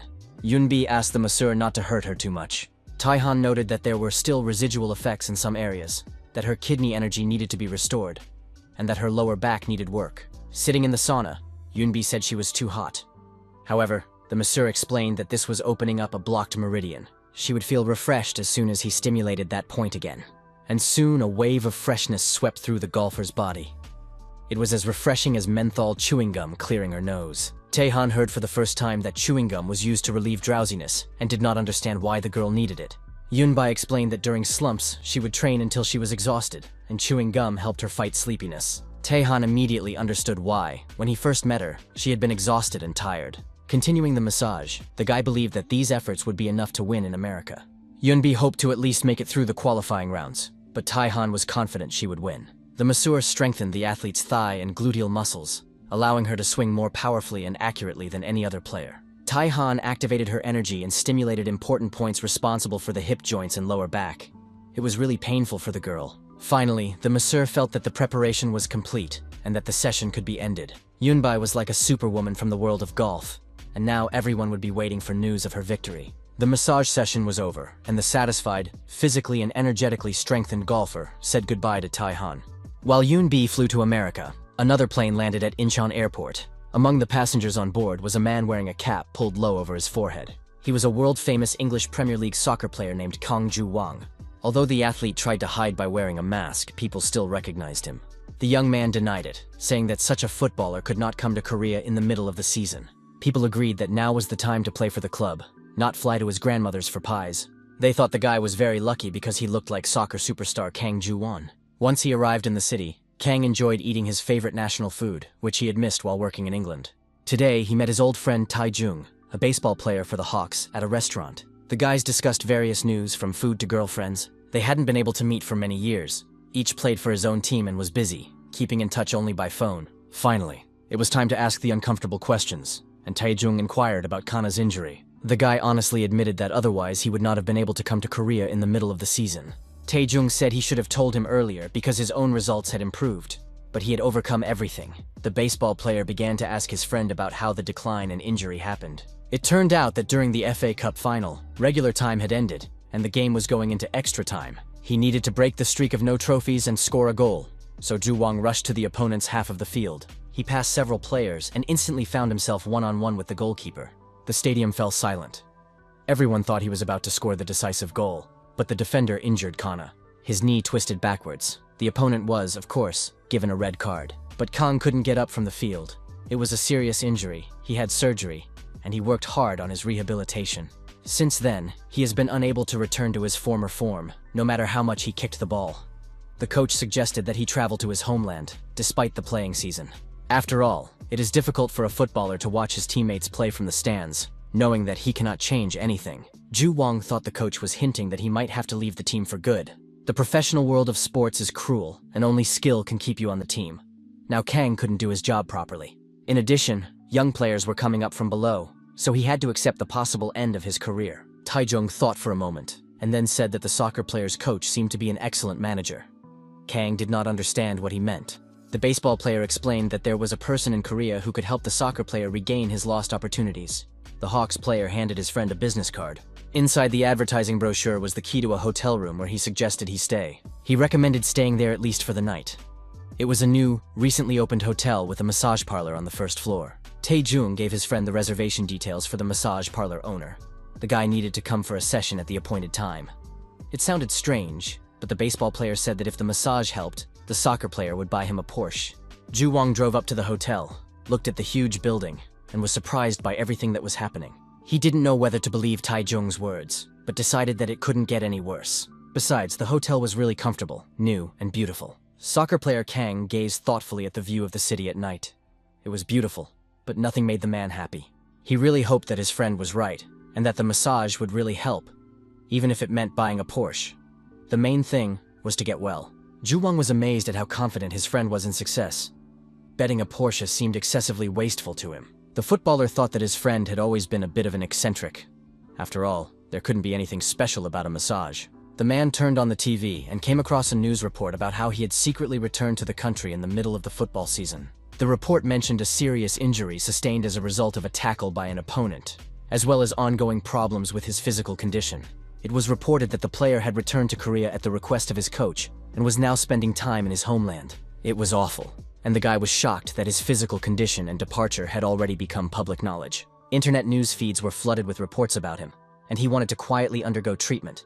Now, everything was ruined. One thing was clear: he had to recover, and only then would his life get back on track. Kana's head was a complete mess. He was very nervous and upset, so he decided to go to the sauna and go to bed early. The footballer checked that the hotel sauna was open late and decided to spend the evening there. Deciding to relax, he went up to the sauna, hoping to distract himself from his negative thoughts. The hotel sauna turned out to be new, empty, and really cool. There were no visitors. Kang remembered his friend's words that there might be someone there who could help him find his lost wings. This was the first time Tae-jung had looked so confident. Maybe there really was something special about massage. Suddenly, his thoughts were interrupted by the appearance of an unfamiliar guy in the sauna. Ju Wong was even slightly frightened. He decided that this was another fan who had sneaked in to chat and immediately covered his head, trying to leave. The footballer quickly got up, apologized, and started to leave, asking the man to pretend he didn't recognize him. But suddenly, a sharp pain pierced his entire body, and he froze, cursing. Tae-han looked at the man in surprise, guessing that he was some kind of celebrity. The next day, the massage parlor was buzzing with talk of only one thing: the soccer player's return to the country. The men argued about how serious his injury must be if Kang Ju Wang had come in the middle of the season. Of course, it was sad that he might be fired from the team, but perhaps his skills were weak to begin with. Manager Huang did not know where exactly the footballer was staying, and thought it was unlikely to be at this hotel. Otherwise, the journalists would have already written about it. The men continued to discuss the footballer sitting in the restaurant with the baseball player whose name was on the reservation. But suddenly their faces stretched. It seemed that strange things were happening in this life. Standing in front of them was a man who looked exactly like the world-famous soccer player Kang Ju-won. One of the guys asked if he was in the right place. He needed a Heavenly Demon massage. Sun Hyun could no longer contain himself. His eyes bulged, his jaw dropped, and he pointed his finger. even though he knew he shouldn't. Manager Huang asked him to pull himself together. This was just a customer, even if he was a world-famous athlete. It was important to behave normally and follow the rules of service. At the same time, Huang himself stuttered as he greeted the respected client and asked for the name given at the time of booking. Ju Wang explained that the reservation was made in the name of his friend, baseball player Tae-jun. He added that his friend had made the reservation and sent him here, so he hoped that everything had been done on time and without mistakes. Finally, the formalities were settled, and the guys began to calm down, although the presence of the world star still made them nervous. Sun Hyun read the note attached to the reservation. Instead of the baseball player, his friend would be coming. Manager Huang volunteered to personally escort the visitor. He handed over the clothes and the locker key, suggested that he change, and then walked down the corridor to the Heavenly Demon's room. The manager also clarified that if the clothes did not fit, they would bring another size. As soon as Ju Wang disappeared into the locker room, the guys couldn't contain their excitement. They were thrilled, considering it a grand event for the salon. Tae-han went out to the reception area to meet the next client and did not understand what the commotion in the office was about. Sun Hyun was literally stunned to see the masseur not at his workplace and pounced on him, shouting, "To the office! And quickly, the best footballer from Tottenham is here." The footballer's future was now in Tae-han's hands. No more, no less. Ju Wang had already gone into the massage room, looked around and saw nothing unusual. His friend probably wanted to reassure him, considering the treatment effective. Tae-han followed him in, greeted him, and asked how long he had been waiting. The masseur remembered that he had seen this man somewhere before. Indeed, it was the guy from the sauna. He reassured the client, saying that there was no need to avoid him and that he hadn't told anyone anything. He only knew that the footballer had come on Tae-jung's recommendation. The masseur asked the client to lie down on the couch. The footballer was surprised, as he had not yet said where he was feeling discomfort. The next moment, Tae-han poked Ju Won's knee with his slipper, saying that this was where the pain was. The guy literally fell to the ground. The touch on his knee was serious for him. Tae-han said that the athlete was physically fine, but his blood and energy were blocked and distorted due to his proximity to the blade. The masseur suggested that he fix them, for which he needed to lie down on the couch and not move, as he would be working on the pain points. The professional instantly worked through all the points, and the footballer immediately began to feel sleepy. Constant strenuous exercise with blocked energy leads to problems, and the masseur first had to absorb the murky energy. Tae-han had done this many times before, but this time the intense murky energy was the most difficult he had ever encountered. It was no surprise that the athlete had lost his abilities. He understood that Ju Wang had not neglected his training even during his decline. The masseur explained that he would first touch the points to align the energy channels and release the blocked energy from above. Then he would clear the channels of the foot and direct the energy up the leg, and then concentrate it at the 3 miles point. Ju Wang felt electricity rising in his knee. Tae-han warned, "Don't move. This is the most crucial moment." The masseur activated all his abilities, but the energy did not fill the 3-mile point. Due to a previous knee surgery, the energy continued to leak away. Tae-han explained to the client that his body was now like a broken pot. Not a toy children's pot, but a ceramic jug whose cracks needed to be sealed. To do this, the massage therapist had to work with the whole body, not just the injured leg. Tae-han massaged his head, shoulders, knees, and feet, and Ju Wang felt a refreshing effect around him. It was time to activate the secret technique of the Heavenly Demon. It was a cloning technique that gave the impression that several people were working with the client at the same time. Head, shoulders, knees, feet, knees again, head again, shoulders. The energy was evenly distributed. The client did not notice the cloning technique as he was completely relaxed. The masseur was able to focus his internal energy on the knee. Tae-han used the gathered energy to strengthen the injured knee. He applied the cloning technique again.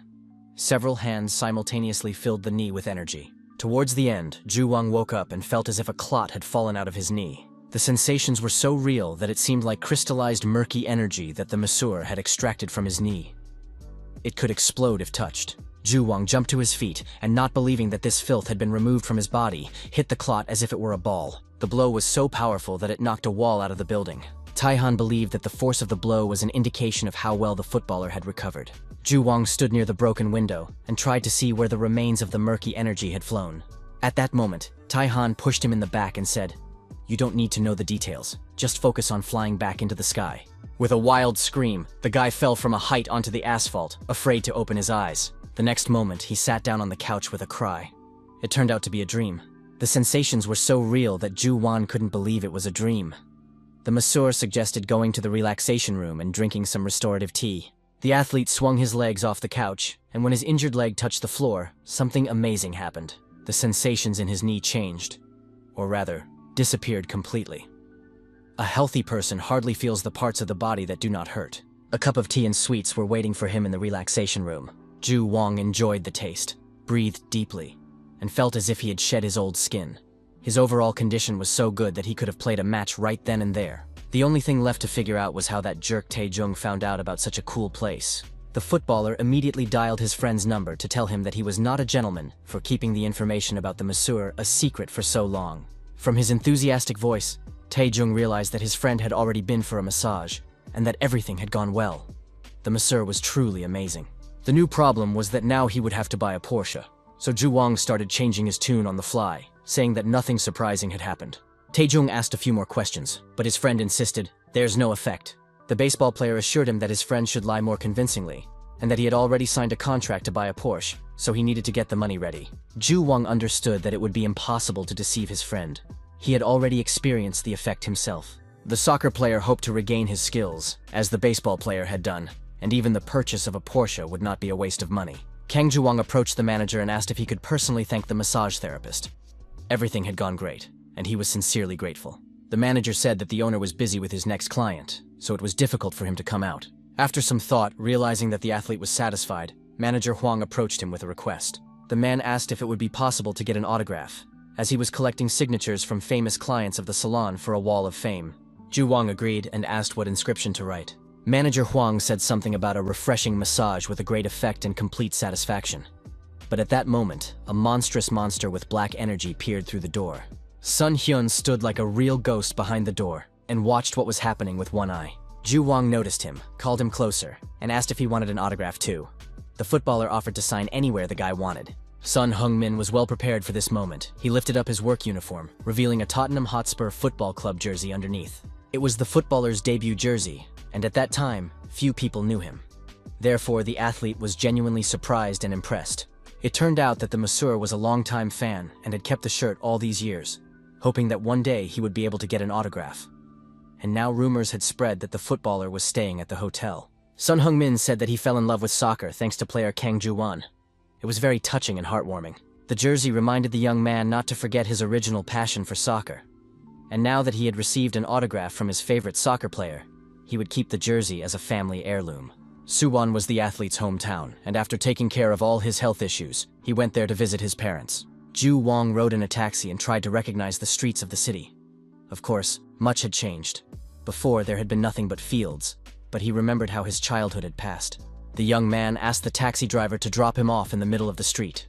He realized that this was the place where he had found his original passion, the high school he had graduated from. The young man was looking at the familiar walls through the fence when suddenly a familiar voice called out to him. It was his first and only coach, who had worked at a regular children's sports school all these years. The men hugged and were very happy to see each other, and the coach said he had stayed there because he hoped that the world football star would one day return to his native land. The coach expressed his sincere support for his former student, saying that he understood how much the young man had been through recently, and that he was genuinely happy to see him. After that, they visited the school stadium where Ju Wang began his sporting career. In the coach's room, the coach treated the young man to tea, which he poured from a thermos, still the same one he had used for many years. Ju Wang drank the tea with pleasure, and the best and kindest memories immediately filled the athlete's mind. The coach said that he had heard about the footballer's injury and sincerely sympathized with him. But then Ju Wang announced that he seemed to have overcome the problem and that everything would be fine now. The coach advised the young man to take care of himself because he had always pushed his body to the limit since he was a student. And if he continued in the same vein, he would not last long as a player. But then the coach noticed that he wasn't the only one who recognized his student. Other people had gathered near the coaching booth. They were new soccer students who were training at this stadium. Ju Wang hoped that his presence would not interfere too much with their training. But then the coach had a brilliant idea. He suggested that the footballer test his condition by playing a light game with the children, which would be a great experience for them. This was probably the coach's original plan, but he believed that harmony between older and younger players was a wonderful sight. Ju Wang apologized to the boys for interrupting their training and offered to practice with them once, if they didn't mind. Of course, the children were thrilled with the idea. The coach told the captain to get ready for the game. Even after many years, the school field brought back memories, and it was wonderful. The coach warned that although the boys were amateurs, the soccer players should be careful because unpleasant surprises might await him. In addition, Ju Wang had to play carefully so as not to get injured again. After that, the coach blew his whistle and announced the start of the game. At first, the players on the same team were not in sync, but that was normal for the first few minutes of playing together. The opponents began to attack, and it was necessary to act faster and more cohesively. At one point, in order to intercept the ball, Ju Wang jumped high into the air and headed it away, impressing the boys with his physical fitness. The game continued, and with each passing minute it became more intense. But the team captain was still unable to keep up with the ball. He needed to focus. The boy apologized to the footballer for not being able to keep up. However, the problem was Ju Wang, whose speed exceeded all conceivable possibilities. He advised the child to train to respond faster to passes if he wanted to play in the higher leagues later. Ju Wang himself was amazed at his speed. He realized that his physical condition had indeed improved significantly. The speed and accuracy of his passes were top-notch. In addition, the boys couldn't control their emotions and cope because they were playing on the same team with such a brilliant athlete. Ju Wang realized that he could pass the ball wherever he wanted, whenever he wanted, and his legs became even more responsive than they had been before his injury. Ju Wang decided to break through the group of opponents, bypassed all their blocks, and broke through the defenders. All that remained was to test his shot. The shot did not disappoint, and the ball flew into the goal at tremendous speed. Of course, the goalkeeper couldn't handle such a ball and flew away with it, breaking through the goal. Ju Wang was amazed at his physical condition, but realized that he couldn't control his strength. Incredible energy emanated from his knee. Perhaps in this state, the footballer could beat any team. Reporters were waiting at the airport, hoping to catch and interview Korea's best soccer player. They knew that the athlete was returning because he had experienced a decline. Now he is returning with absolute confidence, and journalists do not understand how he overcame the crisis. Ju Won thanked his fans and apologized to them for making them worry. He said that he had completely recovered from his injury and was in excellent physical shape. Now Kang Ju Wang will return to the Premier League and repay his fans with even better play, surpassing even what he himself has seen. Tae-han watched the news report about the triumphant return of the great footballer who had flown away to win trophies. Si-ah was mad that her date was distracted by his phone while they were buying camping gear. She warned him not to let anything distract him during their date. The girl scoured the entire store, choosing equipment. She liked and suited absolutely everything. But these were things that did not interest Tae-han at all, and he was genuinely bored. CA didn't think things had to be useful if they were beautiful, and she was going to buy everything she liked. Besides, there was another couple nearby buying things for a joint hike. The young people were discussing plans for their first anniversary. They were going to grill meat, watch the fire, and do something else enjoyable. But the girl kept hinting at something, and the guy was confused and didn't understand what else he needed to buy. The girl agreed to such a wonderful way of spending their anniversary, although in her heart she was already ready to break up, because it was boring to sit around roasted meat and watch the fire all the time. CA noticed that the couple was arguing, but still planning to celebrate their first anniversary. It was very sweet. The girl decided to discuss their first anniversary with Tae-han on their next trip. She thought she should hint at a candlelit dinner, and then he could give her a bouquet of flowers and fill the trunk with balloons. And, of course, confess his love. But the coolest thing would be if he gave her a diamond ring and proposed. The girl was already dreaming about the wedding, but suddenly realized that Tae-han had never even said that he liked her. It immediately became clear that the masseur was not going to propose to her, and it was unclear what kind of relationship they had. The young people were going on another picnic, but the mood in the car was not very cheerful. They settled down for the picnic again, and the young man grilled the meat. Then they enjoyed dinner for a long time and complimented each other. CA put down her chopsticks, gathered her courage, and asked the young man who they were to each other. Tae-han was a real blockhead and didn't understand what she was talking about, so Sa-ah explained that, for example, the couple from the store had their first anniversary. They didn't have an anniversary because Tae-han had never confessed his feelings. Tae-han realized that he had made a huge mistake and missed something important. In the world of martial arts, there was no need to say anything. If you liked someone, you just had to reach out and make them yours. After several meetings with Seo, the guy thought they were already dating, even without a formal confession. But now the young man was a heavenly demon, not just a 26-year-old guy. That meant he had to voice his confession, otherwise he would be a real scoundrel. He reached out his hand and decided he needed to clarify everything right now. His hand glowed with some kind of bright energy, and he said that Sei's beauty seemed to have attracted someone. It was some kind of unreal firefly. The girl liked it very much, and she had never seen anything like it in real life before. The young man tried to continue his confession, but the beauty immediately took out her phone and started taking pictures of the firefly. Tae-han asked the girl to turn around, and she saw a huge number of fireflies flying around her. Tae-han said that he felt he hadn't confessed to the girl properly, so he planned this evening to make up for it. He had brought her to this place specifically to confess his feelings. Seo realized that she had gotten upset prematurely and should have been more patient. But the guy apologized for making her wait so long and said he was now ready to confess. He really liked her and wanted to know if she would be his girlfriend. The beauty immediately realized that today was the first day of their relationship. This meant that she immediately downloaded an app to track their anniversary, entered their details, created a secret account, and added a heart to her name in her contacts. Then she asked the guy to come over so they could take a selfie. 1, 2, 3. And the wonderful photo became their love talisman, which the beauty immediately set as her boyfriend's phone wallpaper. After that, the picnic continued, and the beauty had never eaten such delicious meat before. Tae-han watched his girlfriend's reaction and realized that his adjustment after returning from the world of martial arts did not affect dating. Nevertheless, he liked the feeling of nervousness and awkwardness he experienced with CA. Watching his girlfriend's happiness, Tae-han was amazed at how kind thoughts and feelings could make people happy. A few days later, on his way to work, the guy was texting his girlfriend, but these messages were exhausting him because he still couldn't predict CA's reactions. The guy realized that he would be tired before he even got to work. The young man stopped texting, saying he had to go, and sped up. Tae-han used a secret technique of the Heavenly Demon and used instant teleportation.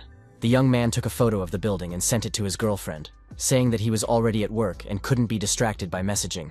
Now he could just walk calmly, realizing that young love was quite a challenge. He would probably have to increase his endurance to live up to all the qualities of a good guy. Approaching the elevator, the young man stopped next to two men who were waiting for the car to arrive. Suddenly, the elderly man felt very strange.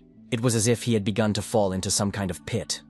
He was falling into it, and the light above him was diminishing. Soon, the man felt that he had fallen into the water and was sinking to the bottom with his back down. The old man did not understand where he was or why he had fallen into the water, but he knew that he needed to get to the surface urgently. The man realized that he was running out of oxygen and couldn't breathe because he couldn't get out of the water. In the next moment, the old man's lifeless body sank into the water, and most likely, it was death. And then, when the man had given up hope of being saved and his lungs were full of water, someone's hand reached out to pull him from certain death. When he came to, the man saw the frightened face of his assistant, who was trying to revive him, asking if the chairman could see him. The man recognized the secretary, who explained that they were in the hotel elevator, and that the unfamiliar guy standing next to him had given him first aid when the chairman fainted. This savior turned out to be our hero, who was riding to work in the same elevator. The chairman thanked the rescuer for his help, and the masseur asked the stranger how he was feeling. Tae-han had already noticed that the stranger had a blocked coronary artery, which had caused the attack. Due to his age, the man had weak blood vessels and a weak heart, and although the crisis had been overcome for the moment, it was too early to rejoice. Tae-han asked permission to examine the man, realizing that it was difficult for the chairman to move at the moment. Tae-han activated his internal energy and directed it toward the patient. First, he pressed on certain points to clear the man's mind. Then he moved on to the points that prevent cardiovascular disease. And finally, he reached the points that correspond to the expulsion of cold energy. After that, the masseur suggested that the man stand up, and he followed his instructions, getting up from the floor. But it turned out that the fears were unfounded. The man felt great, was toned, and said that he felt literally renewed.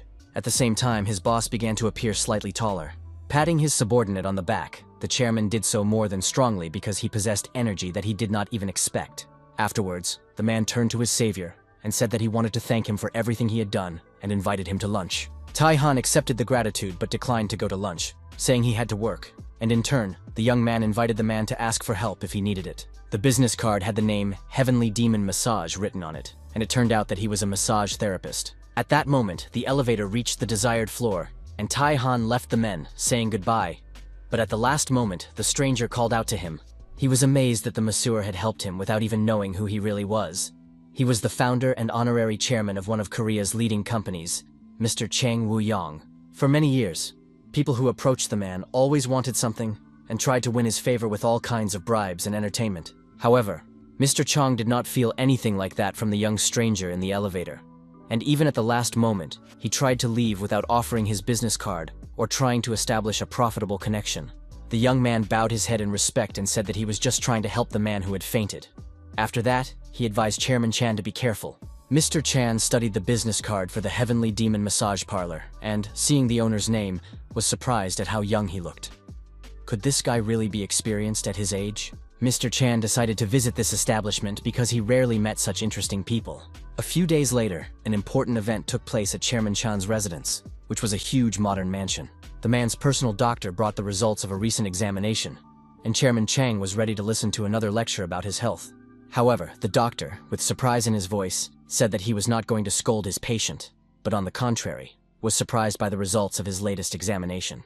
In some unreal, almost magical way, Chairman Chan's vascular condition had improved significantly. The doctor described this phenomenon, saying that the heart of his regular and most important patient seemed to have rejuvenated. The doctor was interested in what new things his patient had started doing, how he had changed his environment, and whether he had added anything to his diet. Chairman Chan immediately remembered that a few days ago, when he fainted in the elevator, an unfamiliar massage therapist had helped him. The doctor, of course, agreed that massage could help blood circulation, but it couldn't improve the condition of the heart that much. Most likely the reason was something else. However, Chairman Chang was sure that he had not added anything new to his life and decided to go for another massage right away. Chairman Chang called his secretary and instructed her to book him in for a massage at the Heavenly Demon Massage Salon at the earliest available time. The secretary was a very good and far-sighted employee, so he had already inquired about booking an appointment at this establishment. But it turned out that it wasn't that simple. It would be at least 3 weeks before he could get a massage from Tae-han, and even on weekends a month from now, there were no appointments available. According to the salon's policy, there were no exceptions, VIP services, or anything like that, and the secretary suggested going there in person to persuade the masseur. Of course, Chairman Chang could have used his position to get a massage reservation, but he decided that there was some pleasure in the anticipation. It had been a long time since he had felt such excitement about anything, and now he was ready to wait like a normal person. Meanwhile, the soccer semi-finals were taking place in Europe, and Tottenham was playing in the match. Unfortunately, their opponents scored first, and Tottenham immediately fell behind. Sports commentators and experts believed that the team was having difficulty attacking because the list of injured players was very long. In addition, they would not be able to use striker Kang Ji-won. If the predictions are correct, the striker will play today. However, he is still not there, and it turns out that the reason for his absence is completely unrelated to football. His flight from Korea was delayed, and he will only arrive at the game now. It's a shame and a pity, but the guy won't make it to the start of the match. However, he is on the list of substitutes, and maybe he will play in the match, but he will have to perform a real miracle. And if the young man fails to do so, he will be criticized for leaving the team in the middle of the season, and so the team owners will most likely part ways with him. The first half of the soccer match was over, and the players were resting in the locker room. The Brazilian soccer player understood that with everyone else out, the team's hopes were pinned on him. The guy was very nervous, and his calf muscles were so tense that he couldn't even run properly. The rest of the team was not in the best physical or mental shape. Their mood left much to be desired, and they even preferred not to joke around. The players tried to support each other, promising to play better in the second half, block everyone, and focus on scoring goals. After all, the game was not over yet, and there was no need to give in to negativity. The guys were getting ready to take the field after the break, and were going to do everything in their power. However, the athlete's inner state was terrible due to nervousness and a high level of responsibility, because no one could guarantee that they would be able to score in the next half. And if they failed, the players would be heavily criticized, and it is very difficult to cope with such psychological pressure. But at that moment, a strong, friendly hand was placed on the Brazilian footballer's shoulder. Kang Ji-won thanked his friend for holding his own on the field during the first half. The friends hugged, and the Brazilian footballer was relieved to realize that he would not be alone in defending the team's honor. Rishi asked how his friend was feeling, as he had not been in the best physical condition before leaving. Ju Wong reassured his friend that he was in good health and asked him to leave the second half to him, as he was going to show his best football. At that moment, the coach approached, having listened to his player's press conference, where he said that he had recovered perfectly and hoped that there would be no more health problems. Ju Wong confirmed that he felt like Superman. The coach liked the guy's confidence. He understood that psychological attitude was very important, and Ju Wong promised to show his best game in the second half. But to the surprise of everyone present, the coach did not put Kang on the field, saying that he needed to trust his teammates. The player would sit on the bench. As sad and painful as it sounded, the coach was absolutely right, because Ju Wong was acting selfishly and thinking only of himself. He supported his friend, saying that they had trained a lot together, and now Rishi had a chance to prove himself. Ju Wong promised to warm up and wait on the bench, as the coach had said. But today was Rishi's moment to shine, and everyone wished him luck. The second half finally began, and fans of both teams eagerly welcomed the players. The commentators noticed Ju Wong on the bench, but didn't understand why he hadn't been sent on yet. Perhaps he wasn't physically ready. The game continued, the match was coming to an end, the players were playing excellently, but it was completely fruitless. The referee added extra time, and it became clear that the team would still lose because they had been unable to do anything during the main match. Rishi decided that if it ended like this, the press would criticize him, and the young man wanted to play well here and move to the Spanish Soccer League. He literally wanted to run, and with these thoughts in mind, he rushed forward, positioning his head as perfectly as he could. It proved to be effective. A stunning header, and the score was tied. Looking at the scoreboard, Rishi couldn't believe his eyes. But it turned out that he had indeed scored a very important goal for his team. Ju Wong realized that the coach was trying to turn the situation around and raise the players' morale. He was a true master of tactics. But at that moment, the coach turned to Khan and announced that there would be a substitution and that he needed to get ready. Ju Wong was called on for the last minutes of the match. The guys greeted each other and wished each other luck. From his very first steps on the field, the player rushed into attack. No one had time to react, and in the first seconds of his triumphant return, Kanu scored a goal. The soccer commentators were shocked and wanted to see a replay immediately to study this amazing goal. The coach was amazed by Kang's incredible form, and even thought he should have been brought on earlier. But just a few seconds later, another goal was scored. It was simply an amazing performance after returning from his hometown. The match ended with a crushing victory for Tottenham, who advanced to the championship final. Although a week had passed since the game, the football fever continued at the Heavenly Demon massage salon. The employees watched their favorite player's game over and over again.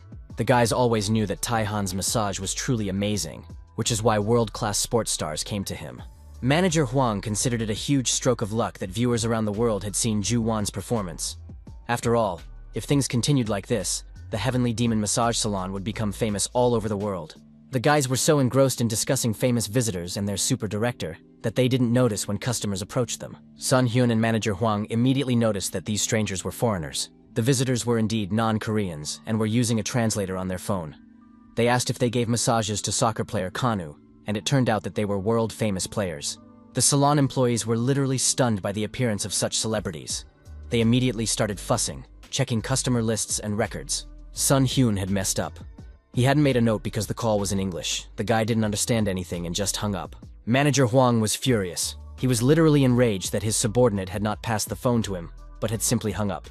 Manager Huang understood that something had to be done because such a rare opportunity should not be missed, and immediately rushed to find an opening to arrange a massage for the celebrities. Unfortunately, Master Tae-han had absolutely no openings, and the only option was a course for beginner massage therapists, such as Sun Hyun. At that moment, Tae-han finished another session, and the gorgeous beauty left the salon, literally gliding like a swan. For some reason, the master finished the massage early today. It turned out that the client had personal problems and asked for an express session. This was amazing news, and manager Huang decided that this time he was really lucky. The manager apologized to his boss and asked him to accept the client right away. The man said that the footballers had called about the reservation, but the employee did not understand English and simply hung up the phone. Now the clients had flown in from England, confident that they had a reservation. They were teammates of Kana Ju Wang, and they had to be accepted. Otherwise the salon would be disgraced. Tae-han agreed that it was his employee's mistake and that he would accommodate the clients, so he demanded that the manager quickly arrange a session. Tae-han undertook to help one of the athletes, but the second had to go to Song Hyun, who was already qualified enough to handle important tasks. Sun Hyun was surprised to hear that he could handle important tasks, which meant that he himself was an important person. The young man felt a surge of strength and confidence and promised to do his best. Still in shock, the masseur invited the player to the massage room. The masseur still had enormous problems with English and realized that he would not be able to cope without an interpreter. Sun Hyung inquired about the footballer's general condition and asked what specifically needed attention, where the player felt discomfort. It turned out that there was no particular discomfort, and he had come with Rishi, who for some reason was afraid to go alone. This was excellent news, and Sun Hyun realized that he would indeed be able to handle the client. Now, he would give him a relaxing massage and make him feel his best. The massage therapist literally growled with pleasure, realizing that he would now become famous after such a cool client. In Tae-han's office, things were not so relaxed. Rishi was literally screaming in pain, but the masseur told him to endure it. The athlete's body was stiff, and the upper part needed to be warmed up. After that, Tae-han could move on to working with other parts of the body. Tae-han pressed on the athlete's temples to give him a feeling of freshness. The freshness was debatable. The guy was literally boiling over. When he thought he was already dead, Rishi heard a voice calling him. And now he was a child again in his hometown, on the soccer field, and the ball hit him in the head and flew away. Someone yelled at him to run, find the ball, and get back in the game. But he had to be very careful, because you never know where the gangsters might be. The weather was beautiful, the air was clean, and the old favorite soccer field in his hometown reminded him of the uniform he wore as a child, hoping to become a world celebrity. Finally, the boy saw the ball and rushed to pick it up. It had been a long time since he had run after a ball like that. How much fun it was as a child. I wonder what his soccer friends are doing now. The boy was so absorbed in his memories that he didn't notice the danger and felt the barrel of a gun pressed against the back of his head. The child apologized for trespassing. He needed to find the ball that had rolled away. However, the villain accused him of theft. The boy denied it, saying he hadn't stolen anything, but the bandit demanded proof of his honesty. He handed him a small bag, which the boy had to take to the right place to prove his honesty. Moreover, this would save Rishi from a life of hunger. At that moment, he understood what his childhood friends, who had been unable to break through and escape the city, were doing. The boy did not want to ruin his life. However, he understood that the gangsters had seen his face, and if he did not agree to carry out their orders, they would kill him. Rishi thought that he needed to succeed in soccer to repay his grandparents who had raised him. At that moment, the police arrived, and the gangsters realized that they could lose their goods. So they had to run away. They shouted at the boy that he was just lucky, but next time he wouldn't get off so easily. At that moment, the coach approached and asked the child how he was doing. Rishi realized that his coach had saved him by appearing in front of the gangsters and shouting about the police. The coach was surprised that the child had not dropped the soccer ball even in such a dangerous situation. But it turned out that it was the most valuable thing for the boy. Tae-han, in the role of coach, made sure that the child never forgot what that soccer ball meant to him. The soccer ball was irreplaceable and precious to him. The footballer's face relaxed because the memories of his childhood reminded him how important football was to him. Manager Huang greeted the player with tea and desserts and asked about his impressions of the massage. The athlete confirmed that the massage was indeed amazing, but his attention was drawn to a root sticking out of the cup. Manager Huang explained that the salon makes individual teas based on the condition after the massage. For the footballer, they had made tea with ginseng, which stimulates physical strength and mental concentration.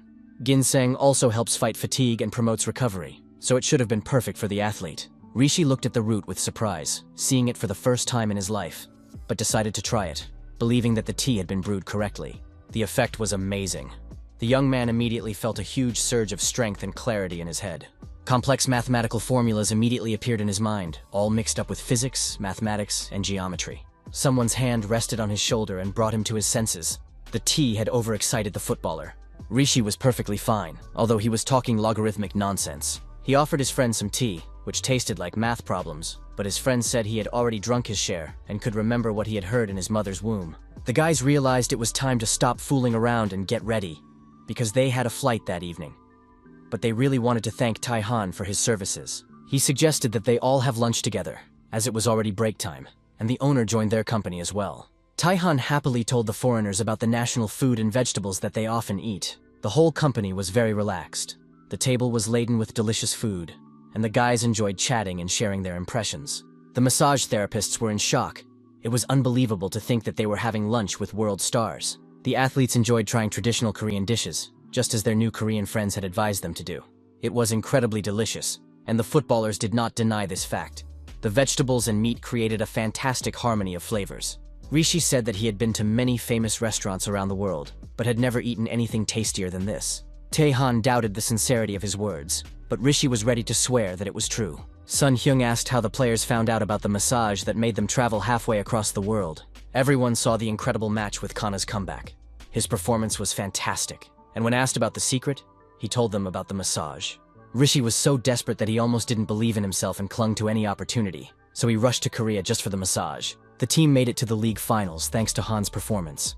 Now they had a very important final match ahead of them, and they needed to prepare thoroughly for it. Tae-han realized that the players really needed his help and support, and had come from far away for him, so the masseur decided to help even more. The young man activated his inner energy and filled the food with it. Tae-han handed the energy-filled dish to the athletes, saying that it would give them more strength and help them win the final. He promised to cheer for the team from here and handed another portion of food to the athletes.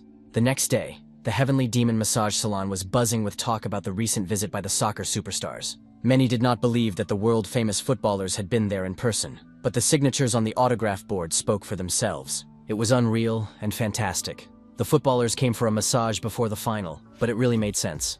A new client arrived and announced that he was there for a massage session. The man's name was Lee Jae-min. This name was known to all Koreans and made an impression on the salon staff. The visitor was shown to the changing room. The massage therapist looked up information about the celebrity on his phone and was shocked. It turned out that the chairman of one of the most famous and influential companies in the country had come to their salon. Manager Huang returned to the reception area from the restroom, saw the new client, and asked his subordinates how they had greeted him. The massage therapists were shocked, and the manager tried to find out what caused such a reaction. The name of Chairman Chan, who was a very respectable and important person in the country, came up in the conversation. Manager Huang admitted that he was not familiar with this man. However, the client who had just come in for a massage looked exactly like Chairman Chan. Manager Huang had already decided not to be surprised anymore. After Premier League players who flew halfway across the world for a massage, anything could happen. However, the manager immediately had the idea of asking such a high-ranking client for an autograph. Chairman Chang changed into massage clothes in the dressing room and looked at himself in the mirror. In his youth, he was full of energy and could work tirelessly, but old age was taking its toll. This was excellent news. His heart had been rejuvenated, so today's session could make the man even younger. And if that really happened, he would be able to feel young again. Tae-han greeted the client and asked how he was feeling. The man was pleased that the young man recognized him. He said that thanks to the masseur's actions, he felt much better. But last time the young man called it only an emergency treatment. Now the chairman had come to undergo the rest of the treatment and finish the job. Tae-han laid the client down on the couch and began the examination. Chairman Chan was interested in the masseur's age, and the young man said he was 26. The chairman thought it was a wonderful age. When he was that age, he was afraid of nothing. If he were 26 now, he could have grown his corporation tenfold. Mr. Chan said that his doctor had noted a rejuvenation of his heart, and the man believed that this was due to the masseur's touch. He wanted to rejuvenate himself with massage, and was ready to make a deal. If the guy made him younger, the chairman would grant him any wish. Tae-han felt an ominous energy emanating from the man, which he had not noticed last time. The guy realized that excessive greed had led the man to trouble and refused to make a deal, saying that he would do the massage first, and then they would talk. Without wasting time on conversation, Tae-han concentrated his energy and began the massage. After a while, Chairman Chang said that he was beginning to lose strength during the massage and was frightened. Was this normal? The masseur reassured him, saying that everyone reacts differently, and that with age, even massage can be harmful, so one must be careful. After that, Tae-han wished the client a good day and continued the treatment. The bright sun shone in the man's eyes, and he squinted and couldn't open them. He felt pleasant and relaxed, and the luxurious hotel only enhanced this feeling, especially since his family was nearby. Finally opening his eyes, the man noticed his hands and feet. Not a single wrinkle. He jumped up from the sun lounger, ran to the mirror, and saw that his face had become younger. It was crazy. Indeed, he was not imagining things. The man had become younger. In that case, he could get to work sooner and work even harder, thereby expanding the company several times over. At that moment, his children ran up to him with their swim rings and asked their father to play with them in the water. The man remembered that he had come on vacation with his children, but he thought that if he worked even harder now, he would be able to spend more time with them later. He told the children that he was too busy and would come and play with them next time. When one of the children took him by the hand to drag him away, the father reacted negatively. He yelled at his son and accused him of almost damaging his laptop. With an angry expression on his face, the man told the child that he had to work and that he should go play with his sister until his father scolded him. The children were upset and frightened by their parents' violent and aggressive reaction and ran away in tears. The man's wife tried to talk to him, but he rudely told her to hurry up and do her chores because he was very busy and was doing everything for the family. The woman reminded him that they rarely had family vacations, and her husband was busy with work again. He was always busy, so he could at least spend a little time with his family on vacation. In response, he said that she was being immature because she knew that he was doing everything for the well-being of the family. The man was sure that the children would understand everything when they grew up, and there was no need to worry now. All he wanted to say to his wife was that he needed to work and asked her not to interfere. He advised his wife to focus on her responsibilities and look after the children. She replied that if work was so important to him, she would no longer invite him on trips together. This answer seemed reasonable and ideal to him. The whole day passed, and the sun was already setting, painting the sky in shades of pink. The man had just finished work and was about to relax when he suddenly noticed that the water in the glass and the glass itself were shaking. The sudden noise and screams caught Mr. Chan's attention. He ran out of the pool area and saw that an earthquake had begun, causing the hotel building to collapse. The man realized that his wife and 2 children were in the building and immediately rushed there. Mr. Chan knew he had to save his family before the building collapsed. The man could barely feel the ground beneath his feet. He ran, jumping over cracks in the asphalt, with debris falling around him and flames shooting up. His only wish was that his family would be safe and wait for his help. Finally, Mr. Chan reached the hotel room where his family was staying. He ran out into the hallway and began calling their names. The room was half destroyed. The chandelier had fallen from the ceiling. The floor was shaking, and his loved ones were nowhere to be seen. The floor was covered with glass, and the man continued to run around the room looking for his wife and children. Rescue workers, firefighters, and ambulances arrived at the building. People who had left the dangerous area waited on the lawn. One of the rescuers asked the guests to immediately report if anyone was injured and needed help. Mr. Chang approached the rescuer, looking very bad, tears streaming down his face. The man said that his entire family was still inside the half-destroyed building and asked the rescuers to hurry. Fortunately, his wife had managed to leave the building with the children and came to her husband. The whole family was crying with happiness and stress. When it became clear that everyone was safe, the children noticed cuts on their father's feet. He had run barefoot from the pool, searching for them in the ruined building, and had ignored the pain. Mr. Chang realized that his son had grown up when he started to worry about him. The man sat down next to his children and apologized for his behavior, for not being able to play with them during the trip, and promised to spend more time with them now. He suggested they have some fun since the vacation was still going on. The children immediately suggested going to the night market for sweets and then going on a safari. Mr. Chan was ready to fulfill any of the children's wishes, realizing how scary it was to lose his family. From that moment on, he promised to do whatever the children asked. Soon the massage was over, and Tae-han asked Mr. Chan how he was feeling. The man replied that he felt no discomfort, and that the massage was exactly what he desperately needed. After the session, it was time to pay, and Mr. Chang handed the young man his credit card. The chairman added that, according to the doctor, his heart had become younger. He came for a massage thinking that it was all thanks to Tae-han's treatment, and now he had not only improved his health but also gained insight.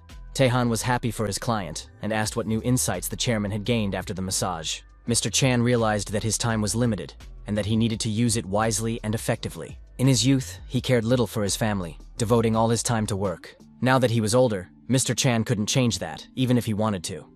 But now, thanks to the massage sessions, he was healthy again and would try to spend more time with his family. Tae-han felt that the harmful energy had finally disappeared and congratulated the client, saying that his family would be very happy. Mr. Chang was unsure but remembered that he needed to call his son, dialed the number, and waited for an answer. Instead of the usual, "Hi, Dad," his son's voice said, "Yes, Mr. Chairman." Mr. Chang was stunned and demanded that his son call him Dad, but his son did not understand why his father was using informal language. The man asked if the weekend was free and suggested that the whole family go hiking.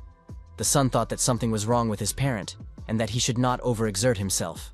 Mr. Chan did not consider it overexertion and warned his son not to complain of fatigue during the hike, asking him to contact his sister and pass on the invitation to her. Mr. Chang ended the conversation, which seemed strange and unnatural to his son.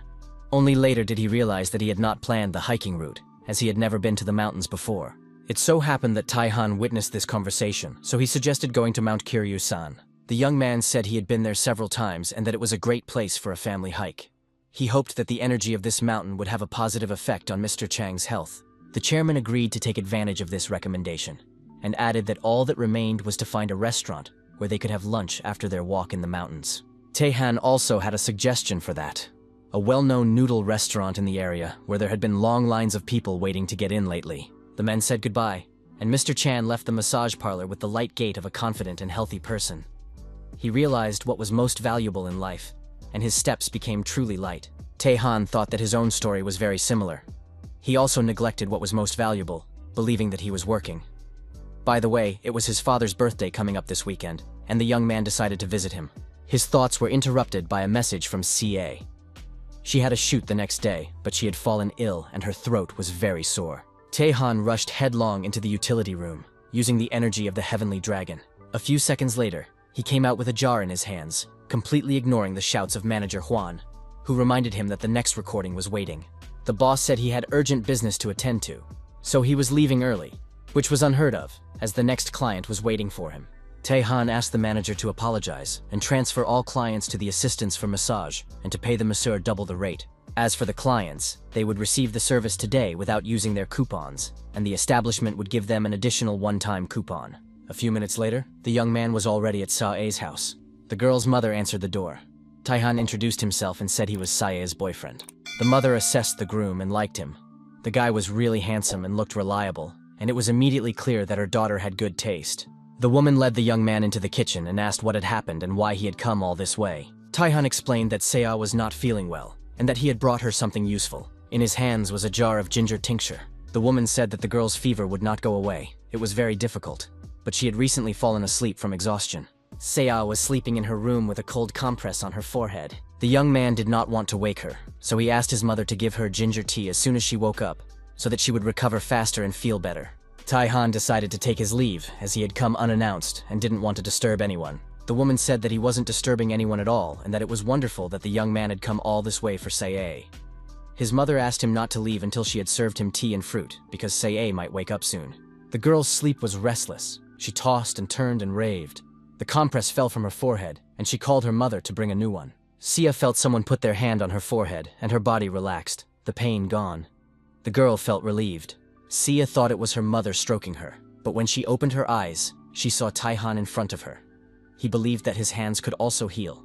The girl couldn't believe that her beloved was in front of her, and thought that her fever was causing her to hallucinate. But she liked this hallucination, so she decided to believe that Tae-han had really come. Then she realized that she could feel his touch, and that it was impossible to feel a ghost or apparition, which meant that Tae-han was really there. The young man explained that he had put off all his work and rushed over, even though his workday wasn't over yet, because she had said she was sick. It was very touching. The girl realized that she was unwashed, with dirty hair and unbrushed teeth, and couldn't appear before her beloved looking like that. Tae-han believed that when someone is sick, they get worried, and when they get worried, they want to visit the sick person. He was sure that Sa-ah would do the same. Of course, that was the case. Finally, the girl came to her senses, and the young man offered her some tea to help her recover. It was ginger tea that he had brought with him, prepared according to his recipe.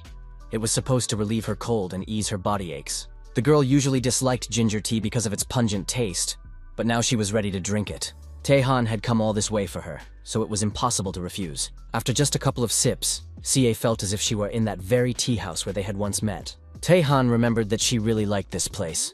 It was warm and cozy, so he brought her back here. Sia felt her body and mind relax thanks to Tae-han.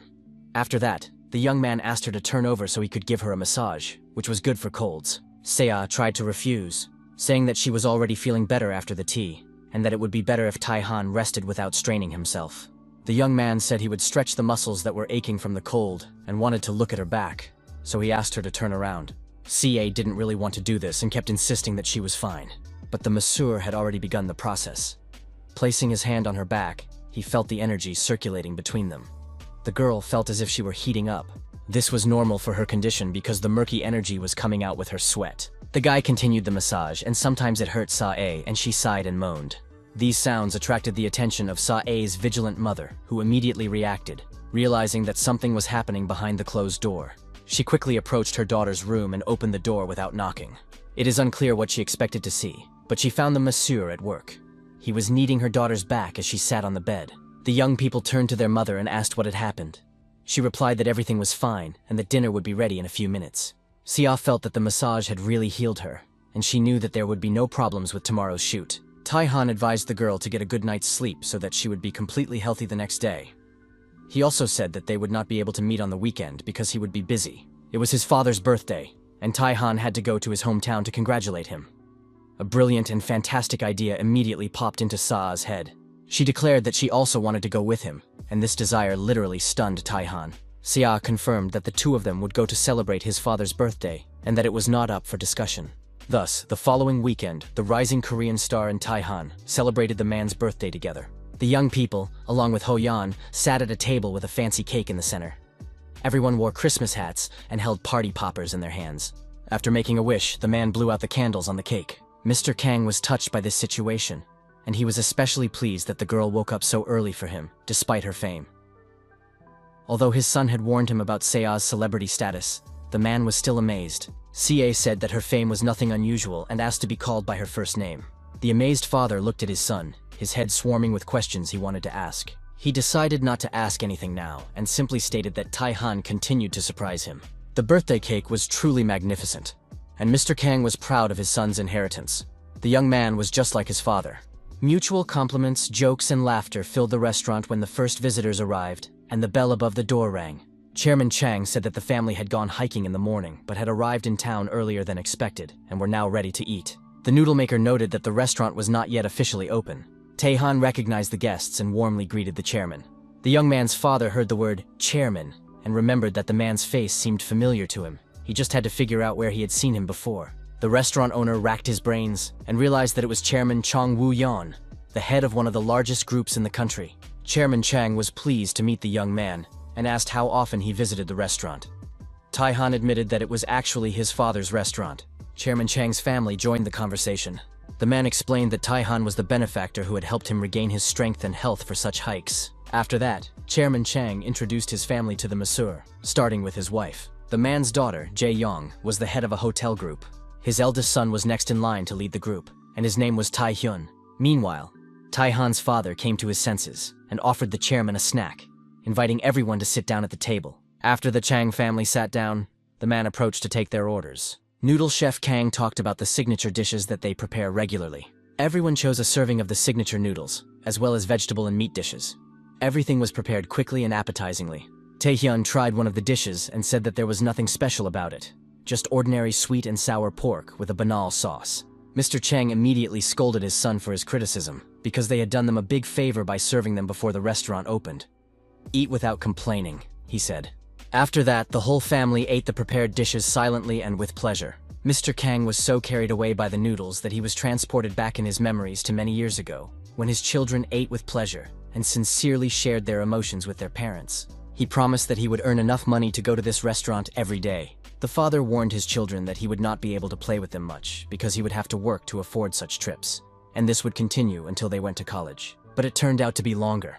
Even though the children had already graduated from college, their father was still working hard to provide for the family. The son admitted that he resented this during his school years, but after becoming the head of the company, he realized that it was not an easy task. Now he is proud to be the son of such a respected father, and is not offended that he did not see him often as a child. His mother noted that this was normal. It was the price they paid for their father's pursuit of work in his youth, and the children did not learn to spend time with him. Mr. Chang thanked all the family members for finding the time to spend the day together. Jae-young, the chairman's daughter, said that the situation was becoming awkward and asked to finish the meal quickly. The girl recalled one of her birthdays when she sat at the table wearing a party hat and receiving congratulations. The whole family was together, her parents had prepared a cake and gifts, and she wanted every day to be her birthday. Now she couldn't hold back her emotions. Tears rolled down her cheeks. She cried about lost time, even though the family looked friendly from the outside. The restaurant owner thanked his son and his girlfriend for visiting, and was happy to meet the beautiful CA. At that moment, Jae-young approached them and addressed the restaurant owner. The man thought she wanted to order more. The girl asked for the bill, and the man realized that she was going to pay for the meal. But Jae-young shook her head and poked him with her phone. She said she wanted to invite him to work as a chef at the hotel's Chinese restaurant, promising any welcome bonus. Jae-young added that she could offer any salary, even $1 million, and everyone's eyes widened. At that moment, Mr. Chan's son intervened in the conversation, saying that the salary was too high for such a specialist. His sister sternly rebuked her brother, saying that they had never experienced such emotions from eating such food before. The girl was sure that they really needed this chef. If the noodle chef joined the hotel team, he would become its strength and center, and the restaurant would be included in Forbes' list of the best. Jae-young summed up her speech by addressing the chef. This is a great opportunity for everyone. She added that she would meet any of his salary demands, but in response she heard a clear and concise no. Mr. Kang said that he was very flattered by the offer and sincerely grateful, but he had to decline. Jae-young couldn't believe what she heard and didn't understand why he was refusing. If the salary seemed too low, she was willing to pay more. The chef explained that it wasn't about the money. He couldn't leave a place that held so many memories. The restaurant captured the entire history of his family. Perhaps even the soul of his deceased wife remained there. In addition, the man had to pay off a debt. He had part of the money he had inherited. The restaurant is open, and customers bring in income, which allows him to support his son. After such kindness, he cannot simply leave. Mr. Kang will stay here, repaying his family, friends, and beloved visitors by keeping the restaurant as it is. Chairman Kang intervened, saying that when fishing, you need to pull the rod so that the line does not break. The metaphor was clear. Sometimes you have to let go in order not to lose. The girl understood the meaning and agreed with her father's opinion. After that, Chairman Chang thanked the noodle maker for the delicious food and asked if he could visit him when he felt lonely. Chairman Chang assured Seo that he would not tell anyone that he had seen her there, and the girl was surprised to have met such a great man. Only Chairman Chang's son remained silent, looking at Tae-han with distrust, perhaps jealous of his father's admiration for another young man. After the guests left, Seo admired the chef's decision to turn down the tempting offer. The man explained that the visitors had brought him to his senses.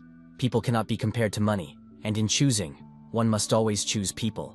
Tae-han remembered his mentor's words, "Help those in need and you will not be alone." Life seemed to be the embodiment of all wise quotes, but Tae-han himself still had a lot to learn. A few days later, several athletes were checking in at the hotel lobby. The guys had already received their keys and were dreaming of a massage, but something caught their attention.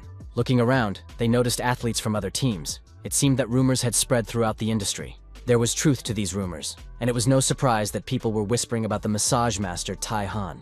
Many athletes moved on to the next season at a high level after several victories.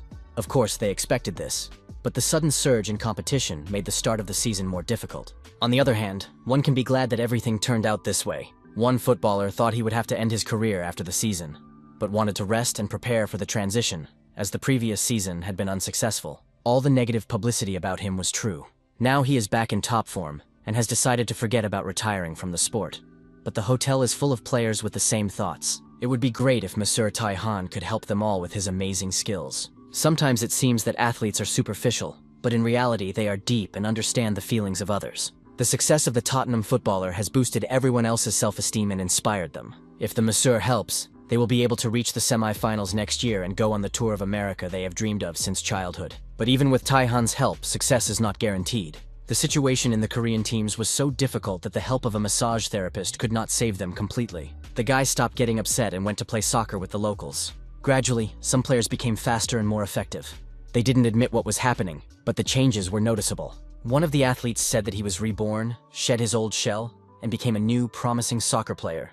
Every year, they brought results to the team and planned to continue until victory, even if it took a lot of effort. The footballer believed that he was underestimated, but he would show the power of his rebirth, and everyone would be surprised. Sometimes the footballer's conversations seemed like utter nonsense, egocentric and boring. They didn't understand the essence of what was happening, but that's how people are who don't read books and only think about working with their feet. Soon another player appeared, returning from Korea, where he had also improved his skills. After that, the athlete looked admiringly at Ju Won, who had recommended the trip. He said that everything went well, and he especially remembered the meat after the massage. After all, the meat was prepared by the massage master himself. He was a master not only in massage but also in cooking. More and more players joined those who had already traveled to Korea, and soon the guys planned a joint trip.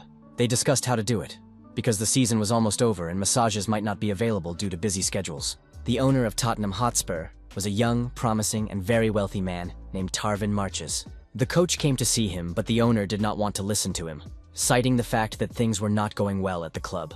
He had already heard that Ju Wong and Rishi were doing well and advised the coach not to whine, but to organize decent games to get the most out of them. The coach noted that he had recently sent the two to Korea, but the owner did not like the idea. It was the middle of the season. Nevertheless, the coach claimed that despite the absence of players, they had returned and were achieving great success. The owner wanted to know how this was happening and whether it was related to doping. The coach replied that it was all about massage. The coach hoped that it would help, and judging by the results, it really worked. This idea literally intrigued the club owner. He had never heard such nonsense before. Tottenham Hotspur hadn't won a trophy in 17 years, although the coach understood that the effect of massage is not the same for everyone. If it helped the players, they would be able to achieve even greater success. The owner was only interested in one thing, whether they could win, which meant they could make a lot of money. If one massage had such an effect, one could imagine the income that regular sessions would bring. Tarvin only knew how to count money, so he ordered the coach to take action and wished him luck. The hotel was almost fully booked, and this had been going on for several days in a row. There were more and more guests in the massage parlor. There were no specialists left, and the queue at the reception was considerable. Manager Huang was happy that the services were in demand, even for the most minor procedures. Tai-han turned and headed for his office, but manager Huang called out to him. The man asked if they could talk about something during their lunch break. The manager said that recently there had been a lot of comments about classic massage. For example, one client had long ignored problems with his arm because of deadlines. The man decided to save money and went for a regular massage, but the regular massage had an unexpected effect. The muscles in his arm grew stronger than the customer had expected, and he had to change his specialty to bodybuilding.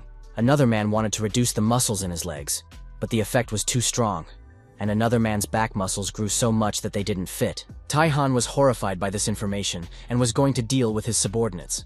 But manager Huang said that it was not a matter of technique. The manager found out that everyone was attracted by the busy schedule of the massage therapists. Since the salon opened, business has been good, and no employee has complained about their salary, but excessive workload can reduce the quality of work. Manager Huang did not want the salon's reputation to suffer, as it would be difficult to restore. Tae-han agreed with this point of view, but the manager already had a plan. He suggested that everyone take a week's vacation and close the salon completely, knowing that this was an unpopular decision.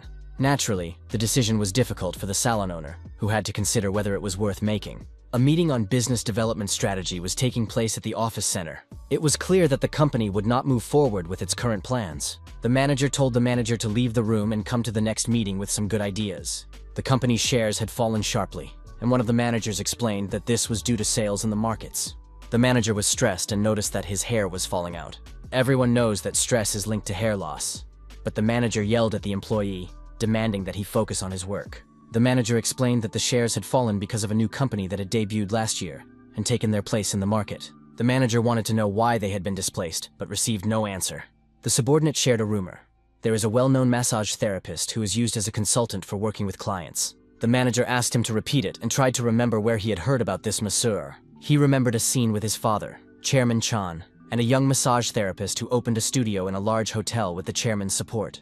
Manager Cho explained that the salon belonged to a young man who had helped Chan when he was unable to continue the business. Tae-hyun remembered that the name Divine Massage refers to the novels about the Demon King.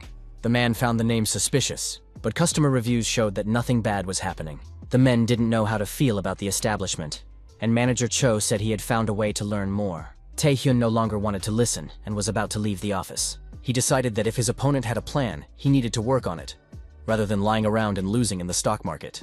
Tae-hyun realized that he would have to act actively and strategically, otherwise he could lose his position. Soon the man arrived at the hotel where Heavenly Demon Massage was located. He was sure that his intuition was right, and today he would learn about all the masseur's dark intentions. Entering the lobby, Tae-hyun thought that he had never planned to come to this place and hoped not to meet her. But luck was not on his side. His sister called out to him and said she did not expect to see her brother here. He must have heard good reviews about the hotel and decided to stop by. In response, he explained that he had not come for her work, but as the chairman of the Daeshon group and had to attend to his business. His sister did not stand aside and stated that he would soon be fired due to endless failures and that it was not his place to tell her how to do her job. The girl added that it was true and she wasn't making it up. Moreover, she had heard that no one needed his massage studios because of a new, more successful company. She thought he had come to advertise massage chairs, but she was ready to disappoint him. Her hotel only buys the best products, and his equipment would not be suitable. He replied that his company works exclusively with high-quality establishments, and her hotel would never become a customer. They parted ways, feeling hatred and anger toward each other. Jae-young didn't understand why her father had left the group to this loser, because she could have done better. But if the hotel grew, her father would understand who should run the corporation. She would always be a rival to her weak brother. Tae-hyun was annoyed. His sister owned only one hotel, but she was overly arrogant. At that moment, the masseur called out to him. He recognized Chan's son from Yeon. The young man asked why Tae-hyun was there, and he replied that he was just passing by. Nevertheless, he was glad to meet him. Tae-hyun admitted that he had his own plans and asked what the masseur was doing. The masseur said he was on his lunch break. After that, Tae-hyun bowed and wished the master a pleasant meal, then left. Everything was strange. When lunch was over, the next client was waiting to see Tae-han. The masseur was surprised to see Tae-hyun as his client. The man admitted that he had been referred for a massage for health reasons. In fact, he had come early to check out the place.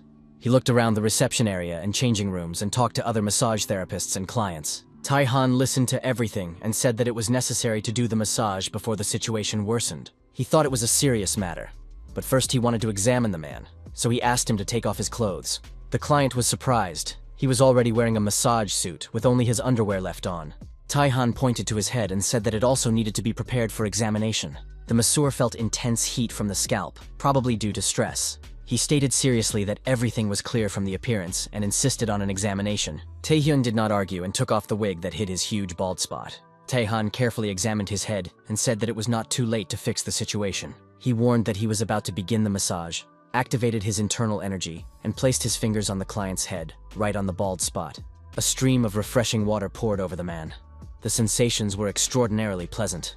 The water pressure was too strong, and the client thought his neck would not withstand the pressure. The masseur explained that they would continue working on the neck and stimulate several points at its base. Tae-hyun felt like he was at a water park, waiting for the next stream of water.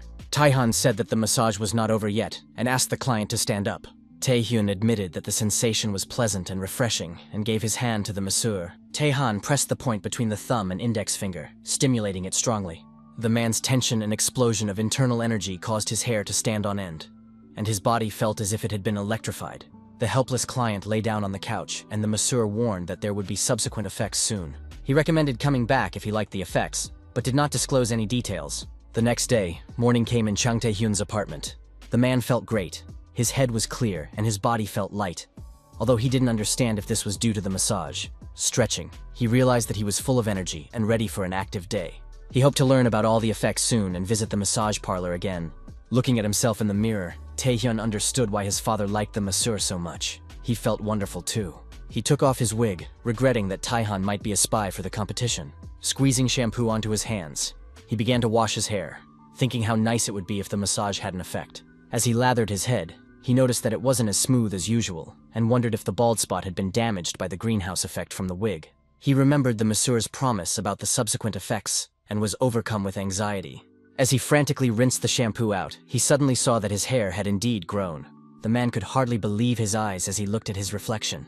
He remembered Tae-han's words that it was worth coming back for another session if he liked the effect. Chung Tae-hyun got dressed in a few seconds, without even eating breakfast, grabbed his phone and urgently called a car through his assistant. He immediately headed to Divine Massage. Everyone was surprised by the presence of the chairman of Daejeon Group, who was looking for Tae-han. Tae-hyun knelt before the masseur and confessed that he had misunderstood everything, caused unnecessary trouble, and sincerely regretted it. There were rumors that the massage parlor had achieved success thanks to the advice of a certain great man. Tae-hyun thought that perhaps his father had revealed some secrets during the massage, and that the masseur had taken advantage of the old man's weakness. Now he felt ashamed. He was ashamed to suspect Tae-han, because if he had been their enemy, he would not have helped with such an amazing massage. When the man took off his wig, it turned out that his hair had started to grow, and the massage had really helped. The result was truly incredible. Tae-han reached out his hand and suggested moving to another room, as there were too many ears in the reception area. In a separate room, the masseur explained that he had transferred the heat caused by stress from the head to the whole body, distributed it correctly, thanks to which the nervous system recovered, blood began to circulate better, and hair growth resumed. Previously, this was only his ability, but now he was training employees, and soon all the salon's massage therapists would be able to use these techniques. Tae-hyun was impressed and listened to the explanation with interest. Ideas immediately popped into the businessman's head, and he asked Tae-han if he could teach his company the same massage technique. The massage therapist understood that the businessman wanted to adopt his techniques. Tae-hyun suggested using this to develop a new care device. Tae-han replied that he did not work with machines, but was willing to give advice and share his massage wisdom. Tae-han did not fully understand what massage wisdom meant, but he was willing to consult. The businessman agreed to pay for any advice, techniques, or training. Tae-han helped people and followed his mentor's wishes, but he couldn't handle the flow of clients on his own. So he fulfilled her wish using his own strength. The massage therapist agreed to cooperate. The men shook hands and agreed to start when it was convenient for both parties. At that moment, Manager Hwang entered the office and apologized, informing them of an urgent call for a massage. Tae-han remembered that the company had previously decided not to travel to clients, preferring that they come to the office themselves. Manager Hwang reported that a request had come in from England. The Tottenham team was ready to accept any conditions if the massage therapists came from Korea. The new information changed the plans, and Tae-han decided to postpone the massage therapist's training. He announced that all staff would travel to England and continue their training upon their return. A few days later, the salon team flew to London. A representative of the Tottenham team met them at the airport with a welcome sign. On behalf of the staff, Tae-han thanked them for the welcome and said that the flight had gone well. The massage therapists were driven to the Marcassini estate, where servants were waiting to escort them to their rooms. Everything was magnificent, and the team did not hide their emotions. Team owner Tarvin personally greeted Tae-han and thanked him for accepting the invitation. Tae-han, in turn, thanked the owner for the invitation and the comfortable conditions for the employees. Tarvin immediately stated that the purpose of the visit was to win the European League. However, the team owner was surprised by Tae-han's young age and delicate hands, and began to doubt that he would be able to help. He was not sure that such a young master could be trusted with the players. Tae-han sensed the owner's coldness and nervousness. He realized that the strict and businesslike owner was actually very sensitive and hid his emotions. The young man decided not only to help the athletes, but also to improve the quality of life of their boss. He put his hands on Tarvin's shoulders and said that the massage would be not only for the players, but also for him. Tae-han promised that the club owner would like it. A little boy of about 10 was standing in the square, dressed in white Middle Eastern clothes with his head covered. He looked at his hands and body and realized that he had become younger. It was little Darwin Marches. Looking around, the child realized that he was in the courtyard of the huge mansion where he had spent his childhood. The boy hardly remembered the house, but deep down he missed it. Back then, he only played and didn't think about money. Suddenly, there was a growl behind him and monsters appeared. Two huge predators, a lion and a lioness, pounced on the defenseless child, ready to tear him apart in the first 30 seconds. But instead of attacking, they rolled the child onto his back and began to lick him, and the boy laughed and called them by their names, Max and Coco. The three friends hugged each other, and the child said how much he had missed his furry friends. The boy's father, as usual, ignored his request to play with him, saying that he was busy with work and would buy him new toys. Darwin's only true friends were the lions. With unchildlike seriousness, the child told the animals that he missed them, that they were his true friends, and that spending time with them was the best thing in his life. At that moment, the lion brought the wallet that had fallen out of the boy's pocket while he was hugging the animals and gently handed it to him with his teeth. Inside the wallet was a photo of a soccer club. The boy looked at it and realized that he couldn't hide forever in this world behind the lions. Important things were waiting for him. Tarvin had to keep his promise and lead the team to the top. The boy turned to his loyal friends and said that he had things to do now, but he would definitely come back, and they would play together again. The child said goodbye to the predators, hugged them, scratched their backs, and wished them good health, assuring them that they would meet again soon. Tears of happiness flowed from the eyes of the serious businessman, who did not even take off his glasses, hiding behind dark lenses. Tarvin confessed to the massage therapist that thanks to his help, he felt joy again and met up with his old friends. Tae-han promised that every player on the soccer team would receive a personalized massage, as massages can be tailored to each individual. The club owner recalled his feelings and agreed that it was a wonderful experience, and he hopes that the players will experience something similar. The man asked the massage therapist to help the club win an award. Everyone was interested in having the same amazing abilities as Kana for all the players on the team. The club bus with the players arrived the next morning. Rishi was in a hurry and called his teammates to meet the massage therapist as soon as possible, feeling excited about meeting Tae-han. The other athletes were skeptical of his behavior, thinking he was exaggerating. What could be so special about a massage therapist? Kang Ju-won confidently told his teammates that Rishi was not exaggerating, and that they would indeed feel better than ever. He knew what he was talking about, because he was the first to experience the effects of Tae-han's massage. The other players had already noticed an improvement in their game after returning from Korea. They were happy to meet again with the man who had given them back not only their physical fitness and football success, but also their joy of life. The team of massage therapists led by Tae-han was already waiting for clients, and the guys couldn't believe they would be working with Tottenham players. The three of them would be working together. Tae-han had taught his personal techniques only to Sun Heung-min and Sun Heung-min. The rest of the salon staff were resting, and Sun Heung-min thought this was unfair, as he was one of the best massage therapists and also wanted to rest. Tae-han reminded him that with great money comes great responsibility. The best employees should not rest while the weak ones rest. Sun Hoon was worried that the players would feel worse after the massage, but his boss reassured him, saying that he would start himself and his assistants would continue what he had started. Tae-han assured his subordinate that they had honed their skills and now needed to believe in themselves. Sun Hyun supported his friend, saying that it was time to show the power of divine massage. Sun Hong agreed that there was no need to be afraid, because he already knew a lot and was ready to show his abilities. Rishi was very sensitive, and tears of happiness appeared in his eyes when he met Tae-han. The guys greeted each other and exchanged words of good luck, but Sun Hyun was still nervous. He was confused by the fact that these tough players spoke Korean. It all seemed too good to be true, but the boss suggested taking it as a sign of respect. Tae-han announced to the athletes that the massage would begin, and asked them to take their places on the couches and lie down flat. After the massage, the players immediately showed a new level of play and training. The balls flew at crazy speeds. The goalkeeper caught them accurately, and tactics and transitions from defense to attack were honed. Tottenham Hotspur, watching the game, noted that the players had indeed started to play better. Another player finished his massage and confessed to his friends that his muscles had become as strong as a real horse's, and energy was literally emanating from him. The young man said that in his dream, he was a centaur and ran a whole mile, and when he woke up, he remained strong and full of energy.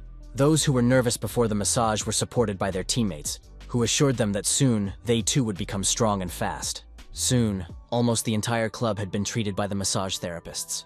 One of the players doubted his abilities and did not believe he could become a champion, but Kang assured him that without such a professional, the team would never have made it to the league.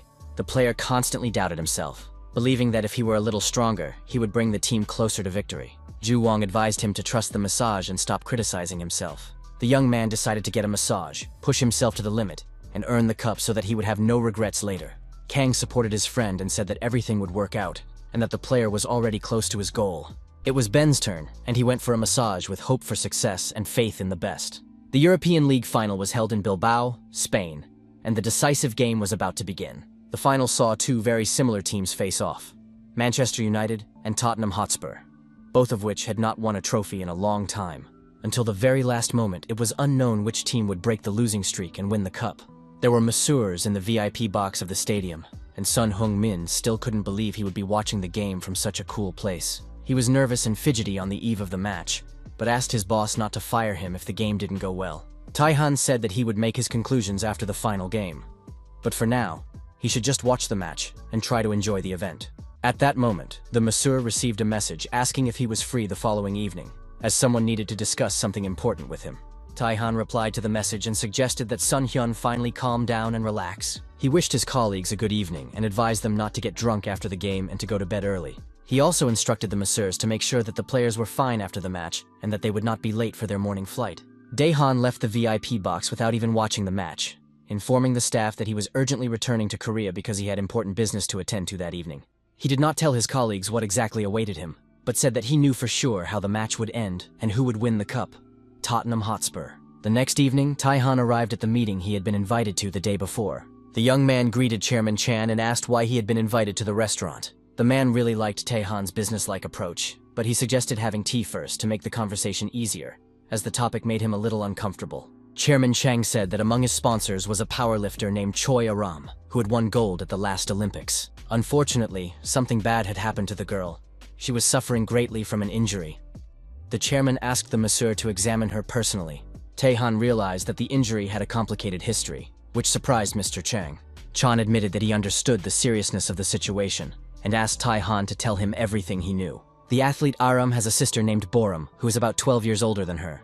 The sister's parents died in a terrible accident when Aram was in first grade. The relatives did not know what to do with the child. The older sister was also in a difficult emotional state. The relatives asked Boram directly what she was going to do with her younger sister. The girl did not understand what they meant, so the relatives said directly, it would be better to put the baby in an orphanage. They tried to persuade Boram, saying that modern orphanages were not bad, and she would be able to visit the girl and help her financially. After all, they had no other relatives. Wouldn't it be easier to leave the child and live their own lives? Boram was outraged and said that her relatives were simply afraid that she would ask for help, and the man confirmed this. They had their own children, and if she demanded help, they would not have time for her. The girl was outraged. She never expected such betrayal from her relatives, because it was not their concern, but a desire to rid themselves of problems. Her relatives continued to persuade her, saying that if Boram sent her sister to a shelter now, she would be able to get back on her feet and take the girl back later. Boram was adamant. The baby should not become an orphan when she had a living family nearby. She decided to take care of her sister herself and promised never to burden her relatives. Unfortunately, little Aram overheard this conversation. After the tragedy, Boram had to drop out of college and work tirelessly to support herself and her sister, but they were happy because they had each other. Tae-han asked why Chairman Chan liked these sisters, because of their difficult and unhappy lives. Chan explained that his company had always supported athletes from difficult families, and continued his story. The sisters grew up, and one day, on their way home from school, the older sister fell in the middle of the street, and the younger sister didn't even help her, only remarking that Boram had become clumsy. Aram demanded that her sister get up quickly and not embarrass herself in front of people. Boram, with tears in her eyes, confessed that she couldn't feel her legs. One day the girl completely lost the ability to move. It was terrible, and even Tae-han couldn't imagine such a thing. Indeed, it was a tragedy. The world is cruel, and the poor girl had suffered a terrible fate. The main irony was that after that, Aram started playing sports. Since her sister could no longer walk, she decided to become strong. And when she became strong, she would be able to carry her sister in her arms and repay her for all the kindness she had received from Boram. The younger sister was not easy. She worked hard and eventually won Olympic gold. The injury manifested itself later, but its nature was not simple. It was not damage from training. She developed the same syndromes as her older sister. Once, Aram was exercising on a treadmill when her legs gave way. She fell off the treadmill and hit the floor. Fortunately, it was not fatal, only minor bruises. But something inside her was still damaged, and with each workout, she could lift less and less weight until even walking became difficult. Tae-han analyzed the situation and realized that it was either a mental problem or a spinal problem, and he could only help in one case. Chang admitted that his request sounded silly, because even the most famous doctors couldn't help, but he asked anyway. Tae-han became the man's only hope. The young man asked when Aram could come for a massage, and Chang realized that his request would be granted. Tae-han admitted that he couldn't take her for a direct appointment. All the slots were full, the salon was busy. But he could work with the girl after closing time. However, he asked for 2 days to prepare. Aram spent her time in the gym trying to lift weights, but she realized that with legs like hers, she couldn't exercise. There was a wheelchair standing nearby. The athlete realized that this was the end of her career, and therefore the end of her life as she knew it. At that moment, Chairman Chang entered the gym and asked if the girl should take a break. Aram greeted the man and said she hadn't noticed him coming in. He admitted that he had entered very quietly, deliberately, so that she wouldn't notice him. The chairman asked how she was doing, and Aram replied that nothing had changed due to idleness. The girl was trying to adapt to the situation. Her older sister had worked hard to provide for Aram until her victory. Even if the athlete could not walk again, she had to take care of Boram. There would be competitions in the coming days, and the girl hoped to take first place there, as that would guarantee a good prize. Chairman Chang chose his words carefully for a long time, but in the end said that he wanted to make Aram happy, seeing how determined she was. Aram decided that the man wanted to treat her to sweets, but Chang held out a piece of paper and said he wanted to help her for everything she had done for others. The chairman was sure that the athlete's body was very tired and thought she needed a massage. The girl looked at the business card for the Heavenly Demon Massage Salon and thought that she had never had a massage before, and it might be beneficial. On the appointed day, Aram was brought to the salon in a wheelchair. The room was empty and completely silent, despite the establishment's reputation. The secretary explained that, at the chairman's request, they had been given time after the end of the working day. It would have been awkward to bother the masseur at that time. Tae-han recognized the secretary and greeted him. The young man said he was helping Ms. Aram in his spare time. The girl held out her hand to the masseur and introduced herself. He also greeted her. Tae-han took the athlete's hand, and his senses immediately began to analyze her energy state. Aram was sweet and pleasant.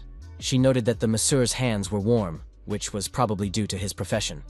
The secretary seemed unhappy to hear compliments directed at another person. Finally, they went into the massage room, and the secretary helped the girl move from her wheelchair to the couch. The guy took her firmly by the arms and carried her to the massage table. It was clear that he was doing this with trepidation and tenderness, as if he were in love. But soon he was disappointed. Tae-han asked him to leave the room, which caused a violent reaction from the secretary. Tae-han noted that he had not noticed such behavior before, but Aram said that the secretary was very caring, even more than it seemed from the outside. The girl lay down on the couch, and the masseur warned her that it would be a little painful so that she would not be frightened. Aram asked him to focus on her shoulders and arms. She said that she was going to switch to Paralympic powerlifting, where strong shoulder and arm muscles are important. Tae-han said that Chairman Chang had not asked him to strengthen her arms, but wanted Aram to take up weightlifting again. The girl appreciated Chang's concern, but understood that in her situation, it was impossible. Tae-han said that he would achieve the impossible and that the athlete should not think otherwise. He placed his hand on her body and activated her inner energy. In fact, he understood her inner state when he first met her and shook her hand. Fortunately, the problem was not in her brain. That was exactly what she wanted to avoid. The flow of energy in the lower back area was blocked, so the lower part of the body was not responding. Tae-han was confident that he could restore sensitivity, and began to stimulate the necessary points, causing Aram severe pain. The girl distracted herself from the pain by focusing on her memories and heard a voice calling her name. It seemed to her that she was riding in a car with her sister on the way to the memorial park and accidentally fell asleep. A lot of time had passed. Boram said that after her sister's leg problems, they hardly went anywhere, and Aram was constantly busy training. The girls decided to communicate more often, meet up, and visit each other now that they had time. The taxi driver noted that the sisters were very close to each other. Aram smiled cheerfully and confirmed that she was the best older sister in the world. Boram admitted that she couldn't help before because she didn't have the opportunity. The driver remarked that the sisters had to work hard to get through difficult times. They continued chatting when suddenly a young and foolish fawn jumped out of the forest. The driver tried to avoid a collision and braked sharply. The force of the impact was so great that Aram, who was not wearing a seatbelt, was thrown through the windshield. She flew off the cliff, not understanding what had happened, trying to grab hold of the air. When the girl came to, she realized that she had miraculously survived and remained unharmed. Her thoughts were preoccupied with her sister, who remained strapped into the car. Boram was unconscious. Aram shouted to her sister not to worry and rushed towards her, but realized that the path was not easy. She looked down and noticed that she was standing in a swamp. Her feet sank into the quagmire, and it was impossible to get out. Her body was gradually sinking deeper and deeper. At that moment, there was an explosion. Gasoline from the car ignited, and the car was engulfed in flames. Aram was very nervous, afraid for her sister, and did not understand why she could not get out. The girl noticed the driver who appeared near the fire. Aram shouted at him to save her sister, but it turned out that the driver had already pulled Boram out of the burning car and carried her to safety. Tears of relief streamed from Aram's eyes, but now she had to get out herself. The swamp had already sucked her in up to her waist. The driver shouted for her to lie down, but the girl did not immediately understand what he meant. He explained that she needed to lie down and wait for her body to float up. It was scary. She could drown. The driver asked her to trust him and promised that everything would be fine. Tae-han continued the massage and noticed that the energy channels had opened slightly. Now he needed to release the energy. He stimulated the energy flows and suddenly felt the energy rush to her immobilized limbs, even before he began to interact with the girl directly. The driver shouted again for Aram to lie down quickly, otherwise she would really die. Of course, it was scary, but Aram trusted the man and lay down on her back in the swamp. Gradually, she was able to move her legs up and down, and soon her body began to free itself from the quagmire. Lying on her back, Aram pulled her legs out and crawled to the edge of the swamp. Incredibly, she did it herself. The driver shouted for the girl to take a break, get to her feet, and carefully walk around the swamp. Aram agreed to listen to the man, relaxed, and focused on his voice while he watched over her. After the procedure was over, Tae-han asked if she enjoyed the massage. Aram apologized. She had to leave. She was worried about her older sister, and asked to finish for today. The girl jumped up from the couch and ran out of the massage room. At that moment, the secretary was consumed with jealousy and drinking water in the reception area. Aram ran out there and asked if the secretary could call home, but saw the frightened face of the man, water dripping from his mouth. She thought that there was something on her face, or that she had gotten dirty, but the secretary couldn't find the words. Finally, he spat out the water and shouted that Aram was standing on her feet, and only then did she realize that she had come on her own. The girl threw herself into the secretary's arms, sobbing with happiness. Neither of them understood how it had happened. Aram cried, but she understood that now she would be able to play sports again. The secretary was sincerely happy for her. The masseur entered the reception room, thinking that Aram had already run off to her older sister. Aram apologized to Tae-han. She hadn't even realized that her legs were healthy and hadn't thanked him. Tae-han said he hadn't done anything. The client's body had begun to heal itself from his touch alone. It seemed as if someone had shown her the way to recovery. Tae-han reminded the girl that she was in a hurry to see her sister. They didn't have time to say goodbye. Soon, the happy secretary and athlete rushed off to bring joy to all their friends. A few days later, visitors who had not been to the memorial park for a long time appeared. Aram said that this was fate. They had struggled for a long time, and finally managed to get here together.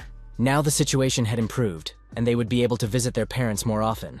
The secretary told Aram that he was happy to spend the day off with their company and ride in the car. The sisters drove to their parents' burial site and apologized for not visiting them for so long. Aram looked at her father's photo and felt as if she had seen his face somewhere else very recently. The girl realized that she had been right to trust that man. She mentally thanked her father and promised that she and her sister would live well. She also asked her father to continue guiding them through life.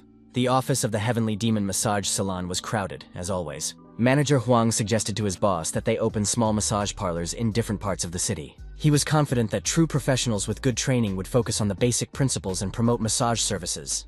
Massage therapists should follow standard marketing methods. The same methods work in any field. Tae-han realized he was lucky to have a manager who was willing to explore opportunities for small businesses. Manager Huan was pleased to receive a compliment and words of support from his boss. He thought development was a good idea. In any case, it was important to move forward gradually. They would discuss this in more detail in the near future. Tae-han said he had plans for the evening. Chairman Chang had invited him to dinner. There would be many interesting and important things ahead, but the main thing was to be true to himself and his principles.